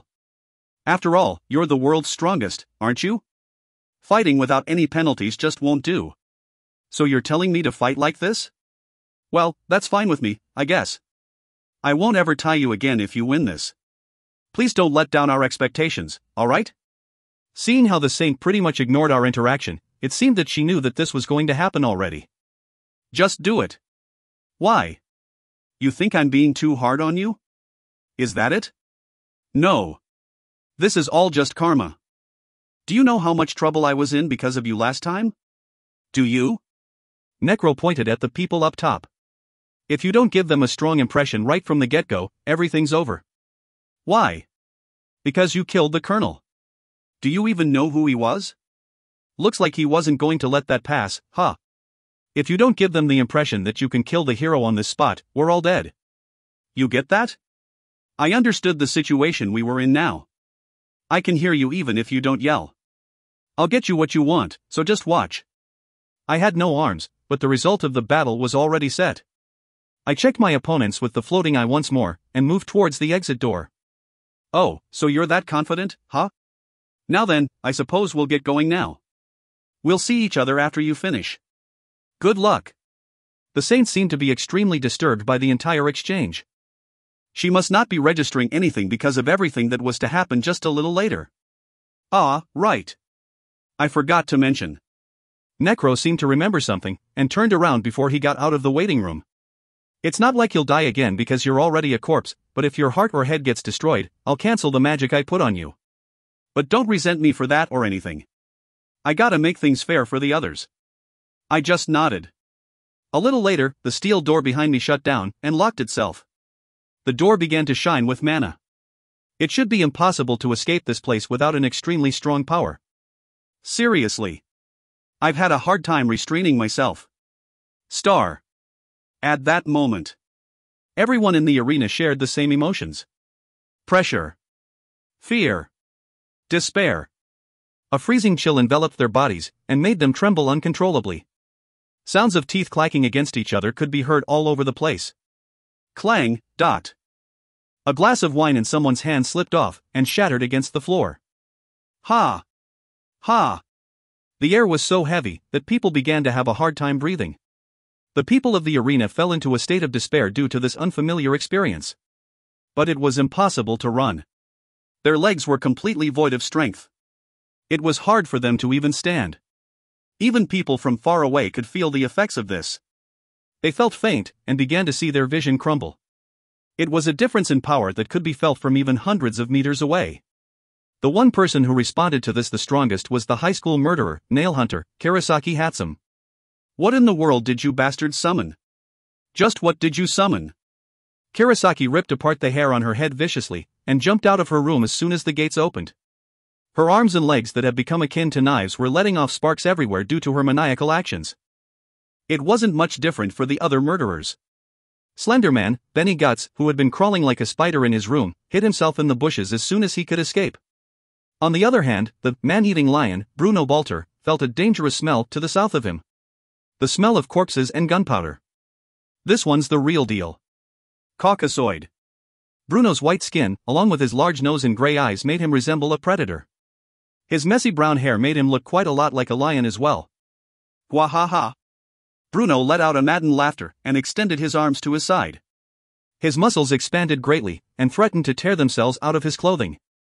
He couldn't see his enemy due to the walls in the arena, but Bruno could instinctively feel that his enemy was on the same level as him. The hunt begins. The decision was made quite quickly. Bruno's first course of action would be to charge at the enemy. No need for complicated strategies. No beast could stand up to the power of a lion. Although Bruno was no match for the man, he had to fight the man before anyone else. It was impossible for him to share his prey with others. That was because his power was focused around monopoly. Victors eat all equals sweet tooth. By eating the defeated, it is possible to take in everything they possess as yours. LV.1 attains the health and strength of others. LV.2 attains the knowledge and mana of others. LV.3 attains the skill and abilities of others. With this skill, it would take no time at all for Bruno to stand at the top of the food chain. The man-eating lion charged with full speed towards his prey. If you find any errors, ads pop up, ads redirect, broken links, non-standard content, etc., please let us know. Report chapter so we can fix it as soon as possible. Chapter 12. Chapter 12. Mammonism. So he was hiding there. Bruno revealed his violent nature towards the enemy that was hidden behind the wooden pillar. Wahaha! An attack strong enough to instantly break a cow's neck bone smashed the enemy's head. The enemy must have thought that he hid himself well, but it was impossible to escape Bruno, a being who had an extremely developed nose. Bang! Crack! The pillar crashed and a cloud of dust rose up into the air. The enemy was helplessly smashed by the power of Bruno's attack. TCH. Bruno clicked his tongue and stopped walking. He had realized that what he had hit was, in fact, a mannequin dressed in casual clothing. Jean, who had been watching from afar, smiled. This was one of the many ways that his power could be used. The method was quite simple. 1. Imbue his smell onto clothes and put it on a mannequin. 2. Put an extremely high price on the mannequin and put it on the market. 3. When needed, cancel the sales order on the market. Because the object hadn't been sold due to its price, it would reappear where it previously existed. Jean was testing out this feature in live combat right now. Well, if he was just testing this one thing, Bruno would have already died by now due to the blunder. Bruno realized that he had been tricked and began to shout in anger. I have become stronger. Much stronger. Much, much stronger. He was a natural-born predator. He didn't have to work hard to make others submit. Others submitted themselves in front of him and he just needed to search for women and alcohol. He was a king that was recognized by the heavens itself. But to think that his enemy would treat him like a fool. The fact that he was weak enough to be tricked by something as simple as this made Bruno angry enough to explode. Where are you? Where are you hiding? Damn coward. Bruno destroyed everything in front of him as he chased the scent. It was hard to get rid of one's habits, even if he had learned that it wasn't a good one. Because of that, Bruno almost fell into Jin's second trap, but... Goo-ha! Bruno wasn't an idiot. He knew that he was being led by his nose, so he learned to counter it. Bruno found the real one who had a status screen and opened his mouth. His artificial jaw opened up and grew big enough to fit a human head inside it. Rows of teeth from Bruno's victims revealed themselves on the roof of his mouth. The teeth were able to crush just about anything that came into contact with it. This was the physical capability that Bruno had attained by coming into this world. This is the end. But right before he could swallow Jin's head big, something peculiar happened. His trademark brown hair ruffled in the wind. His head that had been ripped off was flying in the empty space around him. Bang! The head fell on the ground and slowly came to a rolling stop. Bruno looked up at his headless body in stupefaction. Attacked? How? Chua!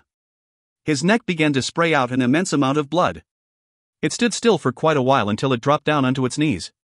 The impact caused Bruno's head to begin rolling again. My breath. He was desperately clinging to his life using the life force he had taken from his victims, but even that was running out now. Roll, clack.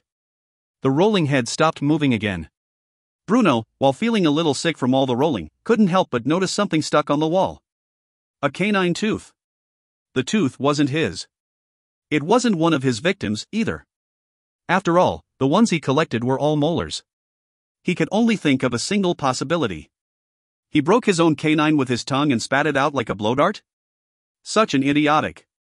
He tried to shout out that it was all just nonsense, but no sound was coming from his mouth.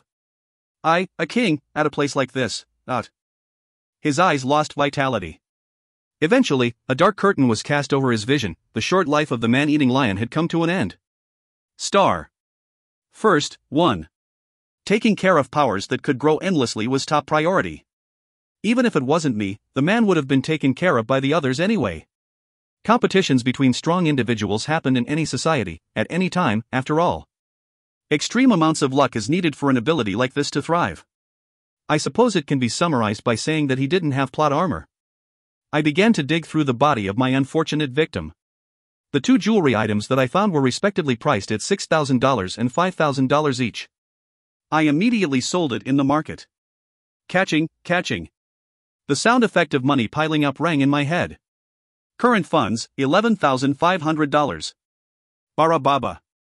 The amount of cash in my wallet slowly came to a stop and a little chiptune played in my head. An extra message popped up at the bottom. What's this? I don't have many expectations, but let's check it out, shall we? Gold achieves all equals heart of gold. An ability to buy anything with money. LV.1, trade, buy, sell. LV.2, purchase, luck, talent, appearance, charm, health, skill, knowledge, information, ability, life. I lost the ability to speak. Truly, gold achieved all. To think I could buy something like this. Ha! I now understood. If level 1 dealt with material goods, level 2 dealt with conceptual goods. I was taking a look at my new ability as I walked.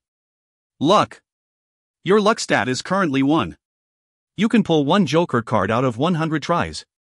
You need $10 million to increase this stat by 1. 10 million. So if I have $1 billion, I get a chance to pull out a Joker card for 100% of my tries? Pretty much a cheat, isn't it? After all, it would be possible to recover all money lost in a casino.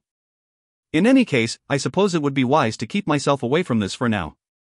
It'd be better if I increased it after getting the money for it. Next. Talent. If unbeatable talent is a stat of 100, it requires $1 million to increase the stat by 1. Sword talent. Art talent. Acting talent. The list seemed to have no end. I'll take a look at it later in the future, I guess. As for looks and charm. Hold on. It's possible to increase my height? Maybe it's possible to grow hair as well? What can't you do with money? I clicked the category next to those two as I was marveling at the usefulness of cash. Health. The stats that you purchase with money is no different from the stats you gain through training. Health, $10,000. Mana, $20,000! Attack, $100,000. Incantation, $200,000. HP Regan, $1 million. MP Regan, $2 million. Defense, $1 million. Magic resistance, $2 million. I can buy stuff like this, too? I tried clicking on the stat that had the exclamation mark next to it. Mana. You cannot collect mana. Oh dear. So I can't buy mana? What about the others? Attack. Force is mass times acceleration. If you increase your attack, you will be able to accelerate faster. There is no need to increase agility if you increase this stat. There was no need to get something like this. My attack was 52 right now. Adding 1 onto it wouldn't change much. I click the next category. Skill. Starting from pen spinning to tap dancing, any skill you might desire is listed here. Vocal mimicry, $500. Pickpocketing, $1,000. Lockpicking, $1,200. Trap disarming, $3,000. I guess I can look at this later as well.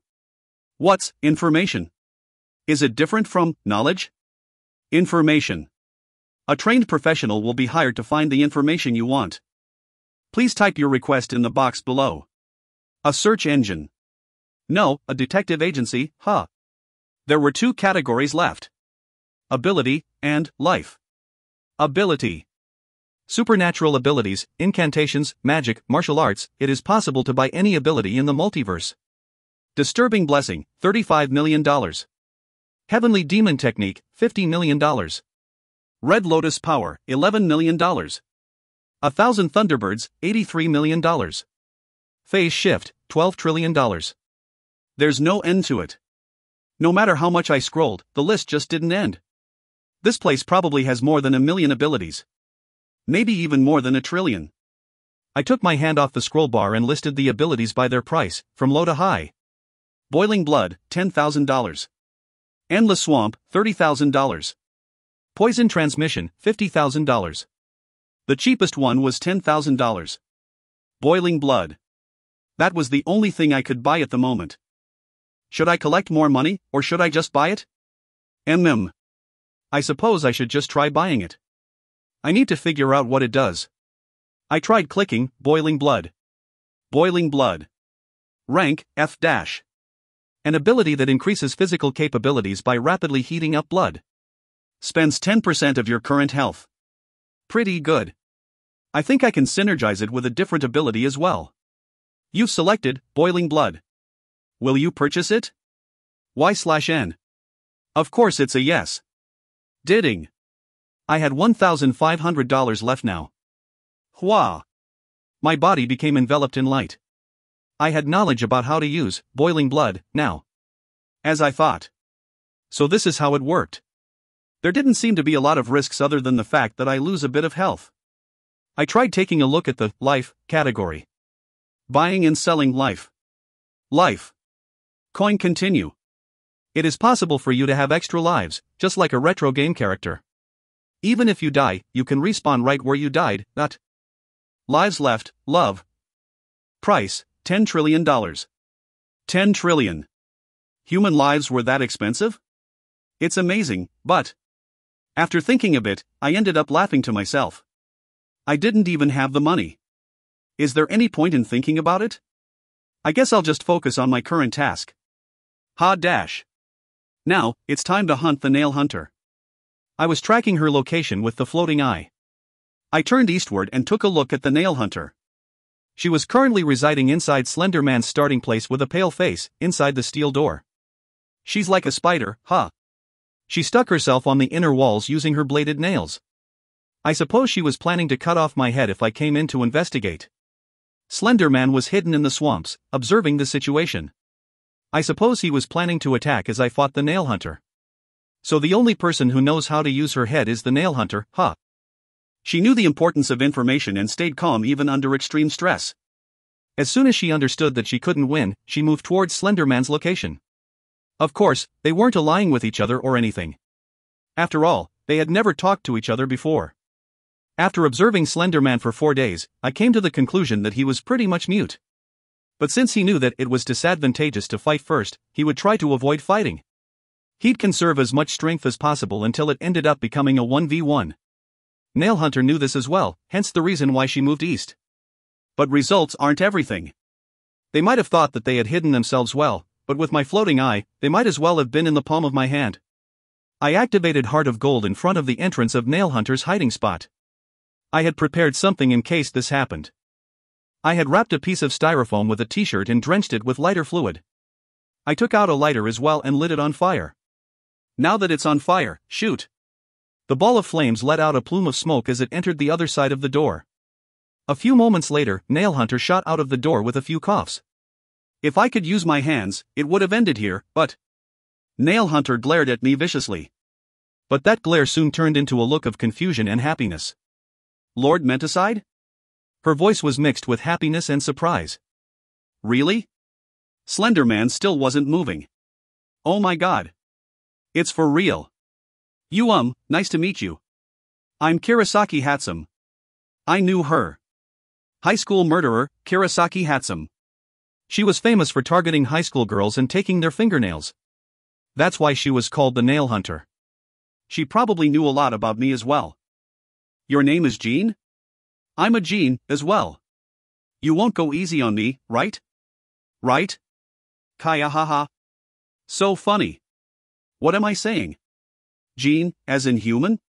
Or Jean, as in the one in her name, Hatsum? She acted friendly around me as she used her bladed foot to aim for my neck. A commendable effort. It was a sneaky attack that made use of her long reach. I leaned sideways and dodged the attack. Since the sword on her foot could change its angle as it moved, I leaned a little more than usual. If I tried to just barely dodge it because she was weak, I'd get my neck cut off. I only knew this because I invested time in analyzing her. Schwa! Her 5-bladed fingers came at me even before her foot landed. The back of her hand was covered to the brim with fingernails. It's coming. The nails on her glove instantly turned into 50 blades. Chua. A steel flower of death. The nails that turned into various types of blades all bunched up together and came at me. If I had thought that her ability was to turn her body into blades, I would have gotten the impression that only her body parts could be weaponized. But since I already knew about her ability, I could easily dodge her attacks. Kajijiji. Key. The attack was blocked by a shield that I had created. Ha! What the hell is this? There was confusion on her face. Of course. Her best attempt to kill me was just foiled by a piece of furniture. A broken refrigerator that I bought for $100. The Nail Hunter's shoulders lost all strength. So funny. That was it. Boiling blood, activate. I spun my body. I put my left foot down on the concrete below me, which broke under the impact, and the left foot that hit the refrigerator caused the fridge to crumple. The blade stuck to the refrigerator broke into pieces from the impact. Soon after, the 150 kilograms fridge struck the Nail Hunter at an inhuman speed.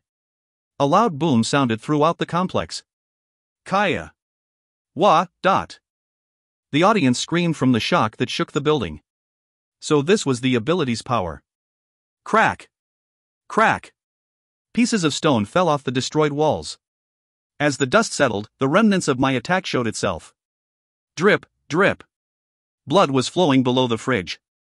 Her upper body had been crushed like a tomato, only her legs seemed to be intact at this point. I would have taken care of it in a much cleaner fashion if I could use my hands. I turned around, feeling a little regretful at my inability. If you find any errors, ads pop up, ads redirect, broken links, non-standard content, etc., please let us know. Report chapter so we can fix it as soon as possible. Chapter 13. Chapter 13. The strongest class in the world. Crack. Crack. The cracks around the refrigerator made it seem like the wall was about to fall apart at any moment. Below the refrigerator was the pale legs of the dead murderer, and below that was a pool of blood. Something like that's possible with the body of a corpse? Necro felt the hair on his arms stand up. God damn, that's terrifying. I knew his innate ability was different from others, but it was hard to believe. Corpses that had been revived using necromancy had the advantage of not dying easily, but it only retained up to 10% of its former strength. Normally, a revived corpse would only be able to waddle around like an invalid. The power that Jean just exhibited was something that Necro couldn't do even when he strengthened his body. How interesting. How'd he manage to do that? I didn't even give him a buff. Ah, did Morto do it? No. I'm not seeing anything on him. Damn. The limits of the human body is clear. No matter how much one trains, a person would never be able to beat an elephant in a competition of strength. It would be impossible to beat a cheetah in a race as well. And no matter how one looked at it, kicking a refrigerator like that and lodging it into the wall was something that no animal could do. Would a charging rhino be able to achieve such a feat? Of course it can't. It's not like it can use mana in the first place. Necro gripped onto the handrails as he looked down at the stage. The last enemy Jean had left to fight was the Slender Man, Benny Guts. People knew him to be a man who butchered children in his previous world, but that was only half of the story. Benny was a fictional beast just like Necro's knife, Gabesh. In other words, he was a real monster. Blub. Blurp. Bubbles began appearing on the surface of the black swamp. Benny slowly rose out of the black mud. It almost looked like something was pulling him out, rather than him climbing out himself. What was attached to his abnormally thin body were branch-like limbs. He had been inside the swamp for quite a long time, but his black suit wasn't stained at all. He was a masked gentleman with a slick-back hair, who had no ears or mouth. A red substance akin to a burn mark twitched under his mask. The distance between Jean and Benny was 7 meters. A strange light appeared out of Benny's shoulders to form a shape of some sort. They were branch-like hands. But they didn't have any color or physical form. SHF. The transparent arms silently crept towards Jean. Invisible hand equals all grip, an ability to grip onto whatever the user desires. The number of arms one can use multiplies the more level one gains. It is possible to latch onto ideas and abilities as well later on. LV.1, it is possible to grip onto objects that are far away. Max, 2. LV.2, it is possible to grip onto objects that are far away. Max, 2. LV.3, it is possible to grip onto objects that are far away. Max, 4. Necro had seen the strength of this power firsthand. The saint who had approached Benny without any caution had gotten her neck crushed completely. Well, she recovered in an instant, though. But if Jean gets caught in that hand, even he dash. Did he notice? Jean dodged, all grip, just by tweaking his head a little to the side. He dodged the following attacks just as easily. It was a very short frame of time. Slenderman, once finished attacking, didn't hesitate at all in making his next move. He turned to the right. He leapt onto the tree branches nearby, and used it to gain more height. He quickly approached the top of the wall. Escape? Oh dear. Benny gripped onto the rails with all grip. He lifted his body up onto the audience and at the same time threw 2 knives that he had hid towards Jean. Now, he had 1 hand left. The closest person to him at this point was Morto. His hand quickly moved to use her as hostage. But dash. Stab. Black blood spewed out of Benny's chest. The invisible hand that was extended towards the saint disappeared mid-air. There was no scream or emotion expressed. Benny simply waves his limbs, trying to take out one of Kirisaki's broken blades out of his spine. All this took 1 second. Jean stomped on the ground. The broken blades of Kirisaki all floated up in the air from the recoil of the stomp. What immediately followed was something akin to a dance. Some were hit by the tip of Jin's shoe, and others by a roundhouse kick. Jean continuously sent out a stream of blades towards Benny. Stab, stab, stab. The bullet-like blades stabbed into Benny's head, neck, and heart. His struggling body lost all strength. The audience looked down upon the murderer that had been arranged on the wall like a specimen. Overwhelming power dash. There was no other word to describe the world's strongest.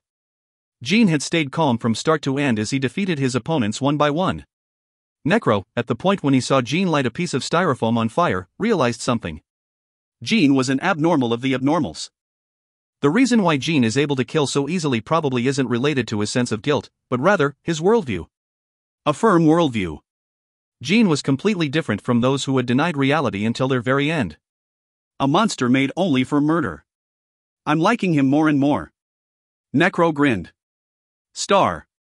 I had prepared a lot more than this, but it managed to end pretty quick. I pulled out the refrigerator stuck to the wall, and dug out the mush that used to be the nail hunter.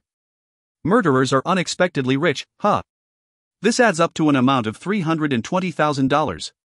A chiptune played from the screen as I was taking my eyes off of the status screen, and a message popped up. Gold achieves all equals heart of gold, an ability to buy anything with money. LV.1 Trade, buy, sell.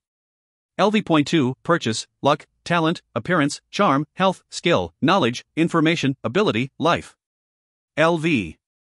3. Finance, currency exchange, savings account, checking account, money transfer, loans, vault, stocks, etc. Looks like the conditions for leveling up is the money that I possess. Out of all the things that I gained, the ones that really stood out to me this time was loans, and vault. And stocks. I closed the screen and looked up at the audience. It was time for the finale. Since I couldn't move my arms, I had to settle for putting one of my legs back and bowing lightly. Just like a gentleman asking out a girl to a dance. The audience began to clap. They were sending praises towards me for my actions. How foolish. Amazing. He's on a completely different level. Not even the one from last time was this strong.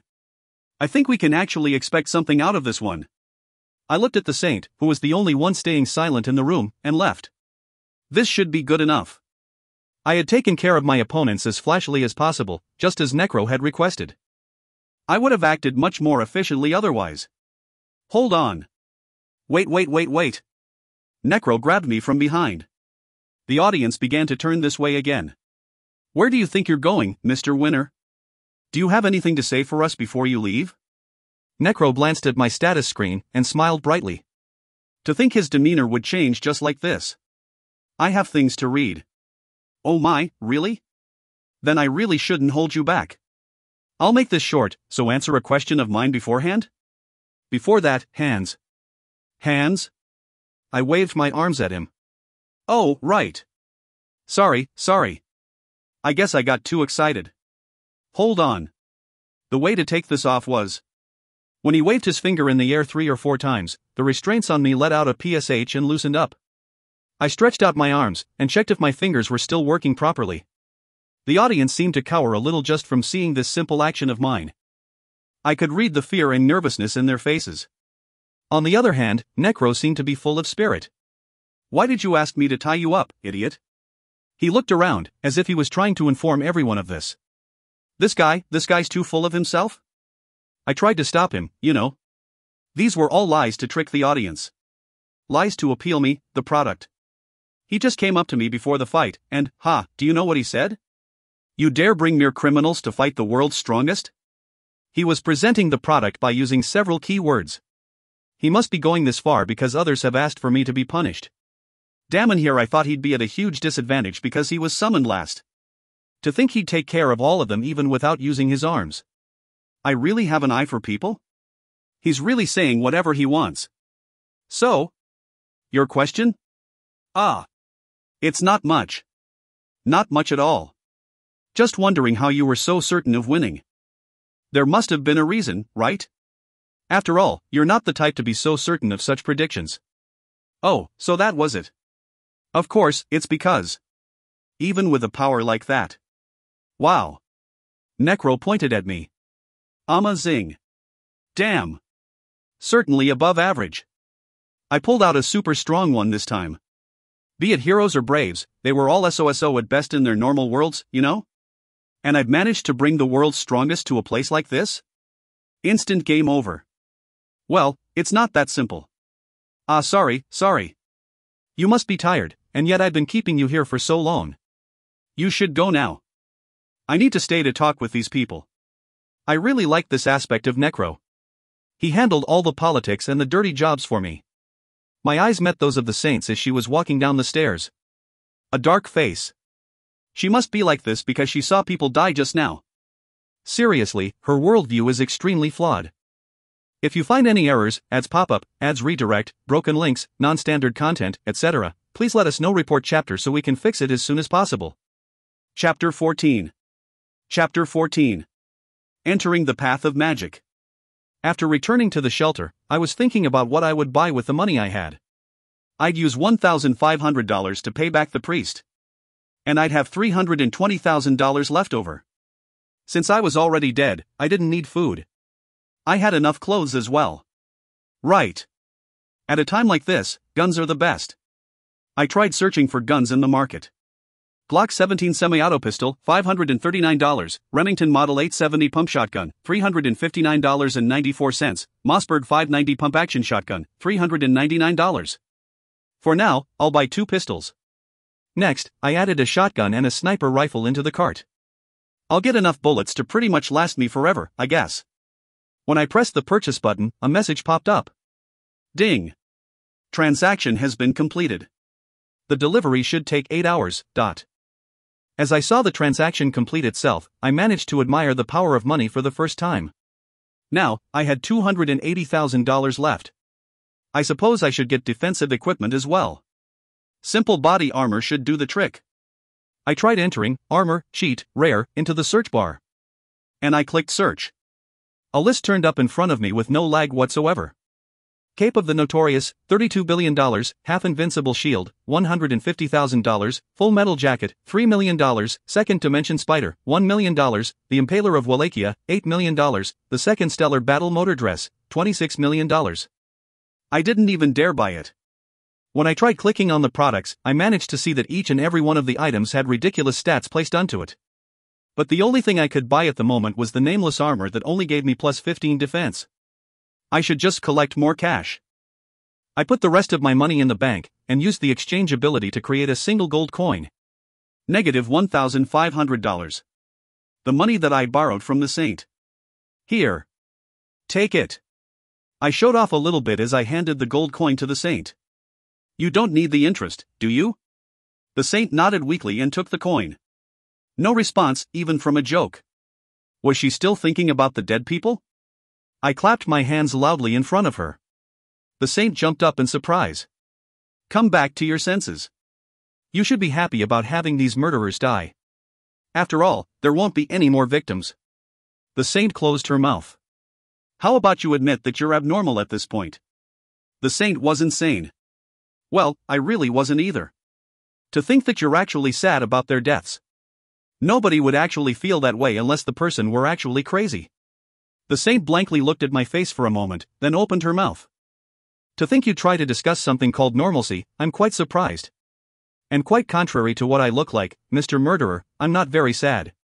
She shot back immediately. Liar. You have a teary face. Look again. The saint rubbed her face a few times and made a bright face as she let out a small "Nya." Pretty cute. See? I'm not sad at all. Even if you were to die. Well, of course, you're already dead, but even if you die, I wouldn't shed a single tear. That's pretty much typical for everyone though. Hey, you say that, but the one who cries the most is? I lifted my middle finger. Oh. She tried to kick at my leg, so I dodged. She's getting more and more used to hitting me. I sat back down on the sofa on the other side. When are we leaving then? The tournament is over and yet, I haven't received anything about the heroes that I'm supposed to kill. The saint stretched her arms upwards. Why do you live such a boring life? It's not like the world would come to a stop even if you slow down a bit. After finishing her stretch, she twisted her upper body a few times. It should take about 2 days to get everything ready. If you just want to go outside, you can do that under my supervision. Or do you want to do something else? 2 days. I could spend this time looking at a dictionary, but right now, it would be best to try that. Would it be possible to learn magic? I could buy it through the knowledge market, but it would probably cost several $1,000,000. Why would I buy something like that, especially when I had the strongest white wizard in the world in front of me? Magic? You must be really looking down on magic. The saint said this as she opened her frog wallet. She then proceeded to take out 13 books on magic. That's a lot more than I thought. If you thought magic would be so simple, that would be a mistake. Necro must have taught her that shitty pun. Get it now? The greatness of me being the strongest white wizard? The saint puffed up her chest in pride. I am the greatest genius wizard that the Ye Abyss has ever produced. One word from me, and all the male students would. I just pretended to listen to the latter part. Get it, then? Finally, it's over. So you weren't listening? The saint raised her hands up in the air like a lion and threatened to take a bite out of me. Magic, huh? To think muttering to yourself like a crazy teenager would allow you to shoot out fireballs. I laughed to myself and opened one of the books. And ha! I laughed again after reading a bit. The book wasn't filled with mystical things and superstitions, but rather mathematics, science, and psychology. I'm good on my own, thanks. I waved the saint away and lay down on the sofa. Books are meant to be enjoyed like this. Feels a little colder all of the sudden. When I tried adjusting my vision a little bit, I could see that the saint had snuck up on me and climbed up on my back. Plop. I could feel a warmth on my back as the saint's but softly landed. That feeling soon changed to pain as my back caught on holy fire. Hot. Heavy. Get off. The saint ignored my words and grabbed onto my legs. Just what are you, gay? Crack. My body's bending. I could hear a few things in my body break as my hips bent backwards. I quickly tapped the sofa and the saint finally got off of me. What a crazy. I sat back up whilst holding onto my hips. Ouch, ouch, ouch. Where did you learn something like that? Didn't I say I'd be fine on my own? Go do your own stuff. You're busy, aren't you? The saint sat down on the other side and laughed. Oof. Stuff like that's all handled by Necro. I'm actually quite free. God damn it, I knew it'd be like this. Useless saint. How is it? I can teach you if you want. Why's she being like this? Ah. Could it be that you're suspicious of my actions? How annoying. I was a murderer. A murderer whose face had melted off and wasn't afraid to kill. Perhaps she wasn't that afraid of me because she had beaten me once already, but still. Why was she being so kind to me? There was no reason for her to act like this. This girl really was abnormal, from beginning to end. There's no way she didn't have any ulterior motives. Well, if you want to teach me that much, then sure. Then, since I'll be your instructor from now on, please call me teacher. That was your motive? Fine. Good. Don't you ever forget what you just agreed to, dear murderer student. She's still not dropping murderer. Fine, I'll call her saint till the day she dies as well. Now then. The fun and easy magic lesson carried out by Morto High is now beginning. Yay. Yay. I cheered her on a little bit. Not doing so would probably make her angry. We'll skip the introductions and the history lesson. Turn to page 36. The way of magic is a combination of tricks and magic. We'll start here. She knew the content on every single page? I realized that the saint possessed the skill called total recall. Remember how I said that at the core of your power, there was magic? Using magic is quite similar to using power. You pray to a being that is able to use magic, that is, God, and channel his power through you. So that uni chant that you always did was a prayer. Ahem. It's embarrassing at first, but you'll get used to it. And it's not like you can only use magic by chanting. If you manage to pray to God desperately enough, magic might activate by itself. In other words, all according to the will of God. If you find any errors, ads pop up, ads redirect, broken links, non-standard content, etc., please let us know. Report chapter so we can fix it as soon as possible. Chapter 15. Chapter 15. Connecting to the Orbis to modify the gene. The saint took a look at my face and asked a question. How is it? Not very hard so far, right? I'm pretty good at explaining, don't you think? Try reading the page in the textbook. I took a look at the page, just as she had instructed. Magic is the act of locally recreating natura naturans. Complicated words. So if I were to use an analogy, it would be like calling a pizza place after looking at the menu, and if you pay the money, mana, in advance, the food, magic, would be delivered. Sometimes though, if a beggar comes in asking for food, the pizza place might give food for free. You're not wrong, but your analogy is too much like that of a peasant's. I was one from the start. Let's switch to a different topic. So then, what would sorcery be? Before I explain this, I need to tell you something, Mr. Murderer. Doken. Curious, right? She kept staring at me, so I had no choice but to answer. I'm curious, Pweehee, don't be surprised, alright? The hidden truth of this world is that this is actually a holographic universe. Duden. A holographic universe. It's a theory that the world that we live in is fake, and the real world exists somewhere else. I didn't think I'd see something like this here. Surprised? Surprised? The wizards decided to call this true world the Orbis. I'm not saying that the world we live in is fake, though. It's still real. Didn't really matter what it was. It wasn't like the teacup in front of me would disappear just because it was a hologram. I get it. So what? If the true form of this world was information, modifying this information would have real effects in this world, right? For example, if I was trying to boil water. The saint put her hand on the kettle that was on top of the table. I could directly convert mana to heat, but wizards simply modify the true world in order to achieve the same feat. This information in the true world is known as gene. Gene. Same as my family name, huh? It's clearly different. One's useful and the other one isn't. How persistent. Now, I'll be using magic, so watch closely. You can't see this anywhere else. The saint closed her mouth and carefully stared at the kettle.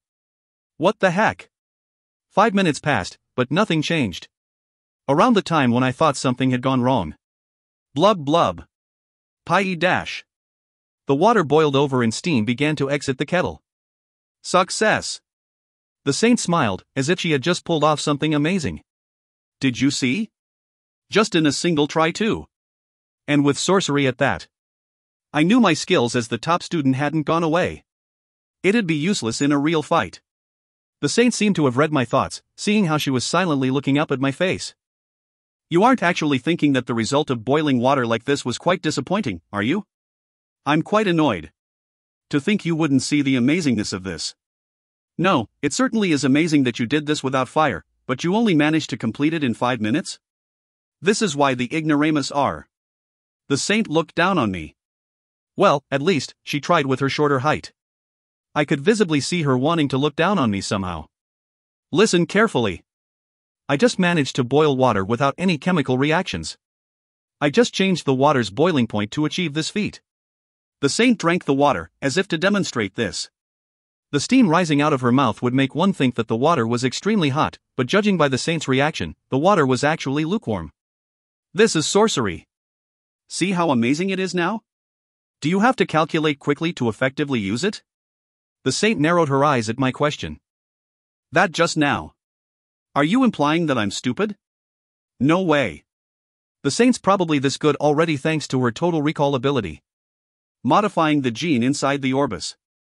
For me, a person who couldn't connect to the true world, I had no idea how this would work. I wonder if it's kind of like hacking. Hold on. I stood up and headed to the corner. I was in a circular facility covered by thick stone walls. Was this how it went?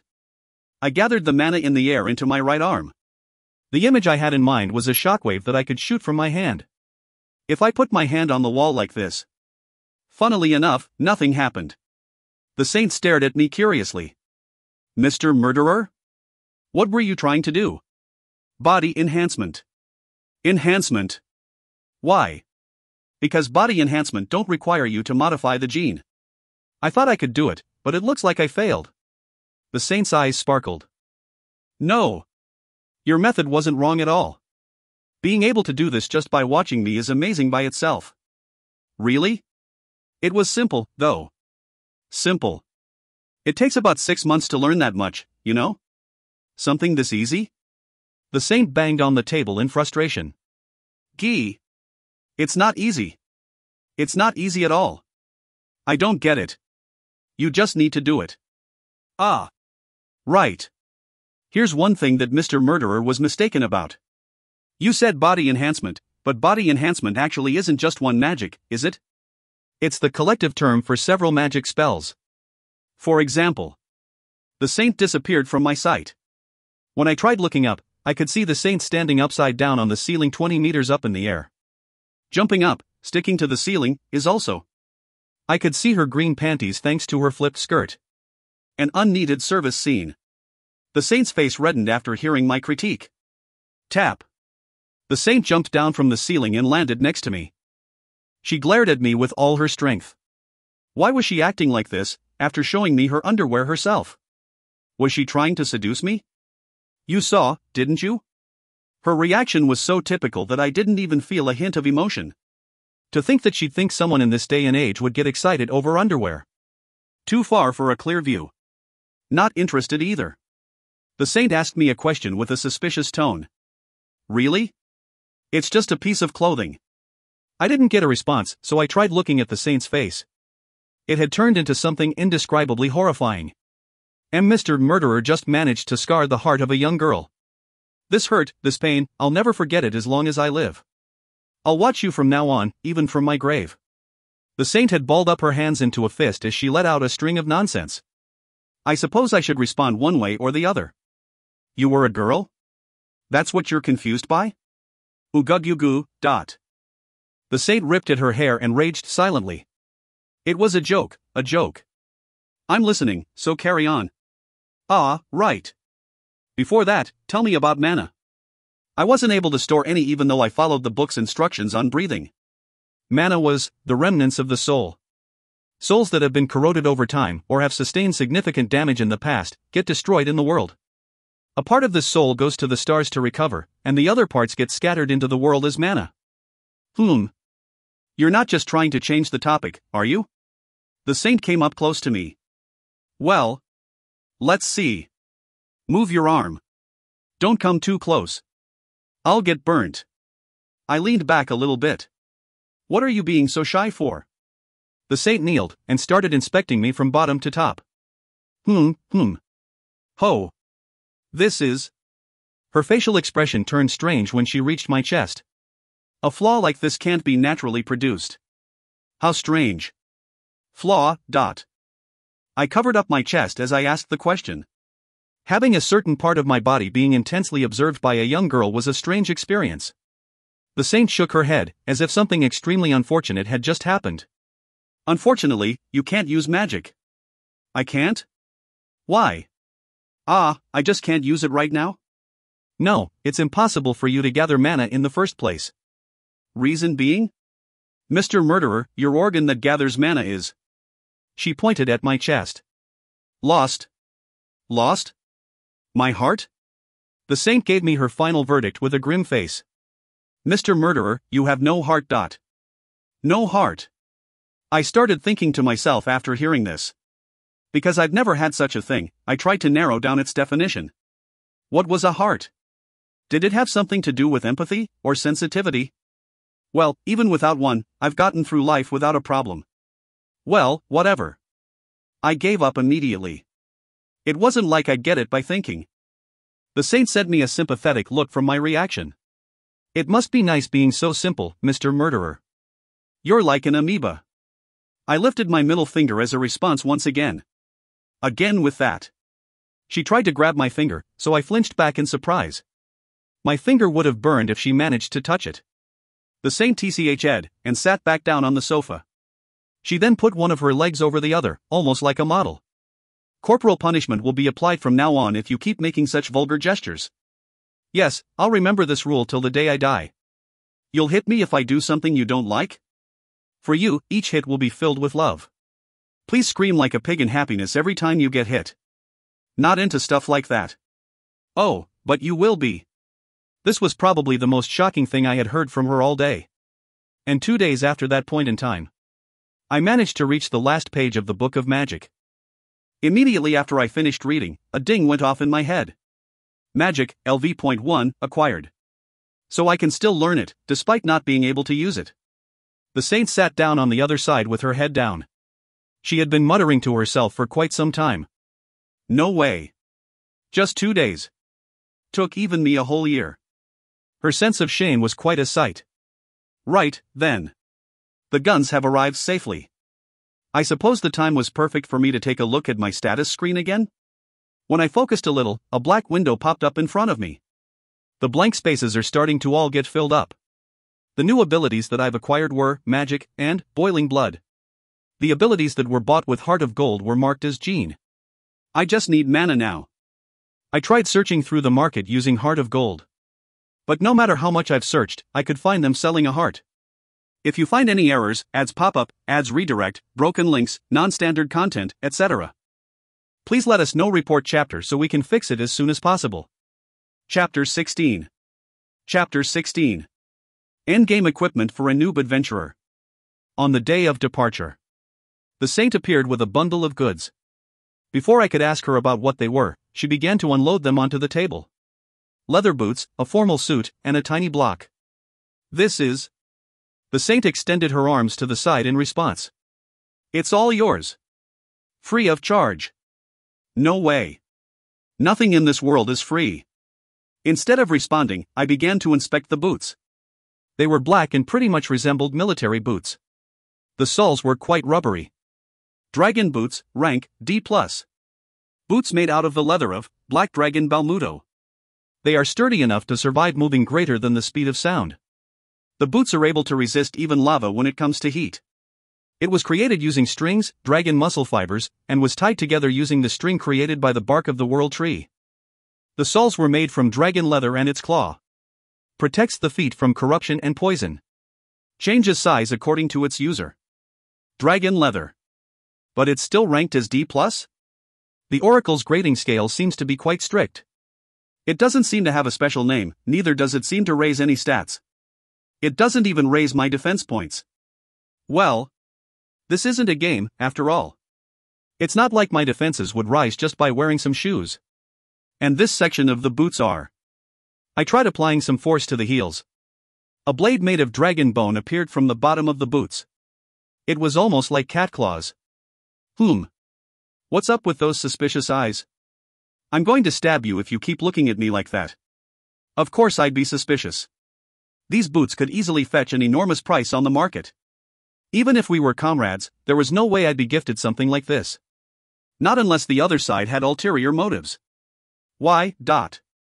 It's a gift for winning in the battle. The suit as well? It was just a simple suit. No magic was applied unto it. You're not planning on wearing that forever, are you? What about it? The restraints have been taken away by Necro. The clothes I was wearing now was a t-shirt and some jeans. They were pretty big, which made it comfortable to move in. They cost me around $40. The saint sighed to herself. Just take it and wear it when a dangerous situation arises. This is a gift of goodwill. Gift? How troublesome. I guess I'll repay her with an item of similar value later on. I suppose we'll have to make you wear it, to see if it fits? I shook my head. Later. The saint grinned brightly at my denial. Strip. Now. Or, could it be that you have a fetish for having your clothes get ripped apart by a girl? I imagined the scene and immediately decided to strip. If it wasn't for her holy element. If it wasn't for the fact that I lost. A little later. I began to complain to the saint about how restricting the suit was. Tight. I could feel a strange gaze on me from my left. When I turned around, I could see that the saint was looking at me with fiery eyes. And in. Now you look like a human. I knew it'd look good on you. Gooey. So I wasn't even human before. I pulled down on the necktie with my finger. This useless piece of scrap was just a symbol of growth and the modern world. I didn't need it. Annoying. I took it off and put it back in the paper bag. I tried to take off the suit and put on my original clothes, but the saint managed to kick my butt. The strength of the kick was almost enough to rival a kick from a Muay Thai champion. I looked back as I rubbed my injury. I could see that the saint was pressing on her eyebrows, giving it her all to not let her anger get the best of her. This is more comfy though. I'd probably be exorcised if I said something like that. I'll just stick with the suit. I sat back down on the sofa. I'll actually stab you. The saint raised her hand, so I stopped looking at her so suspiciously. There seems to be a misunderstanding, but it's not like we're expecting anything out of you for these pieces of equipment. I'm just giving you equipment that we just don't use. Understand? Well, if you're willing to go that far. Thanks. No problem. You just have to pay for it with your life later. Your body will do just as well. I put on the boots immediately and began thinking about what I was going to do with the suit. I could sell it, but that wouldn't be very nice. There was a vault ability in the finances section. Should I use it? I focused and activated Heart of Gold. Shah. The world turned white. When I opened my eyes, I could see an endless expanse of land. So this was the vault. I couldn't see anyone inside. Everything was white. I should buy some containers for this place.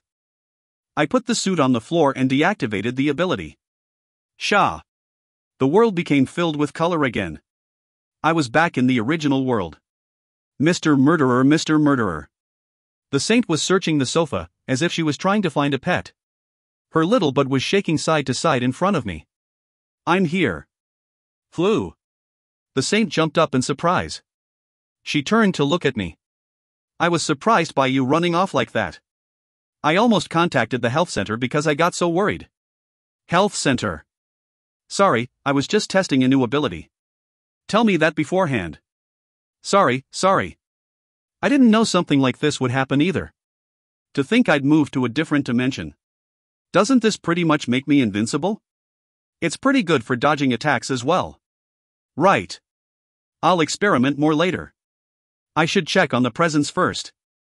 I grabbed the little block on the table. A screen appeared in front of me. The history of evil equals murderer, rank, S+. An advanced weapon from another world. It was used by the Mirage Belt. The description itself seemed dangerous. Rank S+? The dragon boots were D+. Just how strong would an S+ be? Seriously, this is suspicious. The saint got rid of my suspicions soon enough though. Don't think too much about ranks. It's dependent on time. If I were to explain it, lower ranks are more primitive and higher ranks are more high-tech? That makes it quite difficult to determine the quality of items, doesn't it? Isn't Mirage Belt the Demon King? What if there's a curse? Removed it. So there was a curse. The advanced weapon part? It's just a sword. Dunno why it's called that. Sword? Was it like a balisong or an OTF? Murderer, acquired. I took murderer in my hand and observed it. It was a cube. It was a cube small enough to fit in my hand. The black base with a red line running through it certainly made it look like an electronic device. One of its sides had the words, History Archive, engraved onto it. It didn't seem to erase itself no matter how much I scratched at it. Usage? I couldn't find any buttons on it. There had to be a way. Put it in your hand and say activate. It's voice activated? Yes. I followed her instructions with little faith. Activate. The moment I said it, my sight was filled with numbers. Almost like one of those killer robots in movies.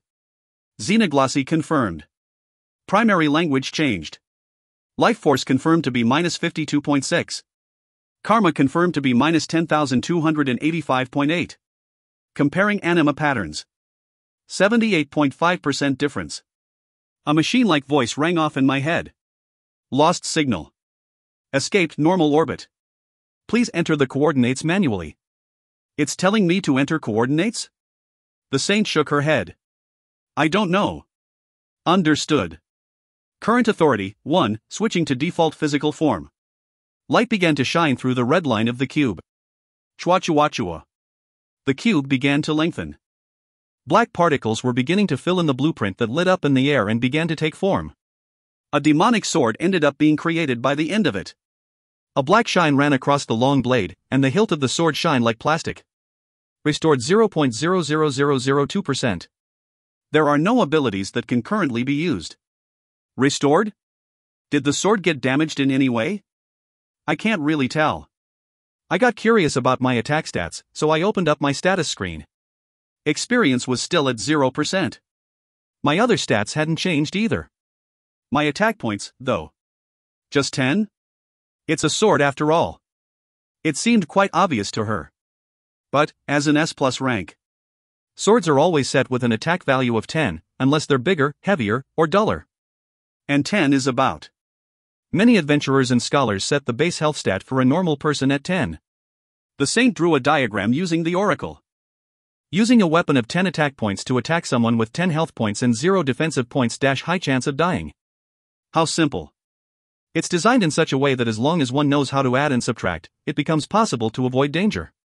The creator of the oracle must have been quite a benevolent person. But the saint kept talking. Now, here's a quiz. If a person wearing heavy armor worth 50 defense points got hit in the head by someone with a sword of 10 attack points, how much damage would he receive? A trick question. Forget damage, it'd just be an instant death. Correct. So then, if someone attacks a person with 10 defense points with a weapon with 15 attack points, would the maximum amount of damage dealt be set as 5 points? Your calculations are correct. But it could end up becoming 6 points, or even 10 points. After all, this isn't a video game. This was the side effect. Real life had too many variables, and humans were hard to predict. Just by relying on the oracle, you could end up with a horrible injury, or even dead. By the way, how can I turn this thing into a cube again? It was quite light, but it'd be annoying to carry it like this in the future. Doesn't seem all that useful either. Hold it in your hand and say, initialize. Initialize. A machine-like sound rang in my head again. Initializing physical form. The sword deconstructed itself back into a cube. This world has a lot of interesting things, doesn't it? To think a three-dimensional object could be folded like paper. Such a thing would have been impossible without a breakthrough in dimensional science. I don't think there's anything more interesting than you right now, though. Necro came into the room saying this. He was holding a blue bag in his hand. Another present? It was a midnight blue cape, as well as a helmet with 4 eyes on it. The horns on top of the helmet made it quite easy to see that this was something Necro had picked out. I knew you wouldn't wear a suit, so I got you this. Why do they all want to clothe me so much? Thanks, I guess. What's up with that, I guess? Just say thanks and be done with it. Dear. Oh. Hey, Mordo, you should be the one to put it on for him. You aren't that busy anyway. Necro handed the bundle of clothes to Morto. It's a little awkward for me to clothe him, don't you think? You probably saw his body when you put the bandages around him anyway. So that happened. The saint glanced at me after receiving the bundle and began to walk towards me.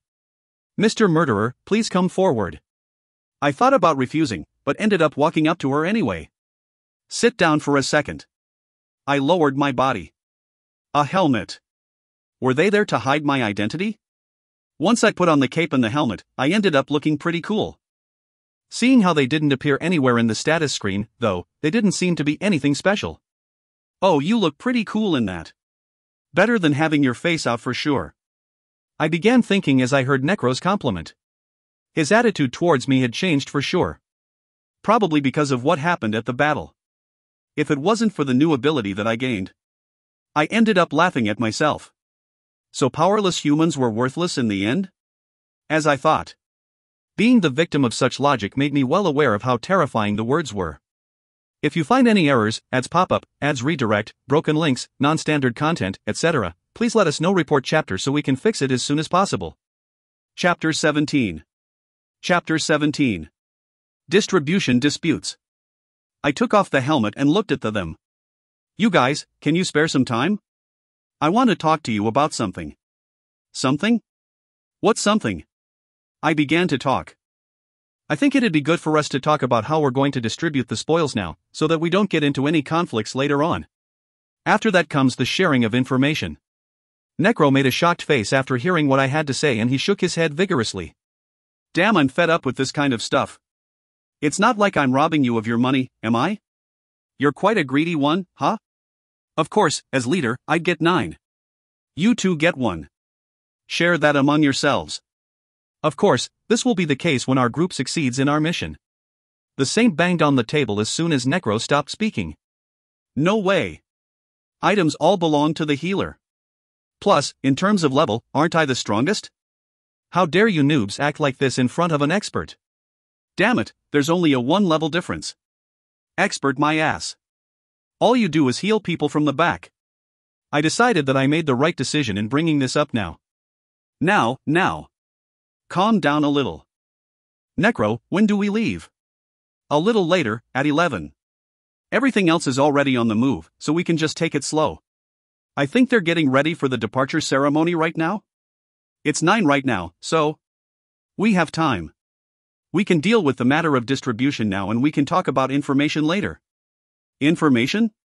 The two asked me this at the same time. I should know about my allies before I know my enemies, don't you think? Necro responded with a remark that seemed to be mixed with sarcasm. Damn, how professional. Pros really are different, huh? All right. We'll do that later. And as for distribution, I'll take 9, with the saint. You take 1. I choose what to give you. A scam, huh? It's not that different from before. Not that different? You had 0.5 before, and now 1, so it's a 100% increase in profits, no? We should be fair. I could hear myself get tilted. Oh, really? We'll go with a vote then. I say yeah, dot. The saint raised her hand when she saw Necro raise his. I say yeah. This guy. I say nay. 2:1, we win. We get 9, you get 1. Unfair. At least do a 7:3, let's go with whatever the majority says again. I say nay. Nay from here as well. Hey. Unfair. Unfair? I'm the boss, and I'm the one who's making your body move. Of course it'd be us getting 9. Me? The strongest black wizard in the world. Her? She looks a little out of it, but she's still the strongest white wizard in the world. The saint jabbed Necro's side using her elbow. Ow, ouch. I thought my ribs were going to break. Are you unable to communicate without your fists or something? Anyway, where was I? Ah, yeah, she's great. And you? A criminal. Now, try looking at yourself from an objective point of view. Remember what Socrates said? Know thy position. More like know thyself. A noob. Poor as hell. Shitty level. Looks like hell. That last one was a joke, so let's pretend you didn't hear that. No, did you do anything useful after coming here? Winning in a tournament? Just one thing? Go find a different job if you're dissatisfied. We can just summon someone else. This guy was the incarnation of an abusive boss. You'll be rewarded by the government if you complete the mission anyway. I'm doing this with that taken into account. And do you even know how much of my own money that I'm spending for this? You, a person who hasn't done anything, is asking for a raise? I don't think so. If you're a proper member of society, and a logical person, you should say something after you achieve something. Right? I raised a white flag under his bombardment. Let's change my rates the more stuff I achieve, then. I can't back down any further than this. Okay. Sounds good. Now, the first enemy we'll face is the warrior, so if you take the leading role in taking him down. You might as well take everything he has. Let's settle it with that. Otherwise, it's all 9-1 like before. You good? Good. Good. Let's try calculating. There are 5 to take down in total, right? Let's say 100% of the warrior's stuff goes to you. The others are 1/10 for 4 times. 28%. That's lower than I thought. 28%. It should be well over 33% with the rewards from the government. I took a look at the saint, seeing how she had tightly closed her lips. It seemed like she already knew. Isn't that calculation wrong though? Necro raised his eyebrows at my response. Wrong? Where? He tried calculating with his eyes squinted again. 28. I'm right? If the goods that the warrior has is not the same as those of the hero, it'd be unfair to assign the same value to their things. But if the warrior possessed 1 million and the hero possessed 10 million, I'd be experiencing a loss with this sort of calculation. Right. You're right. Sounds like he knew already. What should I do, then? I didn't think of going this far, but that floating eye. I wonder how expensive it was. This would never end at this rate. Consider the floating eye as the part of the spoils and agree with the suggestion I came up with. Deal. No paper contract needed, right? I shook hands with Necro. The saint looked at this exchange with a look of disappointment. Well, that's that with the distribution. Necro made a confused face for a second. We still have things to go over? What was that before? Information? The information on our manpower and the enemy's manpower, the amount of money we have access to, relations between every member between our groups, and etc. I want to know as much as possible. I had already memorized the geography of this world. Necro took a deep breath, as if he wasn't really happy with my request. Information. He put his tongue against his cheeks. He exchanged a look with the saint, then scratched his head. I don't know about the others, but I can't tell you our budget. Too sensitive a topic. The rest, wait. What coffin did I put it in again? Coffin? Necro rubbed the symbol on his left hand. The surface of his hand began to ripple. Was that where he stored his items? The coffin must be the hero's coffin that Necro had. Here it is. After looking around for a while, he managed to pull out a thin packet of documents. For now, the formation and the first phase of the plan will go as written here, but you should know that the plan won't go exactly as planned. This is real life, after all. Oh, and since that's a secret document, be careful with it. I feel like I got this way too late, seeing that this was the day we were setting off. Well, this must be because the 1st Subjugation Battalion and the 2nd Subjugation Battalion were the planned forces, and the Special Task Force had only been organized a while ago. I memorized the contents of the documents and asked Necro a question. Any info on the warrior and the others? The plan would go with us taking down the warrior, the thief, the fighter, the summoner, and the hero in that order. Ah, we're working on that right now. I'll give it to you once we finish. So Necro was in charge of the task force and the Saint was in charge of the information. I see. Now, the only thing left to do was to confirm their information, as well as to share mine. This task that I was given wasn't as simple as a ready fight kind of a thing. Each and every one of the enemies were strong enough to take out an army by themselves. According to the document, there was an extremely low chance of the 1st and the 2nd Subjugation Battalion actually succeeding in their mission. Now then, show me information about yourselves. What can you do? What do you possess? What magic can you use? Necro made an annoyed expression at my request. Is that really needed? Well, I'll show you, but... Yeah, I'll show you. Ha! Just that, I'd have told you to just shut up if you were any younger, but... I suppose I have no choice, considering how you're a pro? You need it, right? For real? It's going to get boring? Instead of responding, I just watched the Saint laugh in the background. Why was she laughing now? You were that curious about me? I would have answered if you had just asked. To think you'd drag Necro into it like this. You're too shy. Her mind must have nothing but a field of flower inside. Speaking of, you share first, Saint. And what about you, Mr. Murderer? I'll share last. Necro and the Saint responded to that at the same time. Damn, so dirty. To think a person would be so disgusting. Do you even know what the word trust means? After all that I've done for you too. You really can't trust me? You were the one to ask for information first, so you might as well share first. You're a pro, aren't you? You should know about this kind of stuff. Do it first. Do it first. Can't hear. We're going to waste too much time at this rate. What do we think about letting the lady go first? The Saint shook violently when I tried this suggestion. Only at times like this people mention ladies first. Let's take a vote if you're so dissatisfied, how about that? Necro and I raised our hands at the same time. The Saint muttered damn males under her breath as she raised her status screen. If you find any errors, ads pop-up, ads redirect, broken links, non-standard content, etc., please let us know. Report chapter so we can fix it as soon as possible. Chapter 18. Chapter 18. Useless Saint. The Saint's HP displayed on the status screen was 19,500. Even now, I couldn't believe that she had that much health. She's only good for tanking. Should we just ask each other questions about each other? The Saint retorted in an annoyed tone at Necro's suggestion. Should we hold another vote? Like a proper democracy?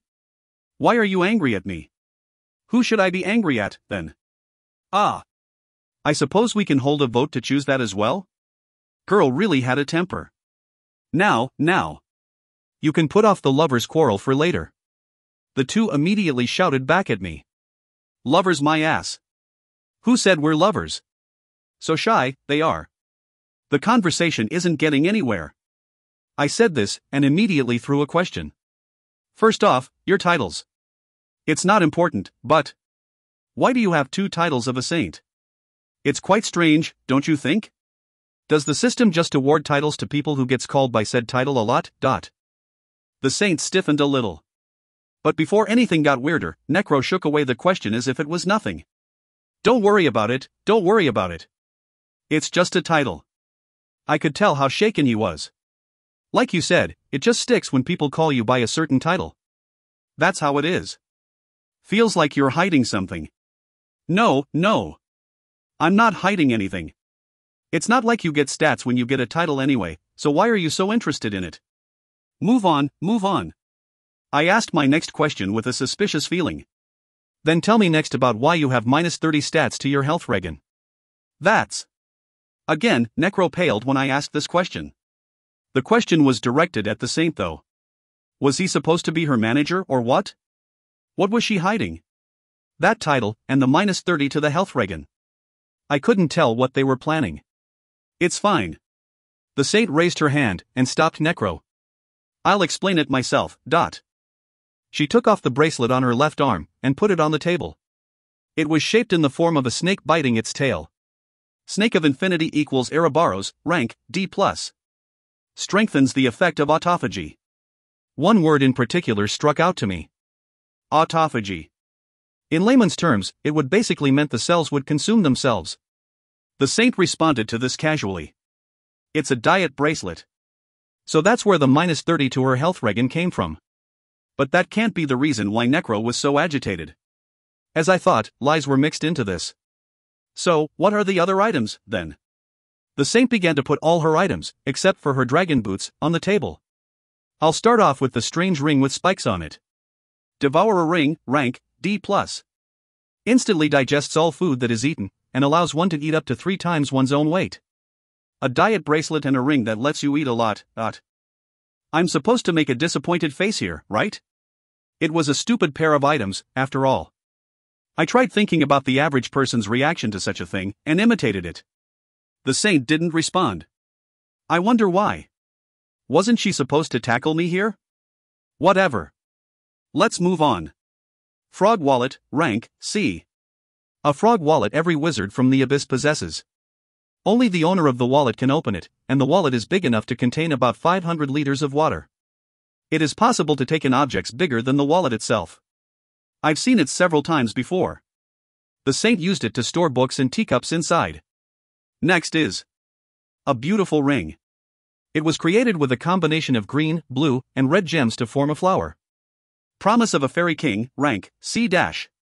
A ring that allows one to receive help from a fairy. However, it does not grant wishes. So fairies did exist. I've seen enough of the items. Now, what kind of magic can you use? The saint grinned, as if she had been waiting for this question, and showed me her list of skills. Shining Buster, the saint's ultimate attack. She gathers holy power in her fist and punches. The afflicted area becomes healed. Be sure to coolly shout the name of the skill upon use. Shining Low Kick, the saint's ultimate attack. She gathers holy power in her legs and kicks. The afflicted area becomes healed. Be sure to coolly shout the name of the skill upon use. Shining Dempsey Roll, the saint's ultimate attack. She gathers holy power in her hips. I threw the list in front of me to the side. Are you stupid? I've never seen someone so useless. You just put the word shining in front of everything. And since people get healed when you hit them, your attacks are meaningless. She heals by beating on her allies. This was the saint's fighting method. The saint puffed up her non-existent chest. Ahem. Just what do you think of me as? I'm a white magician. I don't have any skills that harm. Of course, it's possible for me to use light and water magic. I scrolled through the list of skills. Every single one of them were strange blessings and healing skills. She had no attack skill. I'm damn good at healing, you know. Using them on you should be super painful, though. That was the problem. If I wasn't dead, I'd have gotten a lot of help from her, but right now, I was a corpse. I didn't synergize properly with the saint. You should learn an attack skill. The saint smirked. I only need Shining Buster to beat you up. That's pretty much verbal abuse? Oh dear.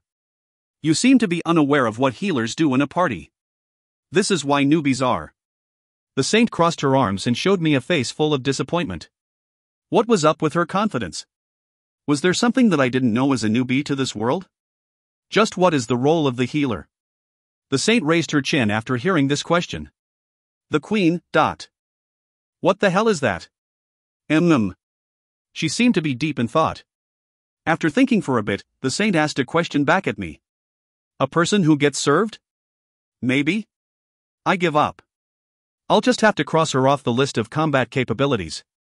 She's dumb, too. I'm done with the saint. Now, Necro. What do you mean, you're done? I feel hurt? Yeah, whatever. What? You're done already? Necro stood up when he heard his name being called. Okay, just wait a second. Let me put on my equipment. You can just show me. I have to wear it later anyway. I thought what he was fiddling with was a brown belt, but upon closer inspection, I found that it was a human spine. When it was put it on his back, the spine stuck itself on. Kajijiji. Bones resembling centipede legs came out to cover Necro's body. It was almost like Necro had his ribs growing outside of him. Bone Collector, rank C. A magic armor shaped like a skeleton. Can shapeshift depending on how much danger the user is in. It can create various bone equipment, and it helps the user cast magic spells that uses bones. Bone Mountain collects bones in an alternate dimension. The collected bones are used to fix the Bone Collector when it gets damaged. This is my main armor. My weapon is. Necro took out a knife from his coffin, spun it on his hand once, and put it in his scabbard. It was the weapon that ate the children. Gabesh. Remember it? The knife that eats flesh. Its stats are awesome and all, but there's one problem with it. Problem? It's cursed. If I just leave it out, a cannibalistic demon gets summoned at night. Quite a troublesome one to boot. A demon. Yeah, it exists. It doesn't even have skin, and yet it's damn hard to kill. Gets pretty annoying. That's why I decided to seal it up while I use it. It's still pretty good, though. Cuts well. He should probably be able to use that in his necromancy as well. He might use Gabesh and the Bone Collector to create a meat puppet. I summed up my feelings for that weapon in one sentence. Looks like it'd appear in a horror movie. Right? I always ask people to do a test of courage using this knife, but they all refuse. I don't get them. Of course they'd refuse. Hey, what about this is so wrong? Isn't it fun? Pretty real? You can revive with overdeath whenever you want. This guy wasn't sane either. Necro sat down on the sofa. Despite being a murderer, you're kind of a coward, aren't you? Isn't a murderer supposed to be friends with a cannibalistic demon? You think I'm a monster? You are a monster though. Ever seen a corpse talk? I want to talk to someone normal. I ignored Necro and checked out Gabesh's stats. Plus 0.2 to health regen. Since a normal person's health stat was 10, holding it for 50 seconds would heal just about any wound. Of course, it wasn't anything compared to the Saint's health regen, but... Suddenly, a question came into my head. Do you actually know how to use knives? Do I know how to? Necro grinned, took out the knife, and threw it. The knife managed to slice a centipede on a column perfectly in half. Didn't it tell you? If you don't throw away the stereotypical view of a mage in this world, you're going to get killed really fast? You can't think of them as normal scholars. Think of them as demons equipped with guns. That's what a mage is in this world. I turned to look at the Saint. A demon, huh? The Saint, who had been munching on a cream bun on the sofa, hugged her bread as if it was going to get snatched right away from her. Her puffed-up cheeks reminded me of a squirrel. MMPH. How dare she act cute? This damn useless Saint. If you find any errors, ads pop up, ads redirect, broken links, non-standard content, etc., please let us know. Report chapter so we can fix it as soon as possible. Chapter 19. Chapter 19. 2 unique passive skills. The Saint swallowed the bit of bread in her throat and growled like a mother cat protecting her young. So this bread addict was the strongest white wizard in the world. I decided to stop paying attention to this idiot and turned around to Necro. The rest? Just look at their stats. Don't touch. They're dangerous. Necro warned me of this and showed me a skull ring. The hunger of the Sea of Death equals Aquanad, rank C. A ring crafted out of the bones of the demon fish, Aquanad. Those who touch the ring will get his life force absorbed and die. It strengthens the effects of necromancy. In other words, it absorbs HP and MP. Those who have low health would probably get sick or die instantly. I'm fully armed now, alright? Take a look. No need for blessings, yeah? Necro posed like a model with Gabesh in his hand. He really had a unique personality. I nodded and took a look at his status screen. His HP seemed pretty low compared to his MP. But if one took into account the fact that a normal person had an HP of 10, it was pretty damn high. He really felt like a dark wizard. Right. You should be at least this strong to be the world's strongest. Necro grinned at my compliment. Hey, don't get me all excited now. The Saint perked up her ears and made an expectant face, but I ended up ignoring her completely. 32 for attack and 205 for spell power. Since the Saint told me that a bladed weapon was worth about 10 points, this was quite large. I think 45 defense would be enough to block a blow from an artillery cannon. The defense stat should rise rapidly as long as he reinforces himself with a bit of mana. And that 205 for spell power would mean that he would be able to perform 20 times better than he would with a knife using spells. What about the spellbooks? Spellbooks, dot. Necro made a confused expression at my question. Weren't you holding it when we met the first time? He had 52 of them at that. That? Why was he acting like that? I sold it. Yeah. I was low on money. Times are getting hard. Lies. Both the Saint and Necro were hiding things. Just what was he planning with the spellbooks? Hey, let's move on already. Gotta finish this quick. Necro rushed me, as if he was trying to change the subject away from my suspicions. Well, I guess it doesn't matter. Doesn't really matter as long as I get items and money. Now, the spellstones are basically scrolls that can be used multiple times. I guess there's only one thing left then? The next thing Necro took out was a black box. Each corner was decorated with the carving of a screaming man. Portable torture chamber equals pain chest, rank, C. A tool of black magic that forcibly awakens someone's power. Transfers the consciousness of those whose blood touched the chest inside to show them unimaginable pain. Most die from the excruciating pain, but those who do survive awakens to their powers. A tool that awakens powers. It's nothing. Just an antique, you know? They used to make soldiers out of these, but the success rate was so low that they just gave up on it? Is that so? Then next. Hero's coffin. Hero? That. Coffin. It's just. You know how we're going to kill the hero by the end, right? He was making things up again. They need to die, but you know, we still gotta bury them properly. You know how countries honor the deaths of famous people? It's like that.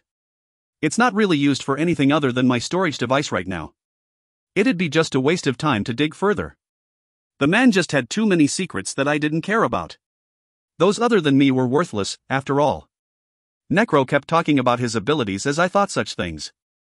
And as for the magic that I can use necromancy and earth magic. And fire.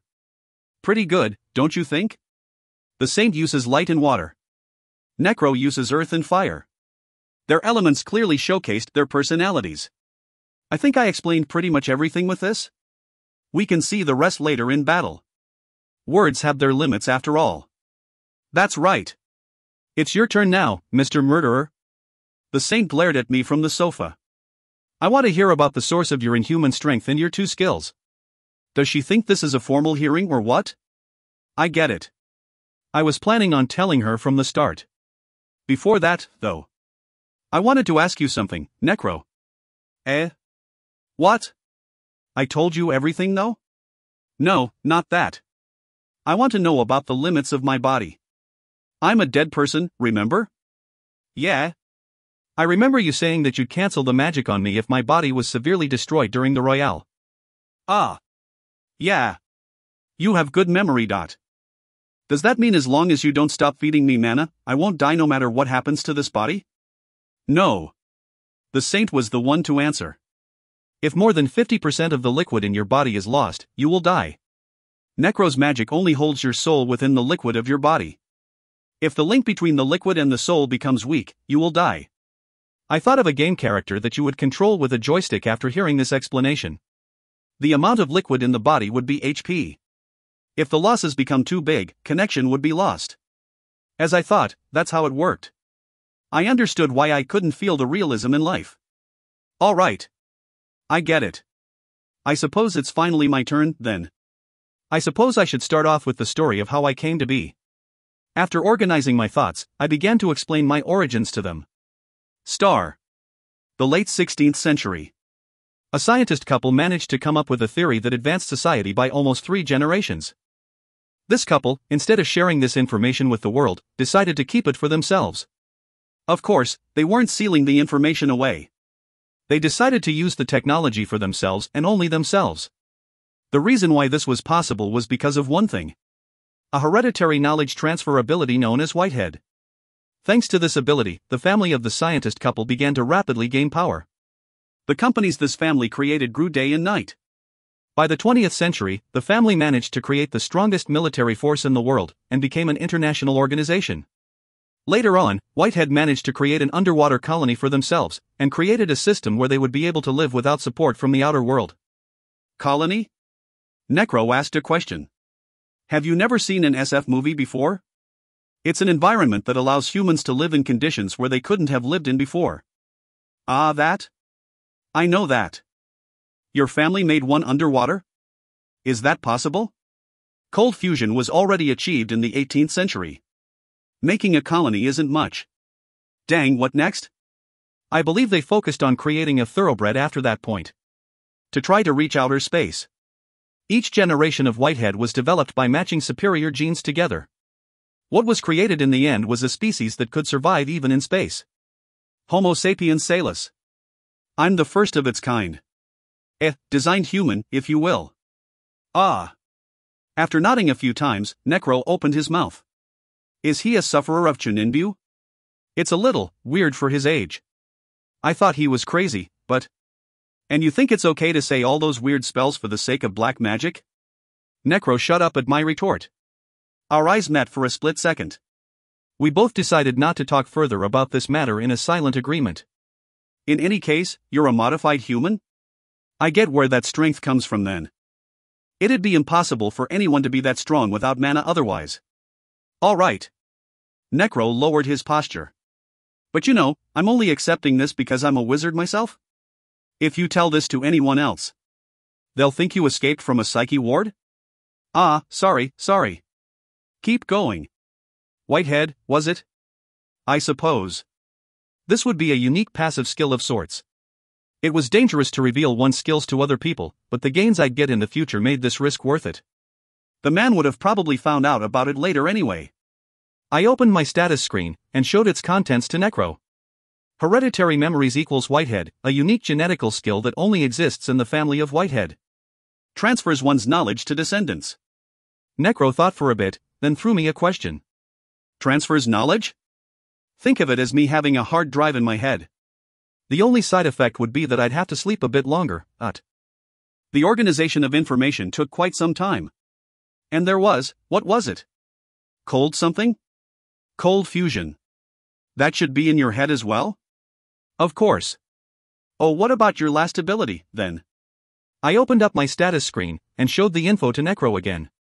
Ultimate equals menticide, a structure of thought that allows one to find, analyze, and make use of information that would allow one to kill someone efficiently. If Soul is a base OS that is installed in the brain, menticide is an updated OS made to kill others.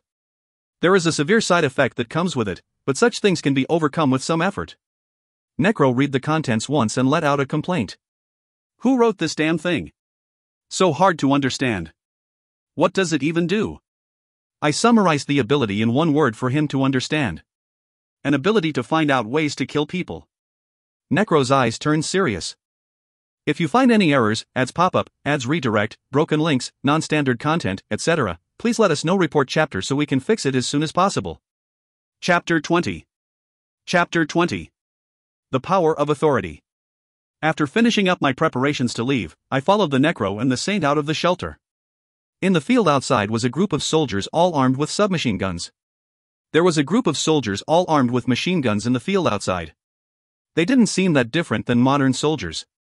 These people are the Special Task Force? Necro shrugged. Pretty small, eh? There was only about 50 of them. I thought there'd be around 800. Why so worried? There's you and me. Necro seemed to trust me a little more than before. I wonder if I can ask him for some money if I manage to persuade him a little. There's me too, you know? The Saint raised her hand and began jumping. What? You haven't gone back home yet, I chipped in at Necro's joke. Just throw her away. A little boldly. Throw me away? What?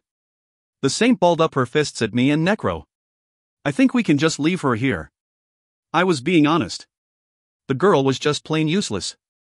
The Saint used her tiny fists to beat away at my body. Ta-da-da-da. I could even see the afterimages of her strikes in the air. It hurts. It hurts. Stop. The Saint only stopped after she was beating me up for a while. You two wait here for a moment. I need to deal with something. Necro walked over to the soldiers after saying this. Looks like he's trying to say a speech before leaving. When Necro left, the saint began to tug on my clothes. What? She took me behind the building. What is it? I need to see a fairy for a second. Bathroom fairy? Flower fairy. Her face got closer to me. It's a flower fairy. I get it, so go already, Dot. I don't think you get it, though. I told you, right? I put a magic on you. Be careful to not stray too far away from me. Always stay next to me. Like a slave. Like a dog. She's really saying whatever she wants. I'll get a warning noise in my head before I die, right? You'll hear my voice of death, so don't worry. Ah. If you try to peek using your floating eye. There's no need to explain what I'll do, is there? I warned you? Never thought about doing such a thing. Aren't you a little too lewd? You're just a high schooler. I got kicked. Just wait here quietly. I'll quickly come back. The saint hopped into the building like a tiny squirrel. Should I take a smoke while I wait? I took out my e-cigarette from the cartridge. It used a special mixture between nicotine extracts and mana potions, which allowed the user to increase his physical capabilities for a short amount of time. I lifted the visor of the helmet slightly and put the vape in my mouth. Pi-dot. A green light lit up in the LED and the liquid inside the cigarette turned into vapor. When I took in a sip, my neck began to burn up as if I was inhaling some fire. I feel way better now. To think pain would be the only thing that makes this world feel a bit more real. How ironic. Phew. When I let out the smoke in my lungs, my body turned cold again. It was because my brain turned active again and recognized that my body turned cold. I'd have to smoke quite a bit to keep my body moving from now on. I leaned back on the wall and watched the people pass. The soldiers that weren't involved in the mission were checking on the supplies for the mission. As I thought, they didn't have cars, huh? Our plan was to go over the hill by foot and take the train from Transgression Station. After that, we'd get off at Boiser Town. The place where we were headed was the Sword Tomb, Vola's. It was a town famous for its sword craftsmanship. Inside the document Necro gave me, it was said that the warrior often got his gear checked out in this town. And since the man liked to travel, he didn't have any guards with him. How unsafe. Or did he really have the strength to protect himself? But in any case, it was a foolish move to travel alone. The man was practically asking to be attacked. Hey! To think a brave like him, who's wanted by the government, would have the gall to stay within the country. The government wouldn't have decided to perform such a large-scale military operation on him if he was outside the country. All of this was caused by the warrior's needless confidence in his strength. The bastard's ignoring us, isn't he? Hey, you! Yeah, you! The one smoking over on the wall. I turned my head. I could see a young man glaring at me. He had a military cut along with tan skin. He seemed pretty muscular. Damn, he's quite strange, isn't he? Looks like a mummy, Dot. The soldier threw the bag in his hand onto the floor. The bag that seemed to weigh around 10 kilograms fell down on the floor with a thump. What are you doing, you dumbass? Start working. You think you're on a picnic? I get it. So I'm a soldier now, just like them? I should be closer to a volunteer though. What should I do? If I kill him, we'd lose manpower. If I let him live, he'd make things annoying for me later. But then again, leaving someone this rebellious alive would be annoying when I have to issue commands. Hey, take this as well. The soldiers around threw their bags at me as well. Everyone else began to follow them. They were probably thinking that I wouldn't be able to fight back, considering their superior numbers. What the hell is he? Is he Newt? A person who just came into the military a month ago is supposed to be my superior? No way. Battle Royale my ass. In the end, he's just a criminal. I heard you were with a high schooler. Did you have fun, Dot? The soldiers didn't approach me. They all kept their distance. I could see hostility in their eyes, but I could also see that their bodies were all quite tense. Of course they would be. They probably heard the rumors. The reason why you're picking a fight with me. The soldiers flinched. 1. I killed soldiers while trying to escape. 2. Soldiers you know want me to be punished. 3. The top told you not to pick a fight with me. 4. You want me to be punished, but don't know how to get me punished. 5. You think your superior numbers will render me unable to do anything. That's what led you to pick a fight with me. That was what I could get from their actions. Am I right? Looks like I was. I suppose there was no way killing soldiers wouldn't have consequences. I put the e-cigarette into the cartridge. I thought I was done with the Major's case. I suppose there were victims that I haven't really thought about. I bowed towards the soldiers. I apologize. Fake apologies were the best course of action here. I could kill the soldiers, but that would bring about too many problems. Just taking their bullying wouldn't be very smart either. If I just act a little apologetic here. What the hell are you guys doing? Necro managed to appear just at the right time. The soldiers simultaneously turned around and saluted. This was partly because Necro was their leader, but more so because he was a wizard. Wizards in this world were subjects of fear and despair. There was no reason why the soldiers wouldn't be afraid. Ha, god damn it. Necro looked over the soldiers with a surprised face, then turned to me. What do you want me to do to them? Damn it, I'd have never expected anything like this to happen. Should I stop him? I think it'd be good if I went with the scenario of me being the unexpectedly good guy. Stop it. It's all my fault anyway. I need to take my punishment. No need to find excuses. Excuses would just make people hate me more. What did you do wrong? These soldiers just made you bow down to them just because they didn't like you, didn't they? What kind of a crazy situation is this? The soldiers were at fault now. Push-up positions. Now. Dust began to rise as soldiers got in their positions. Nearly 50 people went into the push-up position. Should I punish them according to military law? Hey, Sergeant Kim. Yes, sir. The closest soldier near him shouted out loud. This guy was working as a soldier even in a different world. Well, I guess he didn't have much of a choice, considering his only other option was prison. Necro walked over to Sergeant Kim. Let me ask you this. What happens in the battlefield if one disobeys the command of a higher officer? The person will immediately be disposed of. Correct. You may stand. He takes care of the man for being a fellow Korean. I'm not gonna do this again. Do this again and...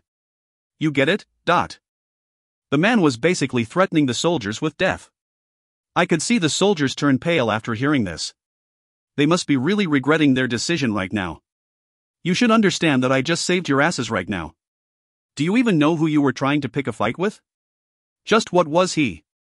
If this guy feels like it, he could just wipe you in 3 seconds. You think I'm joking? Roll left. The ground shook. Oh? You guys are getting relaxed already, huh? Roll right. The ground shook again. They must be tired from all the work. You should really stop. Carrot after the whip. The saint appeared as she said this. If Necro was the boss, she must be his assistant. Did you go see your fairy's extended family or what? You took so long. The saint kicked my shins. Ugh. The pain revived in my leg for a bit. Stand. Dust rose up and the soldiers all stood up. I'll think about what to do with you after seeing how hard you worked today. Just know that I, as your leader, have become very disappointed with you. Understand? The response was small. Necro's voice turned ferocious. You sons of bitches? Fine, I'll give you what you want. He only became finished with them after making them roll for 5 more minutes. Even though the weather was quite chilly, the amount of sweat on the soldiers made it feel like otherwise. Their backs were drenched with sweat. Any sense of justice they might have had before was probably drained away by exhaustion at this point. Plus, they probably valued their life much more than petty revenge. Star. We walked up a steep hill. Brown leaves were scattered all over the path. It really was fall. A little while later, a forest filled with maple trees appeared in front of us. Inside the forest was a giant graveyard. The rows upon rows of graveposts made the entire scene quite eerie. This is the graveyard for the summoned ones. The saint seemed to be trying to hide some kind of emotion in her voice. There's a lot of them. Around 500. I didn't feel much. The deaths of others didn't really have much to do with me. It was hard enough trying to look after myself. These other people were probably just unlucky. Accidents? Well, there were accidents, but most of these are just failed summonings. They were summoned without their bodies or heads. The one to answer my question was Necro. Did you know? We had 3 failed summonings before we managed to summon you. I really thought we failed by the time you had arrived. The success rate must be quite low. Well, it is quite far away. And it's not like a person would stay still for a long time. Trying to estimate their coordinates based on their movement is. Phew, it's impossible. Perhaps sitting in the electric chair ended up being a blessing for me. Isn't it quite accurate already though? You'd need to calculate the planet's revolution and rotation, and not only that, the rate in which the universe expands. One had to calculate a person's exact location according to time. Ah, we already have equations for those. We aren't wizards just for show, you know. A plane appeared before us. Well, even so, it does get quite scary at times. One little mistake, and we'd end up summoning the sun or a black hole. This much is amazing already, but I can't help but wish for a safety device. An ability to be able to locate a specific target and summon it into a different world. If it's possible to summon a human, wouldn't it be possible to summon wealth, food, and weapons into this world? If they didn't do this, despite it being possible. I could guess just how much mana this operation usually took when I thought this much. How wonderful would that be? We could just summon things whenever we wanted it. But the thing is, the cost to summon one thing from a different world is worth a single year's budget for the Department of Defense. You get how much money we spent on you now? You're quite expensive. You might not think of yourself as one, but the people at top already regard you as the nation's property. You'll probably have an inspector come for you later even. Inspector? The saint answered this one. It isn't much. He'll just appear like a ghost, ask a few questions, then disappear. You just have to be honest. Never lie. If I lie? I don't know. I never lied. Liar. The road in front of us began to slant downwards. I could begin to see a black train reveal itself in front of us as we made our way downhill. If you find any errors, ads pop up, ads redirect, broken links, non-standard content, etc., please let us know. Report chapter so we can fix it as soon as possible. Chapter 21. Chapter 21. A report on the undying. The scenery quickly changed outside the window. We left the forest that we were in, and a giant plane appeared before us. Honk. After the horn sounded, an announcement by the captain rang through the train cars. Thank you for boarding. This train is headed for Hope, and it has departed from the station Cuberin Station. Thanks to Necro buying the entire carriage for ourselves, it was quite spacious and nice inside. This is what trips are supposed to be like. Thanks to this being the VIP room, there was quite a lot of space inside. I decided to let Necro take the room in front of mine. Who knows? The man might snore. Ha! The saint leaned back the 2 chairs and lay down. Since it took 8 hours to get to our destination, Voles, it seemed that she was going to sleep. I get to have such nice treatment thanks to Mr. Murderer. I must have acquired quite a bit of positive karma, heh. You're kidding me. The saint pretty much melted into her seat. She almost looked like a cat in that position. What's with the lewd eyes? The soldiers are all traveling while standing up, and here you are lying down like a lazy pig. How about you try doing a handstand for the rest of the trip out of atonement? The saint made an annoyed face at my kind advice. Would the soldiers feel more comfortable if I did a handstand? No. I'm corrupted through and through. Demon. I'm gonna go to hell anyway, so I might as well enjoy life now. In any case, give me the documents I need to see. I saw one of the soldiers hand the saint a document before getting on the train. You're quite the workaholic, Mr. Murderer. The saint began to move her bare feet. I was wondering what she was trying to do with it until she managed to dig out the document with her foot. This girl, she doesn't even want to sit up? Here it is. The updated information on the warrior. Smells like feet. Does not. Are you sure you aren't mistaking the smell of flowers for smell of feet? Here, indulge in the smell. I dodged as she tried to rub her feet into my face. Feels like her treatment of me has worsened recently. I'm acting a lot bubblier than usual to fit her personality, but I'm still a murderer. I took the document and looked down. The saint's skirt slid up, creating a crack that allowed me to see some sensitive areas. I can see everything. Don't care about you seeing it. The saint responded dryly and rolled towards the window. Students these days can be quite scary. Thank God she's not treating me like a bag of trash. I took out the document from its container. The first page had the word classified stamped onto it, and the next page had a picture of a blonde teen on it. He looked like a model who exercised vigorously. The name of the person was Romeo Smith, aka the Warrior. He was one of the key members of the Heroes Party, and he worked as a tank. In the document, or rather, report, was detailed information on his stats, achievements, and items. Let's check out his stats first, shall we? When I turned to the next page, the Oracle created a copy of the status page in front of me. Level 10.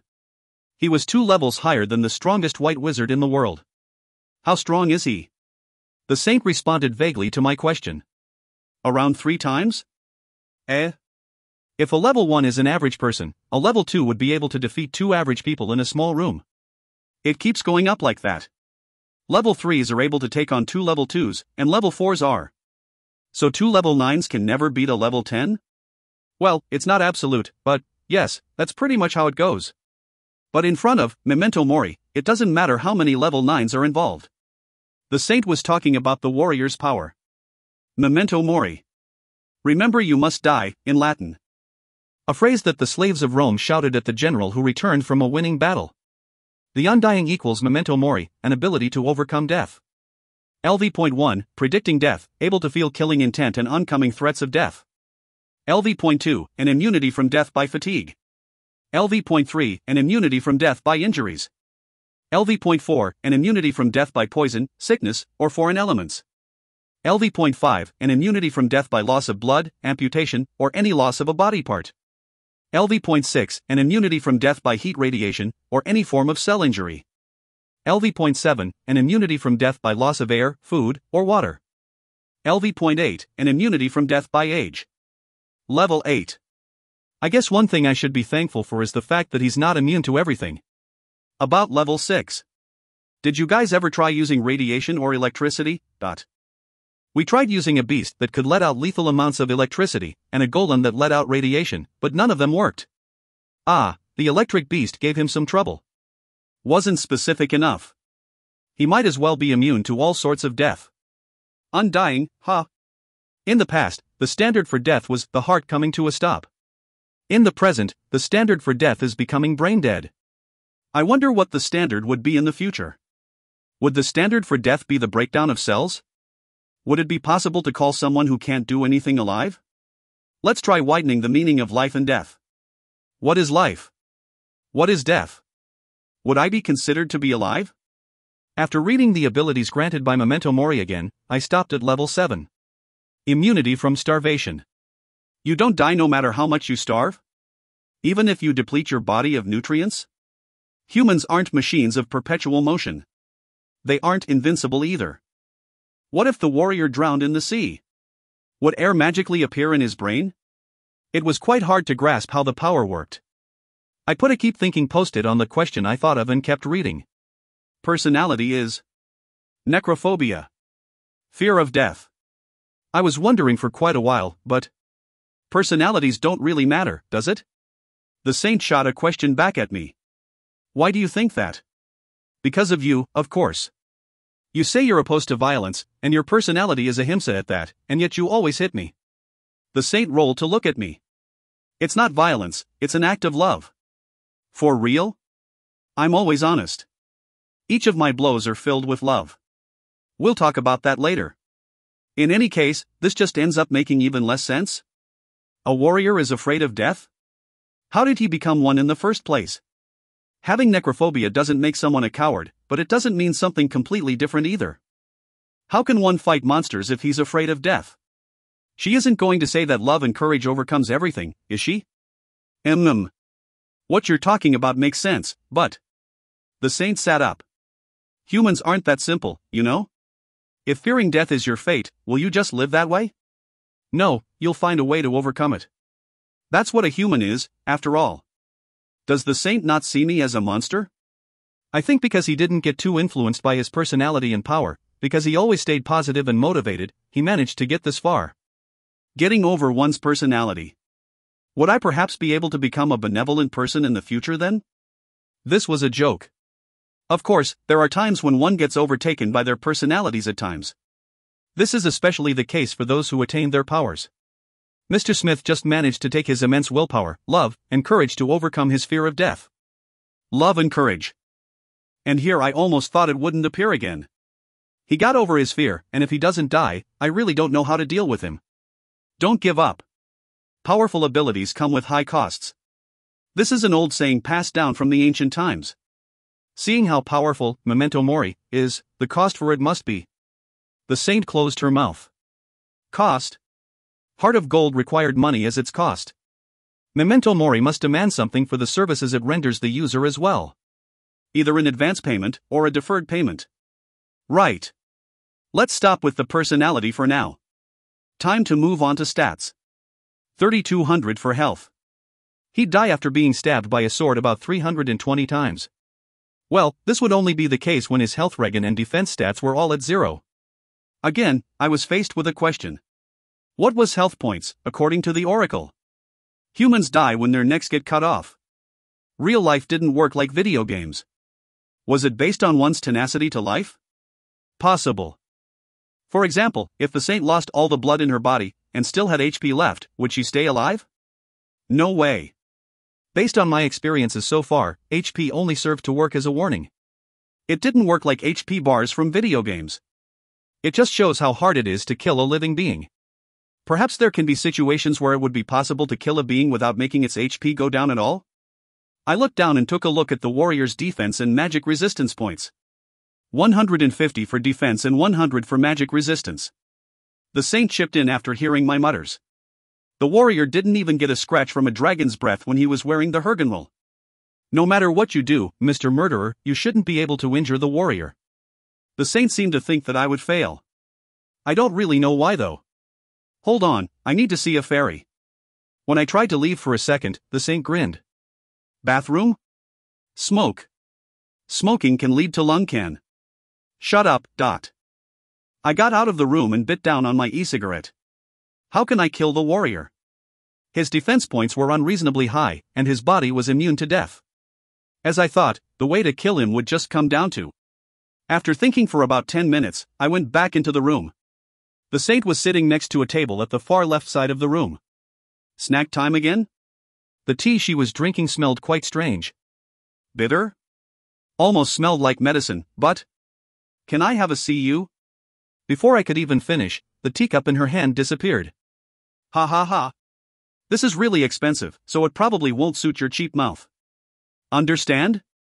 This girl. What was she hiding? Cheapskate. She probably won't tell me anything if I try to dig deeper. Let's just ignore her for now. There are more important matters to work on. I took a look at the warrior's abilities next. Dragon Blood, Imagine Citadel, Zenith Crown. Dragon Blood, immunity from sword wounds. It's a temporary ability that can be gained by bathing in a dragon's blood. It can block a sword strike from a normal soldier, but any more than that would result in an injury. It said that the ability's strength dissipates with time, so this was more of a needless title for the warrior at this point. Next is Imagine Citadel, magic that allows one to create a massive protective barrier in the name of God. The defensive capability of this barrier is as strong as the average castle's. A miracle that the warrior can perform once a day. So it's possible to cast magic without mana if you're loved by God. How convenient. The last one, Zenith Crown, was a highest class of white magic that protected one from mental attacks. If a person like the warrior went under the influence of a mental attack, there would surely be a lot of trouble. So he ended up getting protection against powerful mental attacks as well. The biggest issue I'm going to be faced with is his power. The second biggest issue would be his experience in battle. He should have experienced pretty much every form of battle by now. According to the report, it said that he's very meticulous and alert. The reason why a person like him would appear in a town out in the open is overconfidence in his power, perhaps? It was most likely that. It should be hard to try to take advantage of that to kill him, though.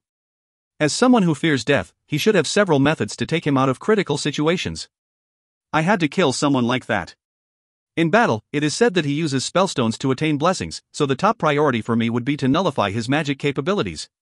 Well, since we already have a plan for this one, I shouldn't think too deeply about it. The people in this world weren't stupid. They approved the plans that were presented to them because they were certain that it would work. Perhaps I wouldn't even have to appear in the battle. After confirming all of his items as well, I tried looking into the warrior's main weapon, the sword monster. Mouthless monster equals sword monster, rank A. A pair of swords created from the Crimson Comet.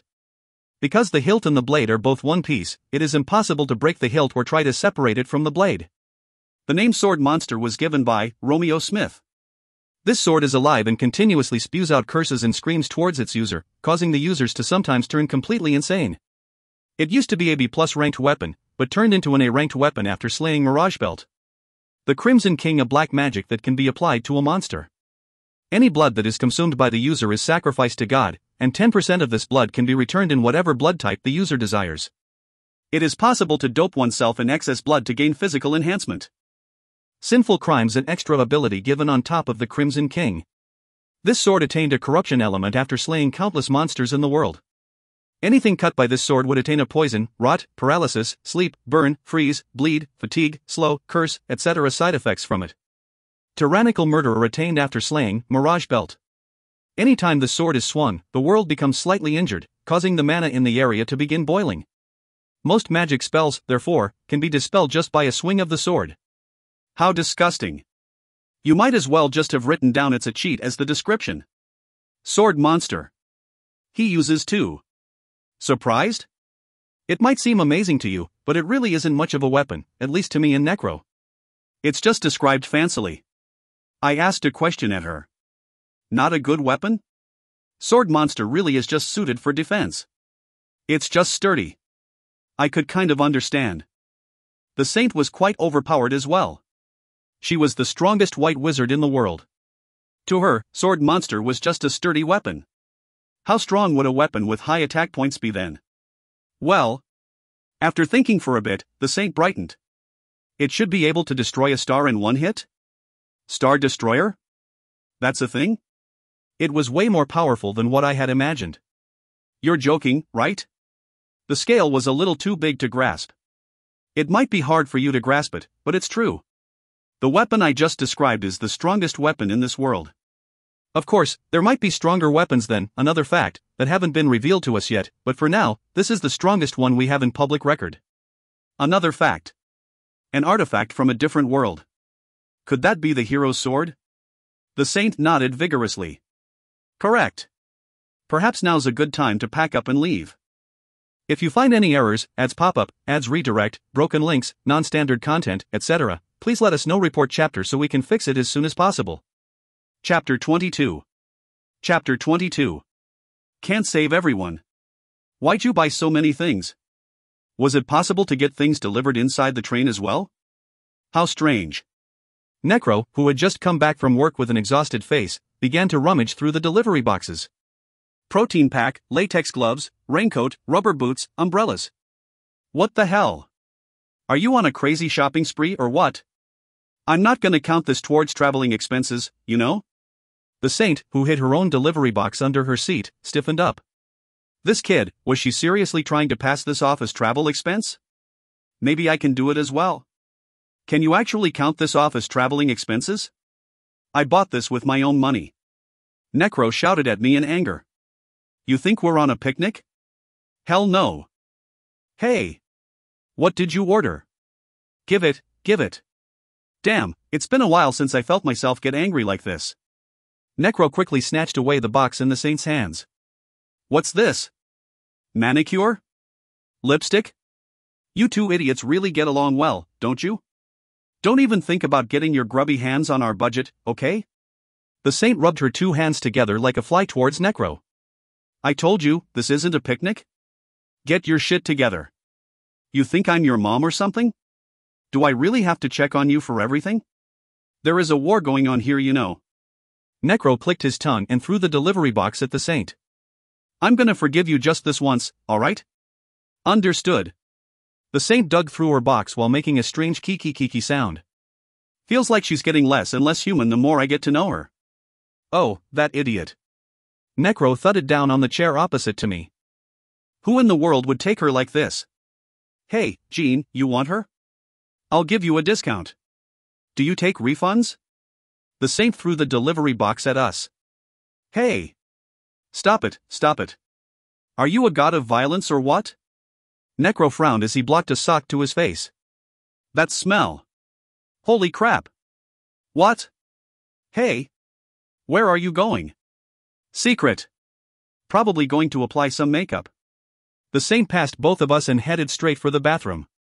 Having both of us sit in the room like this was quite awkward. There wasn't much to talk about, after all. Necro realized this as well, and leaned back a little. What was that thing you ordered earlier? Protein? That and the other things. It's not for me and Morto, is it? It's not like you're going to need protein anyway. Planning on testing something? Sharp question. Don't worry about it. I might not even end up needing it. I don't get it. Are you planning on killing the warrior with those? I'm telling you this now, but allergies or poison won't work on him? I know. You can't kill him. We looked at each other in the eye and fell into deep thought. We were both experts when it came to death. I had knowledge on how to kill people, and Necro was a scholar of death itself. On expertise, Necro was probably more advanced than I was. He probably tried to find ways to defeat Memento Mori. And he failed. I didn't make light of this fact. Well, that's that. Necro was the first one to end the silence. Looks like we're almost here. Get ready. I thought I smelled something close to cow dung. Now that I looked at it, I could begin to see farms lined up outside. There were hills filled with green grass with numerous cows dotted across them. At the horizon, I could see giant mountains and majestic cliffs. I modified the position of my eyes to look at the mountains. A volcano with a height of 5150 m, Volcor. At this height, one should be able to see some snow lined up at the top, but I could only see tiny bits of white among all the brown. Near the crater, the air was shimmering from all the heat. Inside, crimson black lava was writhing inside like a living being. The warrior probably wouldn't die from this. This station is Boiser Station. For those of you wishing to visit Voles, please get off here. Please make sure you don't leave anything behind as you get off. For elders and those with higher blood pressure, please be careful of the extreme change in temperature. This station is Boiser Station. Key dash. The train began to steadily slow down. Star. Hot. The saint fanned her face with her hands as soon as she got off. She said she was fixing her makeup, but nothing really changed. The color of her lips changed a little, maybe? She changed into a one-piece dress during the trip. She really looks like a kid like this. She's supposed to be a high schooler, but she looks more like a middle school student. Her height is short to begin with, but her other aspects are. Aura. I got kicked. Why? I felt something dangerous from you. I rubbed my butt. Can you stop hitting my butt already? Hit other places already. Unhealthy to be hit in only one place all the time. The saint narrowed her eyes. Please don't say anything that can result in misunderstandings. How would this create misunderstandings? Wow, it's hot. Necro almost tore off the necktie off of himself. It feels like it gets hotter every time I come here. Should I have bought something cool for myself? Should be hotter in Voles. Thank God I can't feel any temperatures with this body. Necro pointed at the waiting room nearby. Let's rest there for a bit. We can move after we get permission. The commanders should sort out all the soldiers for us. Permission? Necro sent me a telepathy to answer my question. They installed a bomb on the bridge. They'll blow it up after we pass. Ah. Voles was a plot of land right below a volcano. The town that surrounded the volcano like a donut was quite an interesting sight. The problem was, the land around the town uplifted and subsided several times, creating a cliff around the town. Thanks to this, the town became an island. To reach the island, one needed to go halfway down a cliff, then take a bridge to town. The first phase of this plan was to keep the warrior tied down within the town. This was a pretty good place for us in that regard. I followed the saint into the waiting room, and looked over the people inside. There were quite a lot of people. No one seemed suspicious though. Won't we get found out like this? What? I sent Necro a telepathy. Voles is being controlled by the military right now. Yeah. Towns nearby must make trade deals with Voles. Wouldn't it be pretty weird if Voles just stopped communicating all of a sudden? For example, there must be a restaurant of sorts inside the town. If ingredients for the day don't arrive, I had been wondering what you were curious about. You're really looking down on the power of a nation. But? Good question. I thought you would just skim over it. How sharp. Necro clapped lightly. It's not in the report, is it? There's no choice really. These guys are unofficial. Can't have any records of them. Forbidden by international law to have these guys around as well. In any case, there's a branch in the government that handles this kind of stuff. An information department? This would call for Protocol number 3. So a tiny bit of brainwashing is involved. A government that effectively makes use of wizards and ability users. I assumed they would be quite powerful, but not to this degree. I suppose rebellions would be nigh impossible with a group like this. You think? What does he mean? Before I could ask Necro the question, though, I had to turn to see someone staring this way.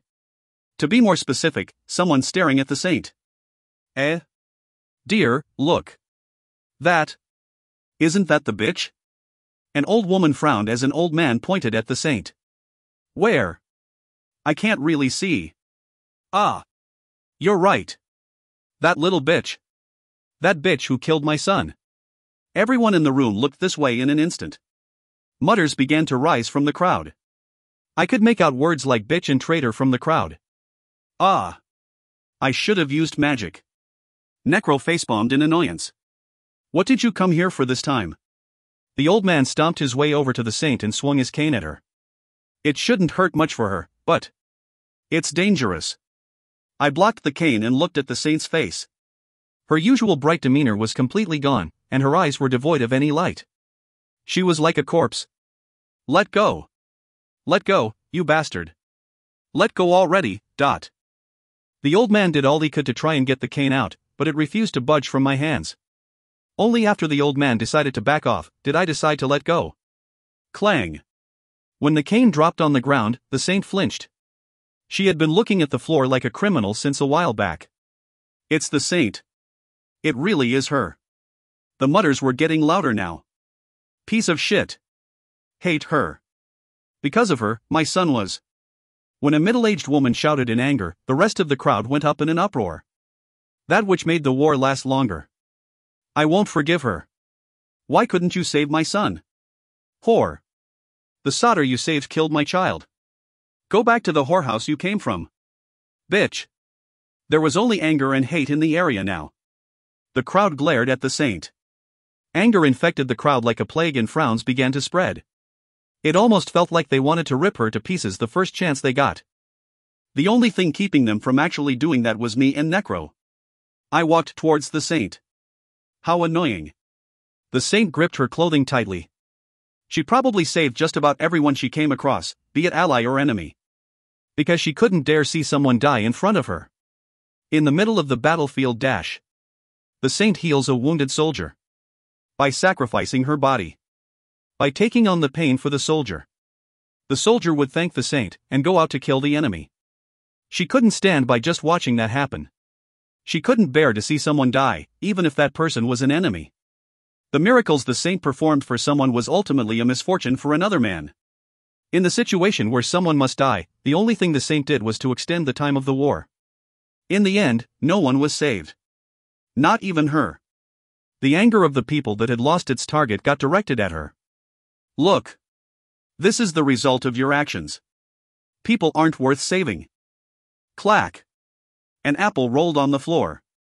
It was aimed at the saint, but it ended up hitting my back instead. Instead of turning back myself, I modified my eye to look into the crowd. One of the children clicked his tongue in disappointment. Thump. This time, a bag hit my hips. Bring back my son. The woman's hands were shaking. Rather than fear, she was filled with anger. Tears were welling up in the woman's eyes. The people's faces stiffened once they saw this and began to throw various objects our way. Disappear from our town. Go to hell. You in front of the saint, move. All sorts of things began to beat my head and my back. I wasn't really planning on being a meat shield, but I suppose it can't really be helped, considering my position right now. It doesn't hurt that much anyway. Hey! Stop it. Necro tried to stop the people, but they didn't show any signs of stopping. If you keep doing this, Someone began to throw sharp objects like pens and knives, which began to stick into my back. Shatter. The people stopped when glass shattered on the floor. Perhaps Necro's threats worked a little bit. Is it over? I turned back with a sigh to look at the people. They were all worthless. I almost lost self-control, which caused the crowd to tremble a little bit. One of the teens who tried to throw something stiffened. Damn, didn't you hear what I said? Necro stepped out before me. His body was writhed in black smoke. It was easy to tell that this was corrupt mana just by the looks of it. They could probably tell as well around now that they'd die if they kept this up. Chaos ensued. People ran out of the room like frenzied rabbits. Necro really is quite helpful at times. I looked at the saint, who seemed to be close to fainting, and flicked her in the face. Flick. Her head bent back with a loud snap. What are you doing? The saint frowned as she rubbed her wound. So she came back. I blew away the blue flame on my finger. Well, I don't think I'd get a chance to take my revenge later. I flinched a little when the saint raised her hand. Was she going to hit me again? Why wasn't she hitting me? The saint brushed off the glass shards on her head quietly. She seemed like she was ready to cry, which made me quite confused. If you find any errors, ads pop up, ads redirect, broken links, non-standard content, etc., please let us know. Report chapter so we can fix it as soon as possible. Chapter 23. Chapter 23. The Empty 2. That branch really is a shithole, isn't it? Can't they properly modify information? Necro was shouting at someone the whole time while he was crossing the bridge. Bring everyone in the waiting room to me, now. Those bastards. It seemed that he was using telepathy to talk to someone at the moment. What? Impossible? Did you just mention the word impossible? If I tell you to do something, you do it. You want me to remind you of the olden days again? Ha! Do it! Necro shouted extremely loudly by the end, and made a gesture of him throwing a phone somewhere in anger. He probably voiced his conversations on purpose for the saint to hear. Stop. We'll have to confirm your identities here. Soldiers began to approach us from the other side when we crossed the bridge. They had checked our identities twice already. How meticulous. After finishing the identification process, the soldier returned the identity card to Necro and saluted. Thank you for your cooperation. Your shelter is located in Sector B, Building 1. Here's a map. Everything seems to have been taken care of already. Soldiers were roaming around the town in casual clothes. They had be like this so that the warrior wouldn't get suspicious about what was going on. Like this, it should be hard to tell that the town's been occupied by soldiers. I had heard that the first company came here in advance to set up walls and barriers. They did quite a nice job. After all, they had experienced war in their life already. I could see how much the government cared about this operation just by seeing the quality of the soldiers here. Necro began to walk forward confidently. It was pretty dark outside even with lamps, which made it a little hard to see. I can see quite a lot of stars in the sky. It's 9 already? Necro looked down to his wristwatch under the lamp. I was thinking of looking around a little bit, but I suppose we'll have to do that tomorrow. We need to get dinner as well. Let's go to the shelter then. The saint raised her hand in happiness. Food. Yay. The two of them are unnecessarily happy. I don't need food though. To be more exact, I can't eat. Necro grinned. I know. You can just watch. Damn it. I headed to the shelter following Necro. After walking for about 10 minutes, I could see a 3-floored building. Orange light and muffled noises came out of the open door of the building. Candles, was it? When we walked in, the soldiers inside all turned to look at us. Pretty much all of them seemed to have tattoos on them along with scars. They scanned us for a second then turned back to go back to their usual business. Ah! A cat! The saint ran forward disregarding everything in her way. Can we sit here? Please? The saint looked over the tired cat on the table then lifted it gently with her hands. Just bite it, why don't you? Yay! The cat's body flopped powerlessly in the air. Soon enough, though, it began to fumble around, trying to get away from the saint's grasp. The saint rubbed her face on the cat's belly and let it back down. The cat disappeared into the kitchen. A little while later. Chomp chomp.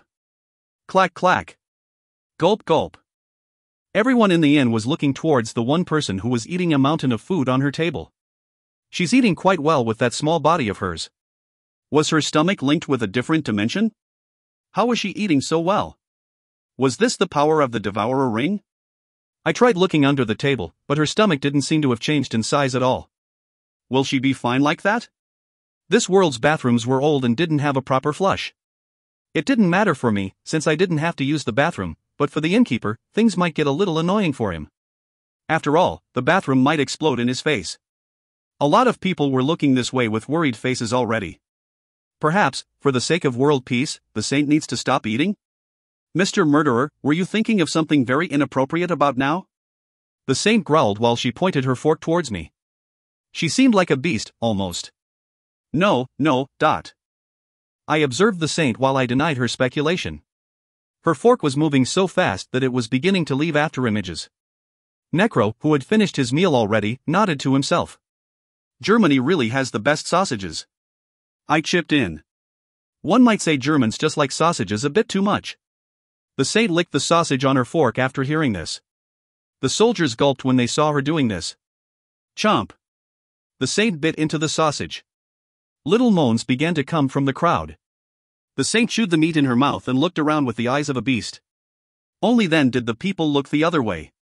I, too, looked down to read the report on the warrior. He's a defensive type, huh? It feels like people were staring at me, but let's ignore that for now. His attack power is not to be taken lightly, but the man himself prefers defense over everything else. Warriors are supposed to protect his comrades. It would be good if I could have saved everyone with these hands of mine. Romeo Smith. The warrior's style was to stand his ground as much as possible. At least, this was the case for beings other than human-like creatures. I wonder how he'll fight humans. Maybe he'll rush in with a shield in hand. That in itself was quite scary considering the warrior's actual stats. What a workaholic you are. The saint sent a comment towards me while eating. Yeah, why don't you go out on a walk or something? Ah. That was good.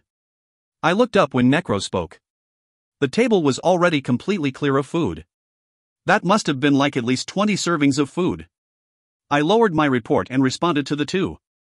Time is money. The saint looked at me silently.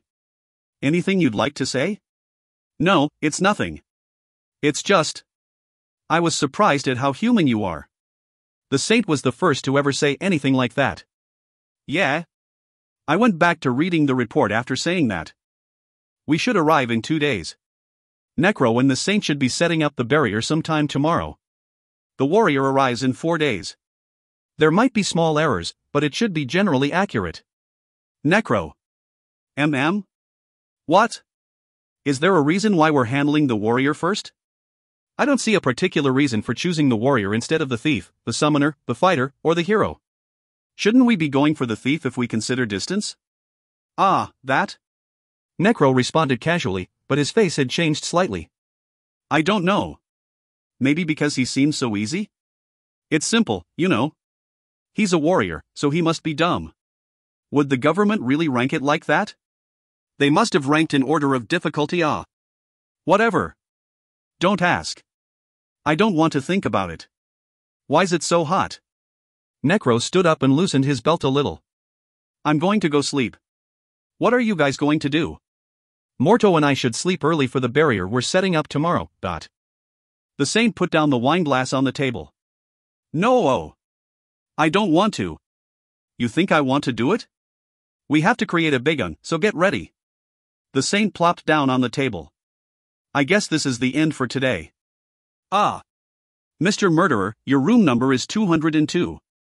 Mine is. Not interested. Next to yours. Please take care not to get too excited. I won't. Who would? It's a joke. The saint stood up, so I cleaned up and got ready to leave as well. Right, sleep well then. Jean, you don't sleep, right? You might as well come to my room if you feel lonely. Necro's starting to throw jokes my way as well, huh? Don't want to. If you decide to come, knock on my door 3 times. I looked at the saint straight in the eye, and clearly told her my feelings. I don't want to. My eyes would fall out if I had to look at them for another second. I swore that someday I would punch them in the face at some point in my life, and stumbled into my room. If you find any errors, ads pop up, ads redirect, broken links, non-standard content, etc., please let us know. Report chapter so we can fix it as soon as possible. Chapter 24. Chapter 24. The Saint's Repayment. I wish I can get a cold beer. It's quite boring living as a corpse. I can't feel anything, which made it feel like I was in a permanent dream. I sat down on my chair and took out a book from the vault. Now, time for some read. Snore. Is Necro snoring already? He falls asleep quick. I punched the wall facing his room several times, closed my book, and went outside. The first floor was quite loud as well, so I guess I'm forced to go to the stables. This is nice. Excluding the occasional sound of the horses, it was actually pretty quiet here. I could see the moon up above as well, through the hole in the ceiling. I checked the haystack for any horse dung, and lay down on it. Now, I'll go back to my reading session. Ah. Found you. So you were here after all. The saint approached me with a smile on her face. I found you. I thought you escaped again and got scared, you know? Necro snores too loudly. Aha. I stood back up. What do you need? Well. The saint seemed to think of something for a second, then brightened up the moment she thought of something. Pop quiz. Anyong, hack. Say, nyo. Ooh. What was this idiot going on about? What quiz? Anyong, hack. Say, nyo. Ooh. The words that I heard, and the meanings that I understood from it, were completely different. This must be thanks to xenoglosy. Anyong meant hi in Korean. Hack must be a part of the work wising hack, meaning hygiene. Say meant holy? Ah, must be. Nyo is, so say and nyo together would mean saint. In other words. Hello, Jean. Saint, oh? She thought of quite an interesting wordplay. Hello. Go to hell, lo, too. The saint made a disappointed face when I told her the translation. That last part is supposed to be hi, isn't it? Because there are two circles. She must have wanted to hear me say her name. All the more reason not to say it. Let's try again. Hi, hello, see, hi, shark. They were all pronounced as hi. You mean hi, harmful. Just say my name already. Morto hi. It's simple. Might as well read it as motto hi, very high. I didn't see the worth in saying her name. It's a fake name though. It's a name given by God. Necro was talking about that. Because wizards couldn't reveal their true name, they needed to use names that God gave them. And your real name? Why don't you try guessing? Heisenberg? Wrong. If it's a German name. Haley? Hilda? Heidi? 9. Wordplay on neen, no. Whatever. What did you really come here for anyway? To watch me? I'm not going to run, you know. I came here to heal you. You got an injury on your back, didn't you? She seemed to be talking about the injuries I got from the waiting room. It's fine. It's not anything big. Plus, I don't get favors from cultists. The saint seemed confused. Did you just call me a cultist? Don't try to deny it. It even said it in the books? Healing magic can be cast by anyone once they form a contract with God, but in order to use it well, one must acquire proper medical knowledge. This was because one could only heal after recognizing the problem in the injury. There were tens of thousands of spells under a single category of healing magic. Injuries don't get healed just by muttering some spells. Life was more complicated than that. I can't let someone who isn't even a doctor to handle my body. Go away, fake. I looked at the saint suspiciously on purpose. While pointing to a certain sentence in a book highlighted in red. There are lucky cases where a patient does get healed, but more often than not the patient would die because of a wrong usage of healing magic. Always be careful of unlicensed healers. My life is on stake. I have to be careful. Well, I was already dead, but still. I was wondering about what you were worried about. The saint walked over to me with a smile on her face. Just get over here already. I'm going to jump you if you don't. Do you really want there to be violence involved? I didn't think I'd be sentenced to death even in a different world. Come at me, psycho. I raised my two hands like a bear and began to walk around the saint threateningly. I couldn't get my license because I came from a different world, but I managed to get a proper education as a medical student in college. Isn't that enough? Liar. You said you were a high schooler. Early admissions. So you aren't even a high schooler then. Liar. The saint stepped back with a coup d'etat. I sent out the final blow. A wizard who isn't even a doctor trying to heal people by praying or something? Must be quite a sight. Do you need to sacrifice a pig's head or something? I've never seen an idiot who talks about stuff like that other than you, Mr. Murderer. The one who says yes to a person who offers to heal with magic with the idiot here. You can get scammed quite easily. You believe in the existence of magic, but you don't trust in my healing magic itself? I have trust issues. Just get healed already. Tap. The saint disappeared from view. Physical enhancement? I tried to run immediately, but got tackled from behind. Stay down. It'll just take a second. The saint whispered this into my ear while she held me down. It'll only hurt the first time. Don't worry, I'll be nice. Wah! The saint whose body had been enhanced by magic wasn't something that could be beaten by human means. In the end, I gave up and decided to lay down on the floor. Do what you want. I had pulled out the knives in my back, but didn't seal it up yet. She must be trying to fix that up now. I'll start now? The saint began to mutter her spell whilst she sat on my back. I could hear a pleasant whisper in my ear while my back began to warm up. I was sweating quite a bit from the heat. How light.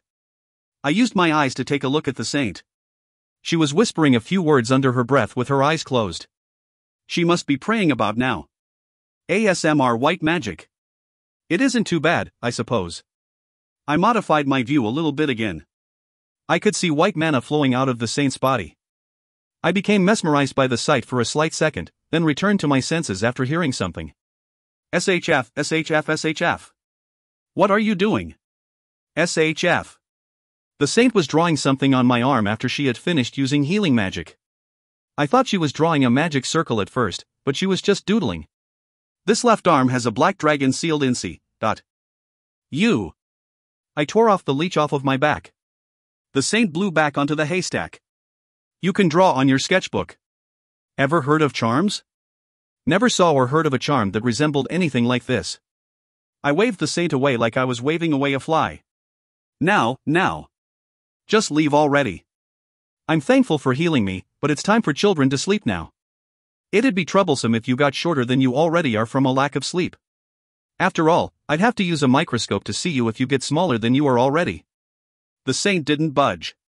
I refuse. Damn it. The girl just refused to move from her spot. I tried to move her by hand, but my hand ended up hurting because of the holy flame. I gave up and decided to ignore her and read. The saint approached me when she saw this. Studying magic again? You can't even use mana though. I have to keep learning if I want to keep winning. I might not be able to use it, but it's not worthless information. Why did someone like you end up killing? The saint quickly closed her mouth, thinking that she said something she shouldn't have said. A person like me. I would love it if there were more people like me. Even now, I've done everything I could just to blend into society. I've told people only the simplest side to my thoughts and explained everything about what I thought to people that I've met. If there were two of me, I would exchange thousands of words with myself to transmit information between each other. What? Did you think I was just a complete psychopath? Well, yes. How honest. I'm a normal person. That was a lie. I couldn't help but murder. Liar. She seemed quite confident in her denial. I've actually investigated you quite a bit in my free time. When? She shouldn't have had a lot of time. I was with her most of the time after I've revealed my abilities to her, after all. Other than that one time when she had to go see the fairy. The saint sat down. You might have not known, but I know a person who was able to attain information just through keywords. I asked him about you, and learned quite a bit as a result. A search engine. Seems likely that it would exist. If one could search for products, I suppose there would be a power that could search for information as well. What did you learn? About Whitehead. Where you were born. I told you everything I know. What about it? What happened there? How did you turn into a murderer? Surely you could have done something else. The saint seemed a little regretful as she said this, but I couldn't agree with her at all. A different path? Could a human that was fascinated by killing creatures end up being anything other than a murderer? Instead of answering the saint's question, I quietly began to reminisce about my past. If you find any errors, ads pop up, ads redirect, broken links, non-standard content, etc., please let us know. Report chapter so we can fix it as soon as possible. Chapter 25. Chapter 25. The space being looks into the stars. Noise began to permeate through my synesthete body. My heightened senses began to pick up on information much farther than the average person's hearing range. This is. The first thing that became ingrained into my eyes when I was born was a white ceiling, along with a single line engraved on it. Whitehead always found answers. I could easily understand what it meant, thanks to the linguistic knowledge I had inherited from my parents. Using the knowledge in my head, I hypothesized the reason for my creation. I was probably a prototype of a new human that was to replace the current humanity. A designed race of humans. For now. The cables on my body, as well as the metal restraints on my limbs, were quite annoying. Wasn't this too cruel a treatment for a baby who couldn't even walk? I modified my nerves to tune out the unnecessary noise around me, and stimulated my cells to grow faster. I should be able to walk in 3 hours. By then, I should be able to tear myself out of my restraints as well. I detected a vibration below me and looked down. I could see a mirror underneath me. A person could look in from the outside, but I couldn't look outside. I was able to detect electromagnetic signals on the other side though. So that's our test subject? A man in a white lab coat was looking down at me coldly. I couldn't exactly hear what he was talking about, but I could guess from the shapes of his lips. I heard you tried putting in Asian DNA in the pool this time? You're going a little too far with the joke. The woman, like the man, had white hair. You've mixed A13 and E38's DNA to create this subject this time. It's pretty much guaranteed to be a failure like this. The expected stats for this one's quite high, though. I had heard that this combination of DNA might have negative effects on the test subject's personality. Perhaps this would create negative effects for the humanity of the future. The two quickly disappeared out of my sight as they talked amongst themselves. A while later, a different woman holding an e-cigarette appeared. She, too, was wearing a white lab coat, but unlike the two from before, didn't seem to belong to this place at all. She was wearing high heels and a purple skirt. Her white shirt seemed to be about to explode thanks to those breasts of hers. So you're growing already. You should understand what I'm saying then, right? If you try anything weird, I'll fry your brain. You've been warned. The woman looked at me coldly as she said this. When she manipulated the hologram in the air using her fingers, the cables on my arms were taken off. The restraints on my limbs were taken off as well. When I sat up, the woman handed me a tiny ball. Wear this. It was a white sphere. It was quite a strange object with a button in the middle. So I just need to press this? When I pressed the button, the object exploded into a bunch of white strings that enveloped my body. The strings contracted on my body into the shape of a spacesuit in an instant. When I raised my feet into the air, the strings wrapped around them to form shoes. Fits perfectly. Physical age seems to be about 5 years old. The fact that you're able to tamper with your body right after birth itself is quite satisfactory. The woman walked down a hallway while saying this. I considered what I was to do for a second, then decided to simply follow. The threat from her at the beginning wasn't a lie after all. I forgot to tell you. I'm your biological mother. But don't even think about calling me that. I couldn't see her face as she was saying this. What shall I call you, then? Multibrain. That's what the others call me. Multibrain.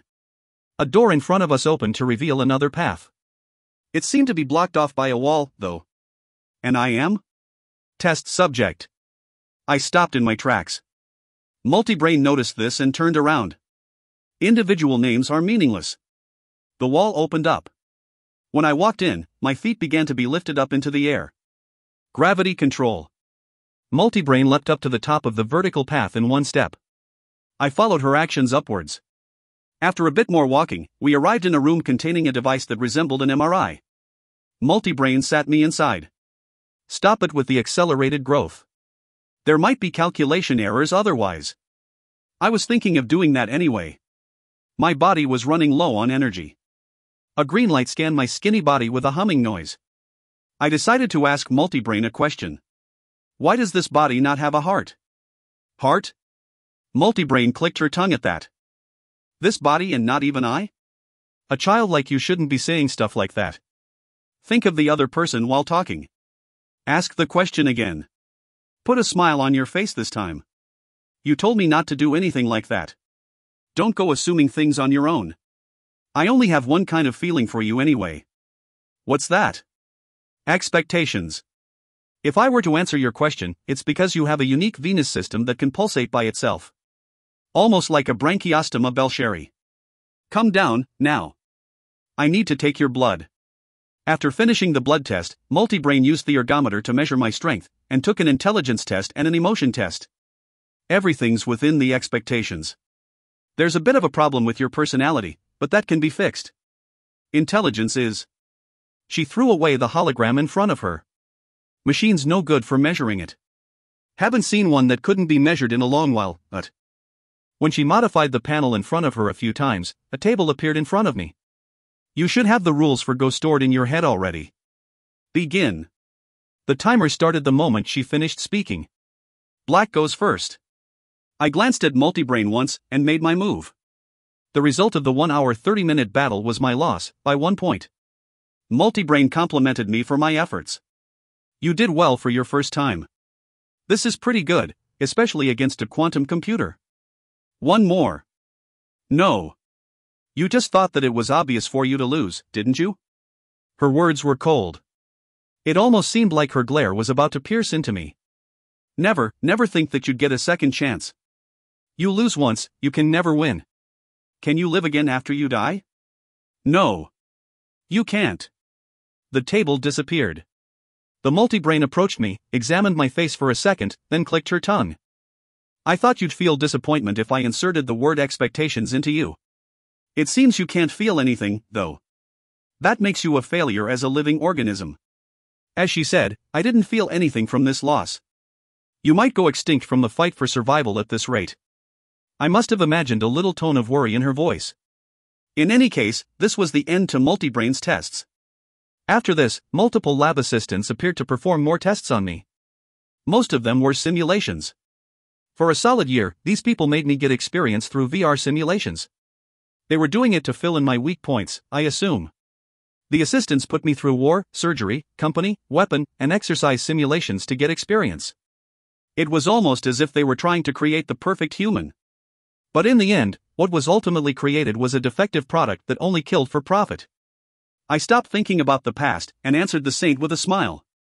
I hope I could turn out to be a good person in the future. But isn't it too late? For the both of us, at least. Those who have stepped into a pool of blood will leave a trail of blood even when they decide to walk on a white path. It didn't really change anything if you tried to back out of your path after you went so far on it. Before the saint could say anything else, I tried to change the topic. Speaking of. I created a plan to take down the warrior in the case that the first and the second strike force fails in taking him down. Want to hear? For now. The saint didn't seem very happy when she heard that I had a plan. As I thought, she doesn't want to see him die. I explained my plan in simpler terms so that the saint could understand it. After thinking a little bit to herself, the saint shook her head. Too big of a risk. What will you do if it fails? I'll act like a dog and be your slave forever. The saint began to think again thanks to my revolutionary incentive. Do you really think your plan would work? If the warrior does indeed turn out to be a hero, then yes. It's not like I can guarantee a plan would work. After all, I can't see into the future. Most things aren't certain until you try it out. What, is there a reason why you're hesitating? Well, I don't know. I still don't know if I'm doing something right. This was something I was curious about as well. If I were to describe the saint in one sentence, it was that she was too kind of a person. She was someone who was willing to take on any danger to save everyone. Someone like this was trying to kill the heroes who saved this world. In this way, she was going completely against her ideology of life. This all originates from the fact that it's impossible to save everyone. If the hero starts a war, many people will die, regardless of the outcome. Would it be fine for the saint if citizens begin to die in this war under the name of justice? Of course not. In that case, it would be better to help the side that would result in the least deaths. The reason why the saint was making such a big decision was because she failed to persuade the hero. I decided to tell her my solution to her situation. Don't worry about it too much. Humans are beings that pursue profit from the beginning, anyways. The correct answer is always one that gives you the most profit in the end. This is probably why my personality was listed as pure egoism. Now, let me ask you something. Do you like a world filled with evil people, or one filled with saintly ones? Of course, it would be the latter. Now, what answer would you get if you asked this question to an evil person? Would he choose a world where he might get backstabbed at any moment? I was confident. No, the reason why the world is so full of evil is precisely because it's more profitable to steal a piece of bread in front of you rather than to wait for happiness that might or might not come. The reason why people commit crimes is because it brings profit. Are you telling me that everyone sins? For profit? Precisely. Humans all act for their profit. Good and evil are just modifiers people stick to certain actions afterwards. If you always think of helping the most amount of people at once, there's no way you'd become unstable like this. Why do people have to be good? It was so much easier to profit if they chose to do evil things. Back in my childhood, those who worked for Whitehead all answered this question with these answers. Who knows? Maybe because you'd go to hell? Because of the law. You'd be jailed if you committed crimes. Because the majority of the people in the world are good. If there was no hell, if there was no law, and if the good were the minority, would it be right to commit evil? I brought the question to Multibrain in the end. The woman, who was vaping with her e-cigarette, looked down at me coldly. That's a question with no answer. Find an answer on your own.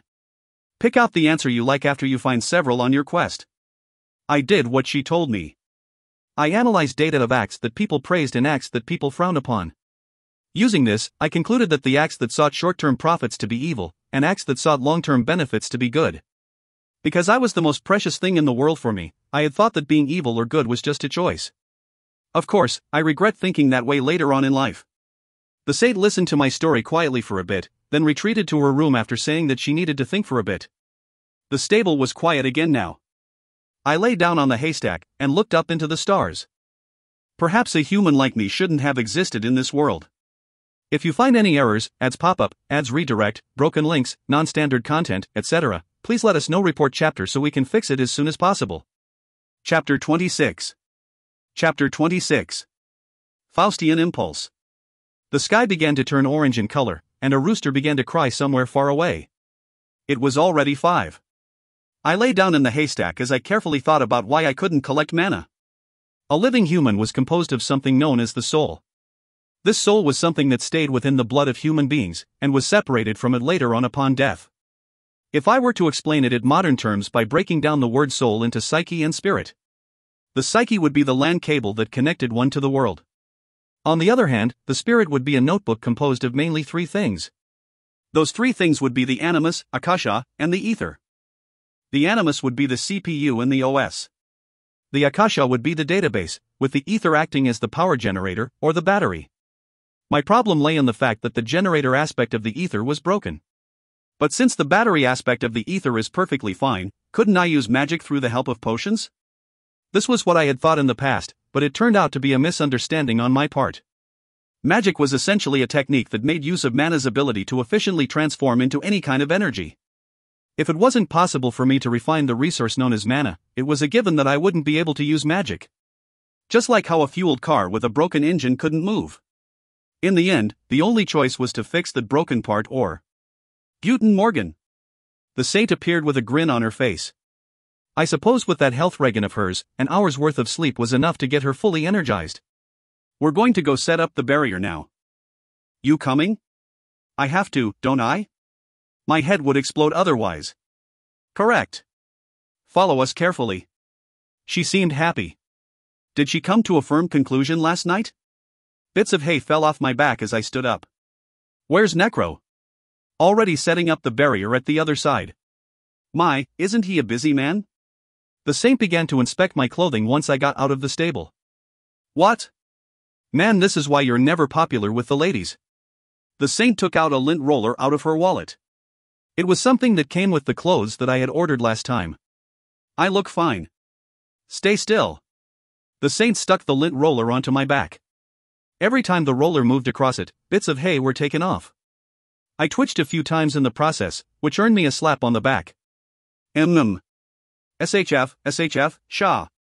Next came my chest. SHF, SHF. We were so close together that we could feel our breaths on each other. The smell of magnolia mixed with the smell of my dead body. After removing the hay from my body, the saint ended everything with a slap on the butt. The end? Why the slap? Fee. You seem dissatisfied. Why don't you try slapping me as revenge, then? I'll call the cops on you. Wait. I put on my helmet and my cloak. I felt that I'd need some sort of protection for myself. Star. We were on the hill above the village. I had thought that the barrier would be something quite fancy, but it turned out to be quite simple. She was just putting down a rubber rope right around the entire town. This is simpler than what I expected. The saint asked me a question from the back. What did you expect then? Well, I expected you to chant a magic spell that would encase the town in a magic light or something. Just like how colored smoke rises from behind main characters in TV shows? Not that dramatic. Movies and animations probably make it look that fancy because they need to show it to an audience. I could make it look that fancy as well if I wanted. That was probably it. And this line? It's a simple hose. If I put water in it later and circulate mana inside it, I can use it like a wire. Aha. I think I get it. This must be another use of the conductivity of mana. In the end, a barrier was a type of magic that set certain rules within a certain area. Of course, this area needed to have mana flowing in it, which resulted in the saint using a hose. Why don't you try drawing a line instead? Too unstable for a barrier of this size. If someone touches it, everything just disappears. Kids have a particular liking to touch stuff like this. Sounds like she had prior experience. Well, I asked her another question as I carried the rubber hose container with me. Can't the same thing be accomplished with the hose though? What if someone cuts it? I can substitute with my magic. Did you forget? I use light and water magic. Right. Once it's set up properly, I can keep the water flowing even if the hose were to disappear. Plus, the area was being protected by soldiers at the moment, meaning that something like that was quite unlikely. The saint chanted her spell as she moved behind me. The rushing torrents of the castle of water, the Lord of the Deep watching over the eternal water. Morto High requests to you that you bring life to the water here. The pool of water connected with the hose disappeared. Nothing much seemed to happen on the outside, but after closer inspection, the droplets of water seemed to have come together into a ring-like shape. The circle won't break now, even if the hose got cut. Want to rest here, Mr. Murderer? The saint sat down on a stone near the riverbank as she said this. It was late noon already. The cold river water flowed downstream, carrying the red foliage with it. I quietly watched the saint that was almost buried within this autumn weather, then opened my mouth. Aren't you cold? The saint widened her eyes. Are you worried? No, just wondering why you weren't using fire magic. The saint began to throw little pebbles at me. I dodged them easily, and continued talking. I thought you could use magic as long as you contracted a god? You really need to control your Faustian impulses, Mr. Murderer. We should be talking about how beautiful the weather is, and here you are, talking about magic. I'm disappointed. Really? Is that how normal people behave? The saint clapped off the dust on her hands and spoke. From the way I look at it, Mr. Murderer, your personality is flawed. You seem to be a narcissistic sociopath. The biggest evidence for this is the fact that you have not formally bowed to my beauty in awe yet. Such actions are actually set as laws in my nation. The German law? I saw the saint, who was calling herself a beauty, as a narcissistic psychopath. Beauty, Cool. Beauty, huh? Don't say it twice, . The saint blushed. In any case, you were in the wrong here, so apologize immediately by kneeling and barking. Go. Damn it, I told you that I'd be your slave if I failed the mission.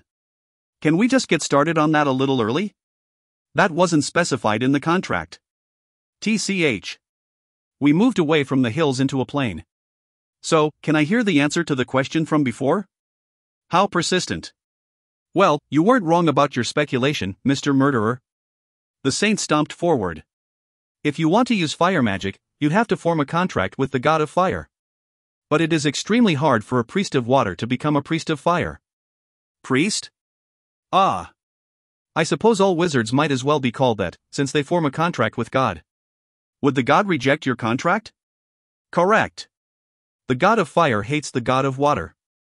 If you have already formed a contract with the Lord of the Deep, the Lord of the Crimson Spear will reject your request to form a contract, but the gods also seem to have certain liking towards certain people. Just like CEOs of big companies. They would only form contracts those they liked, and destroyed contracts occasionally as well.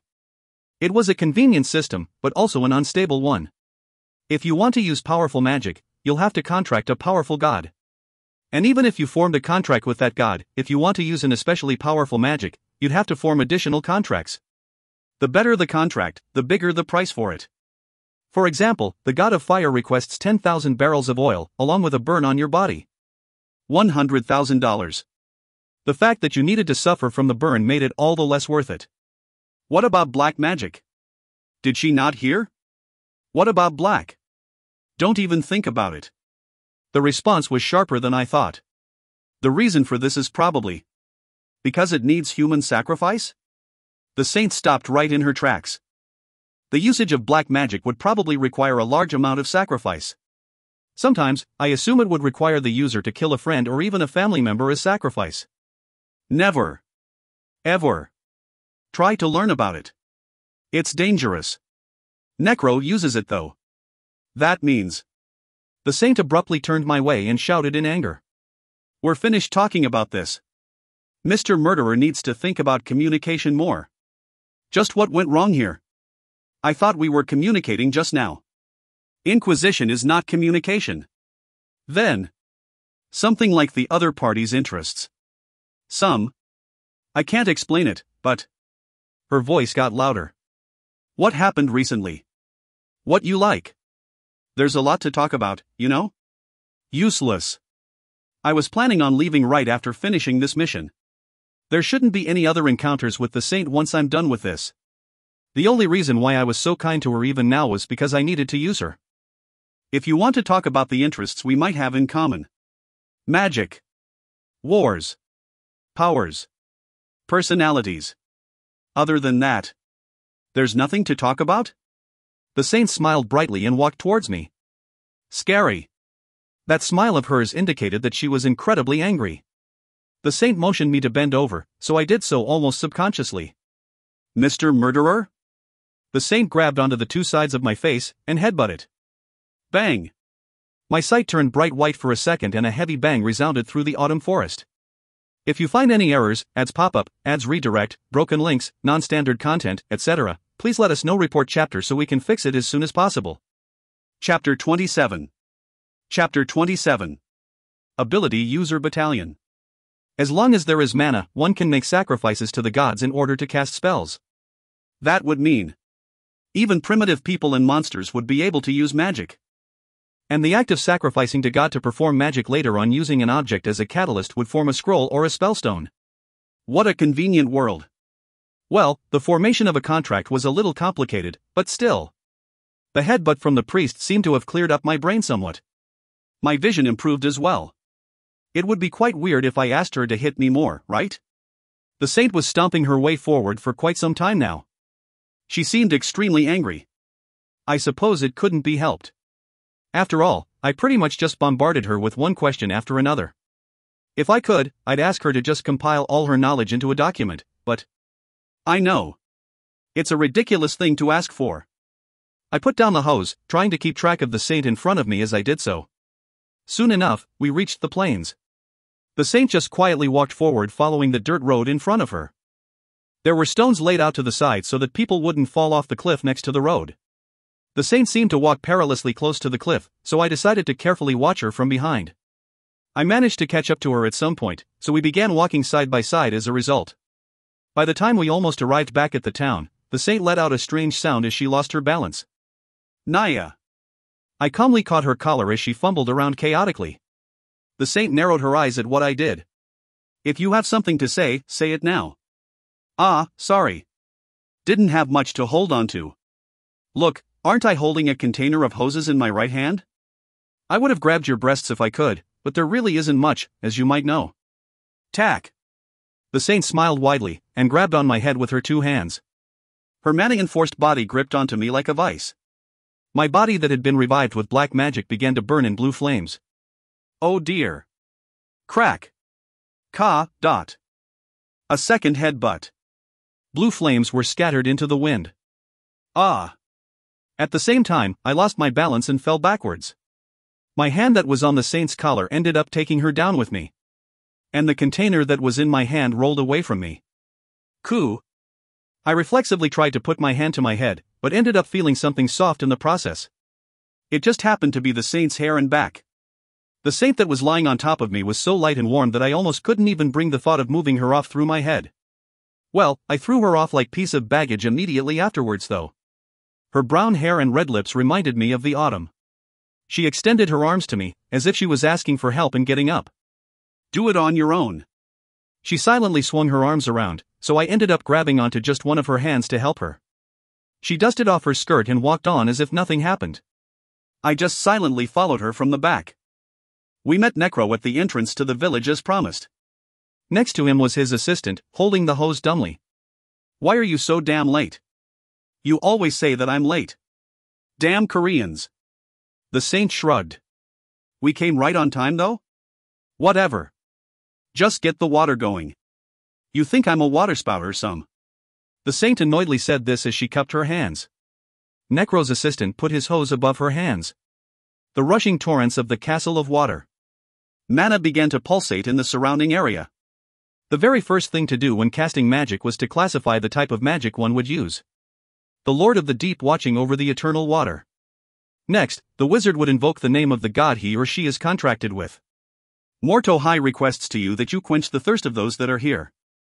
Lastly, the wizard would set a target for the magic that would be cast. Once the casting time ended, water began to appear from the saint's hands. This was magic. It was something quite similar to Oracle at its core. The user establishes a connection to the database and requests resources from afar.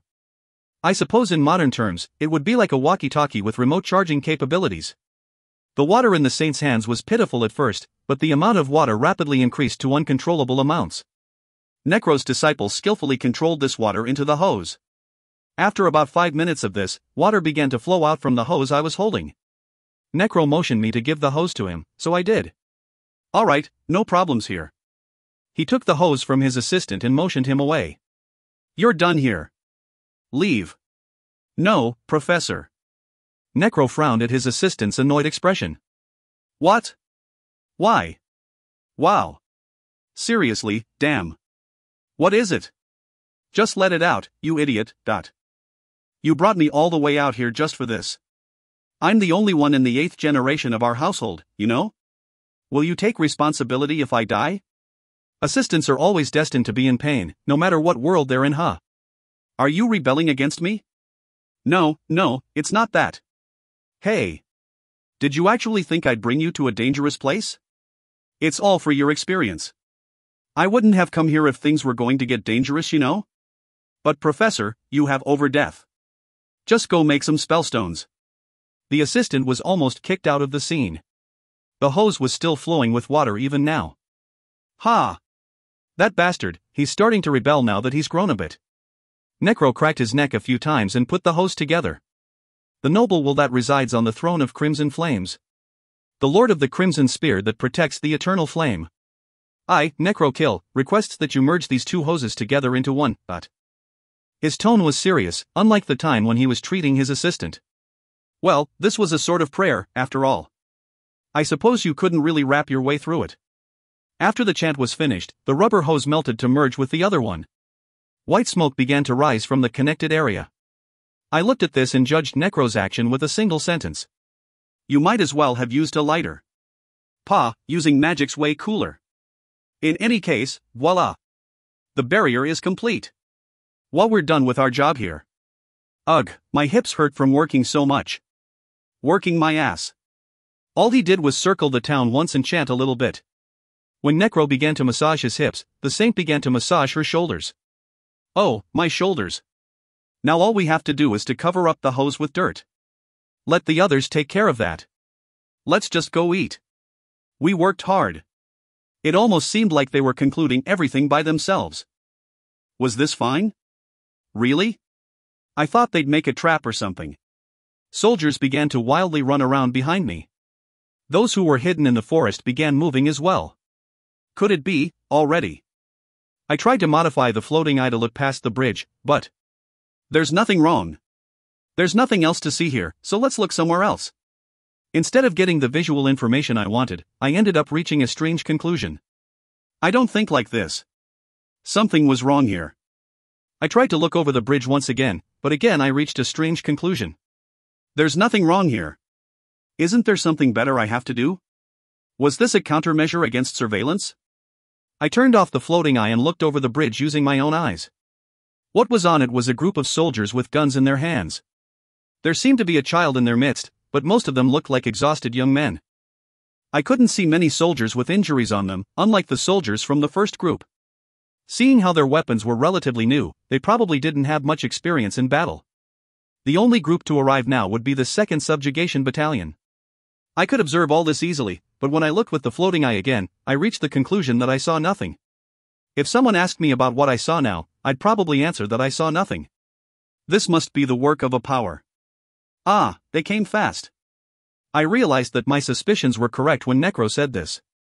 I had been observing the outskirts of the town every once in a while to make sure nothing strange was approaching. The reason why I didn't notice them was probably because one of them managed to fool my floating eye. I saw them, but didn't notice them. Because I didn't think much of them, they didn't even remain in my memories. It probably worked like that. As I watched them cross the bridge, I thought of what I had read about them in the reports. The 2nd Battalion of the 15th Regiment of the 17th Division. Commonly referred to as the Ability User Battalion. It was composed of the Storm, a group that boasted in super speed, and 108 Eyes, a group that was composed of Demon Eye users. 100 summoned people who have been trained as soldiers. They were the spotlight of this mission. They are. I had thought that the soldiers would walk across first, but those at the back of the group were coming out to the front. For whatever reason, they were pulling supply carts and were lining them up in front of the bridge. Their assistants. Assistants? The people that just got off from the supply cart seemed quite fatigued. They had bags under their eyes and they were hunched over in exhaustion. The saint paused for a moment before she continued to talk. They repair equipment and help the summoned people to be able to live in comfort. They're quite the people. She seemed to be dissatisfied with something. Well, she isn't wrong. Necro butted in right as the saint finished speaking. But honestly, they're just slaves.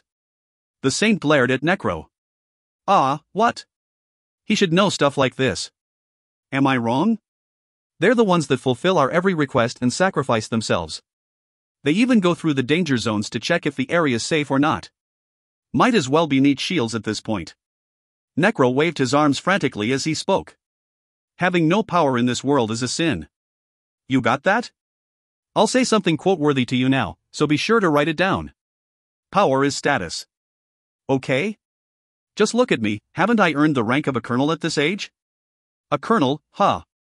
It seemed that in this world, lieutenant colonels were in charge of normal foot soldiers, with colonels being in charge of soldiers with special abilities. Did you know? Those guys are in charge of night entertainment as well. Doesn't matter what gender you are as long as you're pretty.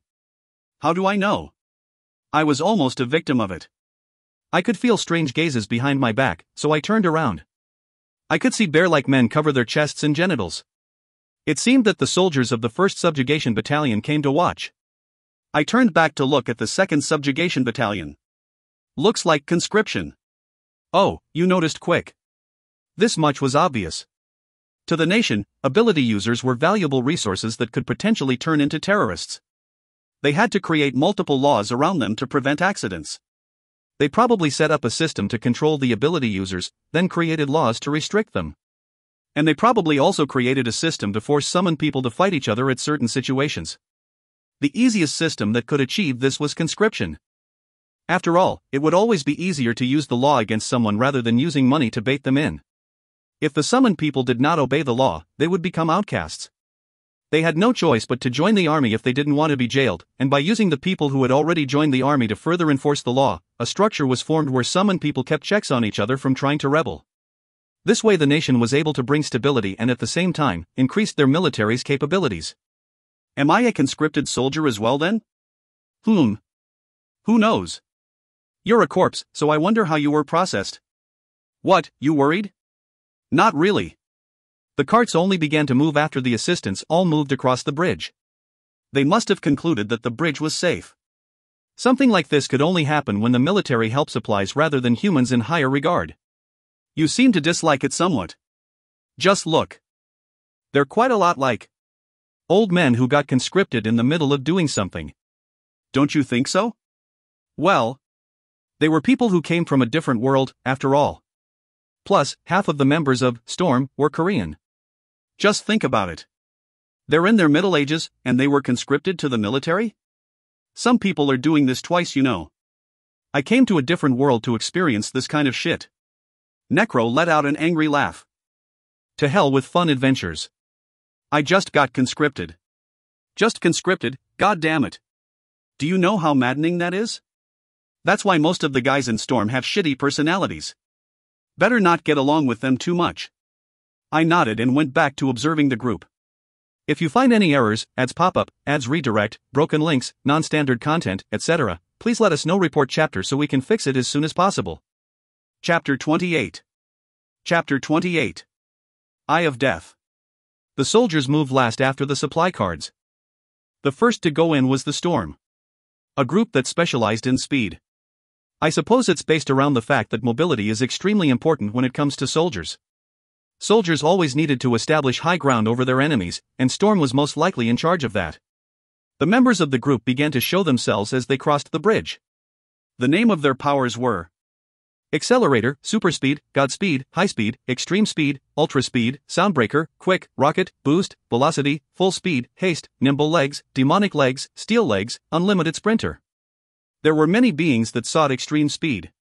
To catch prey. To escape predators. Speed was easy to think of, and the effects of it were amazingly effective. The reason why there isn't anyone with the ability Lightspeed is probably because no one has fulfilled the conditions for it yet. Perhaps someone here can achieve it. If they survive, that is. Of course, the group wasn't just made of people who had powers associated with speed. This could be seen by the people who didn't cross the bridge. These people used different methods to teleport across the bridge. Geoleaping, teleportation, ambush, shadow jumper, beeline, overtake, demonic walker. There were many ability users like this in the world. The saint who had been watching this process quietly suddenly turned to look at me. Internet shopping. The grin on her face ended up making me retaliate. I said this whilst wondering if this would be the sort of thing a person with the personality I was faking would say. Don't call it internet shopping. Call it HOG. Hog? As in the swine? Ah. What's this button here? Cancel order? Women's coats for the autumn? Trendy shoes? Cheesecake? The saint gripped onto my cloak with a trembling hand. Heart of gold is the best. Should have said that from the start. Once the first group passed, the second, 108 eyes, began to make their move. One of these people nullified my floating eye. But their appearance was a bit. Most of these people were wearing bandages or glasses to cover up their eyes somehow. This, of course, led me to think of them as Chininbius. Ah. The saint made a face as if she had just thought of something. Surprise quiz. Again? The saint raised her index finger. The name 108 Eyes was formed because of the number of eyes that the number of people in the group had. There are 6 that have lost one of their eyes, and there are 5 who have 2 demon eyes. How many demon eyes are there in total? 62. Didn't even need to think. Fast. How? It was written in the report. Cool. To think there was such a method. The saint slapped her forehead as she made a surprised expression. There were 43 in Storm, and 57 in 108 Eyes. I had read everything about them through the reports already. Can I ask you something? I approached her carefully. As a person who just came to this world, I had a lot that I was curious about, but if I kept asking her questions like before, I might get her to hate me. The saint seemed to realize that I was being careful with her and grinned as a result. I'll answer from now on as long as you call me teacher. Necro clicked his tongue and pointed at the saint when he heard this. Hey! Just ask me instead. How is she supposed to be a saint anyhow? All she does is take advantage of people. Stay out of this, outsider. How am I an outsider? Because you're going to be one from now on? The saint balled up her fist and began to gather holy energy into it. Necro was probably at an elemental disadvantage when it came to the saint. I'm an outsider, now that I think about it. You two have fun. He backed off easily. Now fire away, student. Just don't ask me lewd questions about my body, okay? The saint winked as she said this. Seeing how she was leaning forward with her hands on her hips, it seemed like she was trying to emphasize her chest. I wasn't interested in such a pose at all. My question is simple. Is it possible for people to have 2 demon eyes? I thought a person could only have a single power. I added a word at the end with dullness. Teacher. Judging by her reaction, she was satisfied. Calling me a teacher like that, Mr. Murderer, you're too much. You told me to call you that. Good question. Does having two demon eyes mean that a person has two powers? One might think that. But in the end, the person only has a single power. How so? For example, if a person had the ability temperature control, what could he do with it? He could boil water, but also be able to freeze it. Two demon eyes are there to achieve opposite effects. So in the end, they work just like other powers, Pretty much. You might have two demon eyes that can work together with each other instead of one that works against each other, but their powers would be significantly weaker compared to other demon eyes. I got it. It's like how nimble legs couldn't be as fast as Godspeed at the same level. There were choices between focusing on one aspect of the ability, or focusing on versatility. Whilst I kept asking the Saint more questions, the people of the 1st Subjugation Battalion all passed the bridge. All except one person. So that's the rumored. The soldiers were muttering amongst themselves. I had heard that was the strongest person in the battalion, but he's just a kid? A child who had one of his eyes bandaged shut was casually crossing the bridge. Unlike the others, he was wearing very casual clothing. A loose white t-shirt, along with a black jacket. His white hair in the wind managed to highlight his confident face. Death Eye. A demon eye that was said to be able to kill any living animal just by looking at it. When I first heard of this ability, I managed to see just how unfair this world was. Well, I have accepted the fact for what it is now. People die instantly when they get shot in the head, after all. I guess it's like a pretty good sniper rifle. The Hayes Republic probably gave this strategy a go because of this trump card. The people on the other side of the bridge were all waiting for this child to cross the bridge. It clearly showed how much importance the Death Eye held in the group. I looked at his status screen for a second, then thought of a question. What happens if immortality clashes with the Death Eye? Would the world end from a creation of a paradox? No way. Well, the Saint didn't really seem to know the answer either. Wouldn't the weaker power give out? If there was a contention between the two powers, the warrior would come out as the winner. If the Death Eye and immortality just clashed against each other and didn't do anything due to equal power, it would end up being a failure. After thinking a little bit, the Saint opened her mouth. I think immortality would win. The reason being? The Death Eye is sort of a master key. Most doors can be opened with it, but it becomes useless in front of a door that requires fingerprints. What if Death Eye was similar to bombs? Not enough mana to get the desired effect.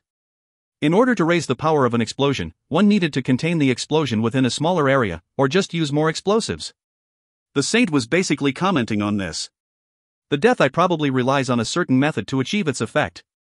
It might stop the activity of the brain, or it might sever the connection between the body and the soul. It might even create poison in someone's circulatory system. No matter what happens, it would look like the victim just died from a glance. I agreed with the Saint's theory. Right. I think the Death Eye wouldn't be enough either. Necro wouldn't have summoned me otherwise. There was no better expert on death compared to Necro. A magic that connected a soul to a corpse was something that could not be cast without a complete understanding of it. The Death Eye that crossed the bridge didn't walk over to his friends, but rather, to us. So you're the Special Task Force? Yes. You want something? The Death Eye scanned my body once, then let out a laugh. Ha ha ha ha. You're actually level 1. What the hell? Ha ha ha. I've never seen anyone laugh like that. I mean, the Saint herself has a pretty weird laugh, but still. The strongest? At that level? I personally thought that it was an error on Oracle's part. But there wasn't any real need to talk about that. Don't bother with him. Yeah, just ignore him. He's just a kid. The two spoke to me using telepathy. The Death Eye began to act out even more when he saw that I wasn't responding to him. What are you planning on doing with that shopping ability? You planning on bribing the warrior? How stupid. The Death Eye already knew of my ability. The rumor had probably spread throughout the whole military already. 2 people from Storm came over, thinking that something entertaining was going on. It was Godspeed and Accelerator. Accelerator was a man in his early 40s, and was a colonel like Necro. Godspeed was a man in his late 30s and a lieutenant colonel. What are you doing? Everyone's waiting for you. When Accelerator said this, the Death Eye waved over at them and motioned for them to come over with a smile. You came at the right time. Look, look. This idiot's title's hilarious. Accelerator checked my status screen using the Oracle. History's worst? Ah, so this is. Hi's lips curled upwards a little, then immediately curled back down again. He must have thought that his actions might have been rude. On the other hand, Godspeed just smirked. Titles can be acquired by doing jack shit. He must have been pretty popular in his town or something. The saint gripped onto my cape. If you fight here, they'll take this to court. You'll have to endure this for now. That was what I was planning on doing. They weren't really getting me mad anyway. But Necro didn't seem to think so. Ha! Do you people actually see me as a piece of shit or something? His cold voice immediately muted the area. What the hell do you think you're doing? Hey. Don't try to butt in here. Our kid's just getting a little interested in this guy here is all. Accelerator stepped in front of Necro. Interested? This is supposed to be your ace, right? Why not let the aces of each group try to work things out with each other? Necro laughed dumbfoundedly. Move. I'll buy you alcohol later, alright? Don't try to butt into kids' business. They're just getting overly excited is all. Godspeed? Death Eye? Life really gotten better, hasn't it? Trash that I wouldn't even have bothered to check out during the Great Wars just saying whatever they want to me now. Godspeed lowered his head in acknowledgement at that. Unlike him, Death Eye raised his voice in annoyance. What? Trash? Hey! Be quiet. Accelerator tried to stop him, but Death Eye refused to stop. What did you call me? I'm quite curious actually. Would Death Eye be able to kill Necro? You didn't hear? Accelerator gave up on stopping Death Eye. You must be fucking deaf. I'll tell you as much as you want. You are a piece of trash. Die. Death Eye raised his hand, attempting to take off his bandage. Immediately after though. Coo. Death Eye's hand stopped in its tracks. Godspeed was using one hand to grab onto Death Eye's hand, and the other to put a knife on the boy's neck. Don't move. Fast. I didn't manage to see anything until the knife was on Death Eye's neck already. Slowly. Put your hand down. Death Eye seemed to have come to his senses a bit after hearing Godspeed's cold voice, and put his hand down. Godspeed quickly put his knife away and made Death Eye bow. Apologies. He didn't say more. Death Eye's face was filled with humiliation. He seemed to think he wasn't getting the respect he deserved. Ah, good. Good. You can raise your heads now. Accelerator tried to calm the mood. It's because he's just so young. You were like that, too, weren't you? All fired up and stuff. When was I ever like that? Discipline your subordinates, damn. In any case, I have to go now. Those guys over there need to eat. The whole thing seemed to be almost over now. The alcohol? After we kill the warrior. You're not going back on your word? Yeah. The accelerator slapped the back of Death Eye's head. What are you doing? Apologize. Death Eye rubbed the back of his head and glared my way. Don't you dare get in my way. You won't even get the spotlight with me taking action anyway. Crack. Accelerator slapped the back of Death Eye's head again. You call that an apology? I'm sorry, I'll apologize in his stead. The boy's a bit immature. Accelerator disappeared with Death Eye after saying this. You endured well. The saint grabbed my hand. Whoosh. The hand caught on holy fire. It felt like my hand was being roasted. I immediately shook her off, and asked Necro a question. What the hell was that? Joka? Kids who think they're Ustus because, they're heat, abilities.